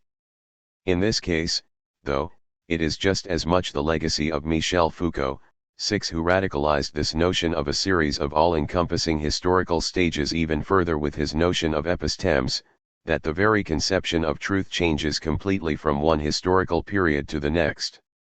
Here, too, each historical period forms such a total system that it is impossible to imagine one gradually transforming into another. Instead, we have a series of conceptual revolutions, of total breaks or ruptures. All of the speakers at the conference were drawing, in one way or another, on both the Marxian and Foucauldian traditions, and some of the terms used for historical stages drew explicitly on one or the other. All of them were faced with the same conceptual problem. How could it be possible to come up with such a typology? How is it possible for someone trapped inside one historical period to be able to grasp the overall structure of history through which one stage replaces the other? The prophet of course has an answer to this question. Just as we can only grasp an individual's life as a story once he is dead, it is only from the perspective of the end of time that we can grasp the story of history. It doesn't matter that we do not really know what the messianic future will be like, it can still serve as Archimedean point, the time outside time about which we can know nothing but that nonetheless makes knowledge possible. Of course, Bifo was explicitly arguing that the future is dead. The 20th century, he insisted, had been century of the six really, I would say, it is the legacy of structuralism. Foucault is remembered mainly as a post-structuralist, but he began as an arch-structuralist, and this aspect of his philosophy in no sense changed over the course of his career but if anything grew stronger. Future. But we have left that now, and moved on to a century with no future, only precarity. We have come to a point where it is impossible to even imagine projecting ourselves forwards in time in any meaningful way, where the only radical gesture left to us is therefore self-mutilation or suicide. Certainly, this reeked at a certain prevailing mood in radical circles. We really do lack a sense of where we stand in history. And it runs well beyond radical circles. The North Atlantic world has fallen into a somewhat apocalyptic mood of late. Everyone is brooding on great catastrophes, peak oil, economic collapse, ecological devastation. But I would argue that even outside revolutionary circles, the future, in its old-fashioned, revolutionary sense, can never really go away. Our world would make no sense without it. So we are faced with a dilemma. The revolutionary future appears increasingly implausible to most of us, but it cannot be abolished. As a result, it begins to collapse into the present. Hence, for instance, the insistence that communism has already arrived, if only we knew how to see it. The future has become a kind of hidden dimension of reality, an imminent present lying behind the mundane surface of the world, with a constant potential to break out but only in tiny, imperfect ashes. In this sense we are forced to live with two very different futures, that which we suspect will actually come to pass, perhaps humdrum, perhaps catastrophic, certainly not in any sense redemptive, and the future in the old revolutionary, apocalyptic sense of the term, the foulement of time, the unraveling of contradictions. Genuine knowledge of this future is impossible, but it is only from the perspective of this unknowable outside that any real knowledge of the present is possible. The future has become our dream time. One could see it as something like St. Augustine's conception of eternity, the ground which unites past, present, and future because it precedes the creation of time. But I think the notion of the dream time is if anything even more appropriate. Aboriginal Australian societies could only make sense of themselves in relation to a distant past that worked utterly differently, a past which was at once unretrievable, but always somehow there, and into which humans could transport ourselves in trace and dream so as to attain true knowledge. In this sense, the speakers at our conference found themselves cast not in the role of prophets, but the role of shamans, technicians of the sacred able to move back and forth between cosmic dimensions and, of course, like any magician, artists in their own right and simultaneously, sort of tricksters and frauds. Not surprising, then, that as the sincere revolutionaries that they were, most seemed to envy themselves slightly puzzled by how they had arrived here. Anal note unduly harsh. I have, after all, trashed the very notion of immaterial labor, accused post-workerists of using ASHI, superficial postmodern arguments to disguise a clunky antiquated version of Marxism, and suggested they are engaged in an essentially theological exercise that, while perhaps helpful for those interested in playing games of artistic fashion, provides almost nothing in the way of useful tools for social analysis of the art world or anything else. I think that everything I said was true. But I don't want to leave the reader with the impression that there is nothing of value here. First of all, I actually do think that thinkers like these are useful in helping us conceptualize the historical moment. And not only in the prophetic political magical sense of offering descriptions that aim to bring new realities into being. The idea of a revolutionary future that is already with us, the notion that in a sense we already live in communism, in its own way quite compelling. The problem is, being prophets, they always have to frame their arguments in apocalyptic terms. Would it not be better to, as I suggested earlier, re-examine the past in the light of the present? Perhaps communism has always been with us. We are just trained not to see it. Perhaps everyday forms of communism are really, as Kropotkin in his own way suggested in Mutual Aid, even though even he was never willing to realize the full implications of what he was saying, the basis for most significant forms of human achievement, even those ordinarily attributed to capitalism. 7. Just to bring my own biases out, I feel much closer, myself, to the Midnight Notes strain represented by figures such as Silvia Federici, George C. Afanzis, or Massimo de Angelis. If we can extricate ourselves from the shackles of fashion, the need to constantly say that whatever is happening now is necessarily unique and unprecedented, we might be able to grasp history as a field of permanent possibility, in which there is no particular reason we can't at least try to begin building a redemptive future at any time. There have been artists trying to do so, in small ways, since time immemorial, some of them, as part of genuine social movements. It's not clear that what we are doing when we write theory is all that very different.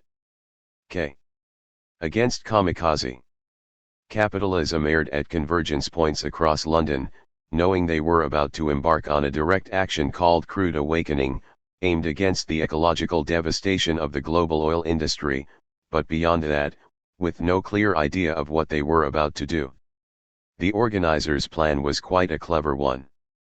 Organizers had dropped hints they were intending to hit targets in London itself, but instead, participants, who had been told only to bring full-charged metro cards, lunch, and outdoor clothing, were led in brigades to a commuter train for Essex, well outside of the city limits. At one stop, shopping bags full of white chemical jumpsuits marked with skeletons and dollar signs, gear, and lockboxes mysteriously appeared. Shortly thereafter, hastily appointed spokespeople in each carriage, themselves kept in the dark until the very last minute, received word of the day's real plan, to blockade the access road to the giant Carreton Refinery near Stanford Le Hope, the road over which 80% of all oil consumed in London owes. An A90 group of about a dozen women, they announced, were already chained to vans near the Refinery's gate and had turned back several tankers. We are going to make it impossible for the police to overwhelm and arrest them. It was an ingenious feint, and brilliantly effective. Before long we were streaming across Elds and hopping streams carrying 13 giant bamboo tripods, a handful of confused metropolitan police in tow. Hastily assembled local cop squads eventually appeared, and RST seemed intent on violence, seizing one of our tripods, attempting to break our lines when we began to set them up on the highway, but the moment it became clear that we were not going to yield, and batons would have to be employed, someone must have given an order to pull back. We can only speculate about what mysterious algorithm the higher UPS apply in such situations, our numbers, their numbers, the danger of embarrassing publicity, the larger political climate, but the result was to hand us the ELD.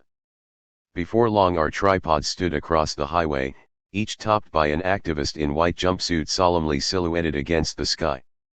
A relief party proceeded down the road to support the original lockdown. No further tankers moved over that access road, a road that on an average day carries some 700, hauling 375,000 gallons of oil, for the next VE hours.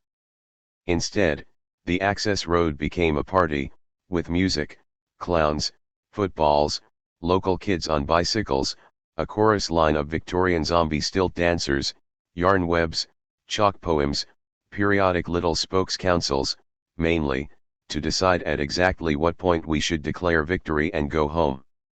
It was nice to win one for a change.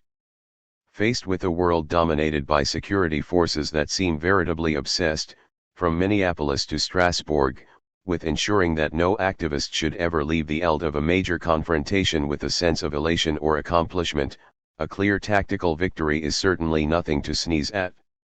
But at the same time, there was a certain ominous feel to the whole air, one which made the overall aesthetic, with its mad scientist frocks and animated corpses, oddly appropriate. Le Havre, inspired by a call from Climate Justice Action Network, a new global network created in the run-up to actions in Copenhagen in December 2009, meant to be a kind of anti-Columbus Day, called by indigenous people in defense of the earth. One, yet it was carried out in the shadow of a much-anticipated announcement, on the 20th, 4 days later, of savage Tory cuts to the tattered remains of the British welfare state, from pensioners' support, youth centres to education, the largest since before the Great Depression. The great question on everyone's mind was, would there be a cataclysmic reaction? Even worse, was there any possibility there might not be? Across the Channel, the reaction to a similar right-wing onslaught had already begun. French Climate Camp had long been planning a blockade similar to ours at the Total Rainerie in Le Havre, France's largest, but by the eve of their scheduled action on the 16th, they discovered the Rainerie had already occupied by its workers as part of a nationwide pension dispute that shut down 11 of France's 12 oil Raineries. Eco-activists quickly decided to proceed with the action anyway, erected a symbolic blockade, but ended up spending most of the rest of the day in a battle of cat and mouse, their protracted efforts to break through the police cordon to join forces with the workers matched only by the authorities' steely determination that the conversation should not take place. "Environmental justice won't happen without social justice," remarked one of the French climate campers afterwards. "Those who exploit workers, threaten their rights, and those who are destroying the planet, are the same people." True enough. The workers that are currently blockading their plants have a crucial power into their hands. Every liter of oil that is left in the ground thanks to them helps saving human lives by preventing climate catastrophes. But were French oil workers really striking for the right to stop being oil workers? At RST sight, statements like this might seem shockingly naive. But in fact, this is precisely what they were striking for. They were mobilizing around reforms that will move up their retirement age from 60 to 62, and they were manning the barricades, along with large segments of the French population, to insist on their right not to be oil workers 1 minute longer than they had to. One originally set for Tuesday the 12th, the traditional Columbus Day, it was actually a call for a week of actions, and activists in both the UK and France actually carried them out on Saturday the 16th. We might do well to reek on the police's determination that environmental activists and petroleum workers not sit down together. Surely there is a conversation that needs to take place here, a conversation about the very nature of money, value, work, production, of the mechanics of the global work machine that threatens to destroy the very possibility of sustainable life on this planet. The powers that be are desperate to ensure it never happens. But the fact that workers were striking, not for more money, but, however modestly, however defensively, against work, is enormously important. The productivist bargain and the paradox of the 20th century, great ironies of the 20th century, is that wherever and whenever a politically mobilized working class managed to win a modicum of political power, it was under the leadership of cotters of bureaucrats dedicated to a productivist ethos that most of the workers did not share. In early 20th century, the chief distinction between the anarchist and socialist unions was that the former tended to demand higher wages and the latter, fewer hours. The socialist leadership embraced the consumer paradise offered by their bourgeois enemies, yet they wished to manage the productive system themselves. Anarchists, in contrast, wanted time in which to live, to pursue forms of value of which the capitalists could not even dream. Yet where did the revolutions happen?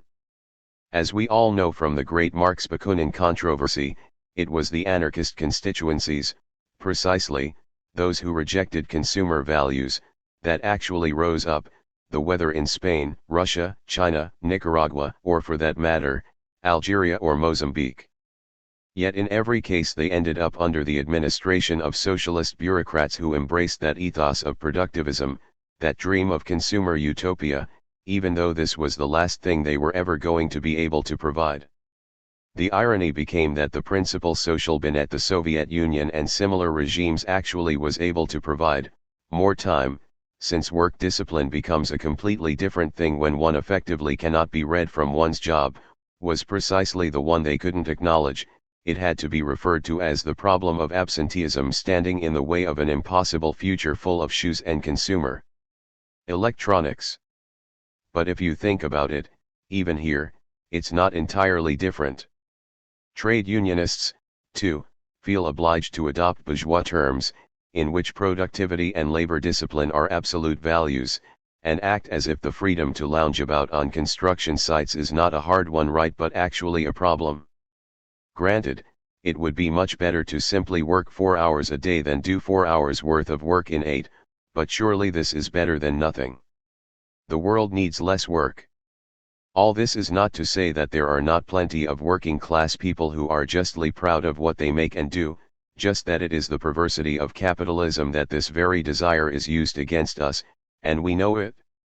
As a result, it has long been the fatal paradox of working class life that despite working class people and sensibilities being the source of almost everything of redeeming value in modern life, from shish kebab to rock and roll to public libraries, they do so precisely when they're not working, in that domain that capitalist apologists obnoxiously write as consumption. Which allows the remarkably uncreative administrative classes to dismiss all this creativity, then, to take possession of it and market it as if it were their own invention. How to break the cycle? In a way, this is the ultimate political question. One of the few things everyone seems to agree with in public discourse on the budget, right now, or really on any kind of class politics, is that, at least for those capable of work, only those willing to submit to well-nigh insane levels of labor discipline could possibly have any right to anything, that work, and not just work, work of the sort considered valuable by financiers, is the only legitimate moral justification for rewards of any sort. This is not an economic argument. It's a moral one. It's pretty obvious that there are many circumstances where, even from an economist's perspective, too much work is precisely the problem. Yet every time there is a crisis, the answer on all sides is always the same: people need to work more. There's someone out there working less than you, a handicapped woman who isn't really as handicapped she's letting on to be, French workers who get to retire before their souls and bodies have been entirely destroyed, lazy porters, art students, Binet cheats, and this must, somehow, be what's really ruining things for everyone. So, what was neoliberalism? Obsession with work is perfectly in keeping with the spirit of neoliberalism itself, which, in its latter days is becoming increasingly revealed for what it always was, that form of capitalist governance that always places political considerations ahead of economic ones. As a result, it was an ideological triumph and an economic catastrophe.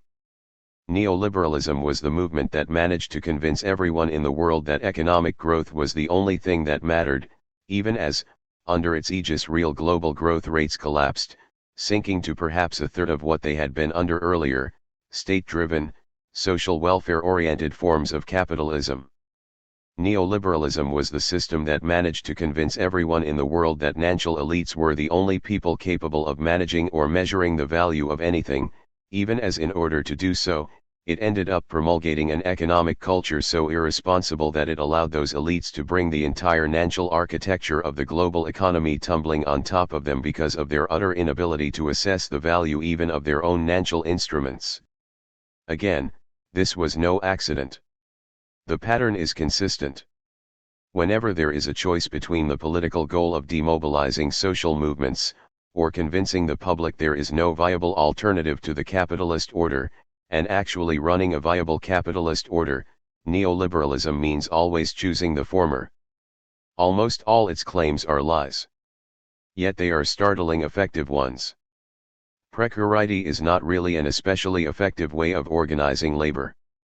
It's a remarkably effective way of demobilizing labor. The same is of course true of constantly increasingly labor time. Economically, it's if anything counterproductive. Politically, there is no better way to ensure people are not politically active or aware than to have them working, commuting to work, or preparing for work every moment of the day. Sacrificing so many of one's waking hours to the gods of productivity ensures no one has access to outside perspectives that would enable them to notice, for instance, that organizing life this way ultimately decreases productivity. As a result of this neoliberal obsession with stamping out alternative perspectives, since the financial collapse of 2008, we have been left in the bizarre situation where it's plain to everyone that capitalism doesn't work, but it's almost impossible for anyone to imagine anything else. The war against the imagination is the only one the capitalists have actually managed to win. Kamikaze capitalism sense, then, that the RST reaction to the crash was not, as most activists, including myself, predicted, a rush towards green capitalism, that is, an economic response, but rather, a political one. This is the real meaning of the budget cuts. Any competent economist knows where radically slashing spending during a recession is likely to lead.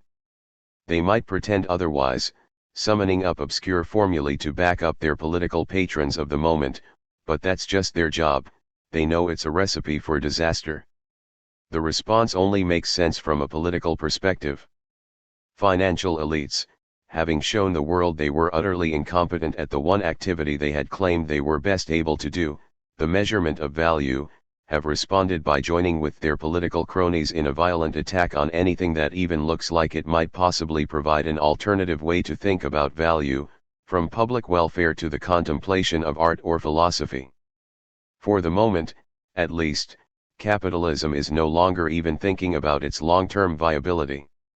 It is disturbing to know that one is facing a suicidal enemy, but at least it helps us understand what we are acting for. At the moment, everything. And yes, it is likely that in time, the capitalists will pick themselves up, gather their wits, stop bickering, and begin to do what they always do, begin pilfering the most useful ideas from the social movements ranged against them so as to turn them into something exploitative and horrible. In the long run, if there is to be a long run, it's pretty much inevitable. In the meantime, though, we really are facing kamikaze capitalism, an order that will not hesitate to destroy itself if that's what it takes to destroy its enemies. It is no exaggeration to speak of a battle between the forces of life and the forces of death here. How, then, to break the back of the productivist bargain? This is hardly the place to offer definitive answers, but at least we can think about the conversation that needs to be taking place. And it might suggest some directions.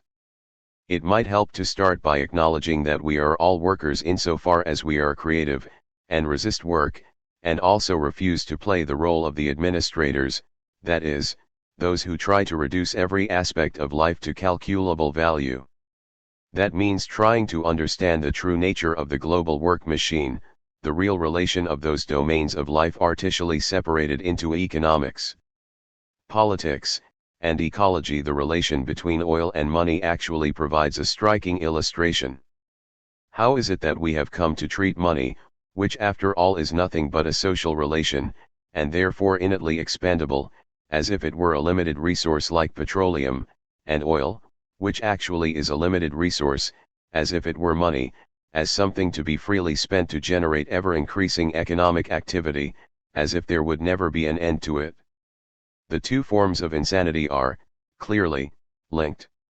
Really, a coin is just a promise, and the only real limit to the amount of money we produce is how many promises we wish to make to one another, and what sort.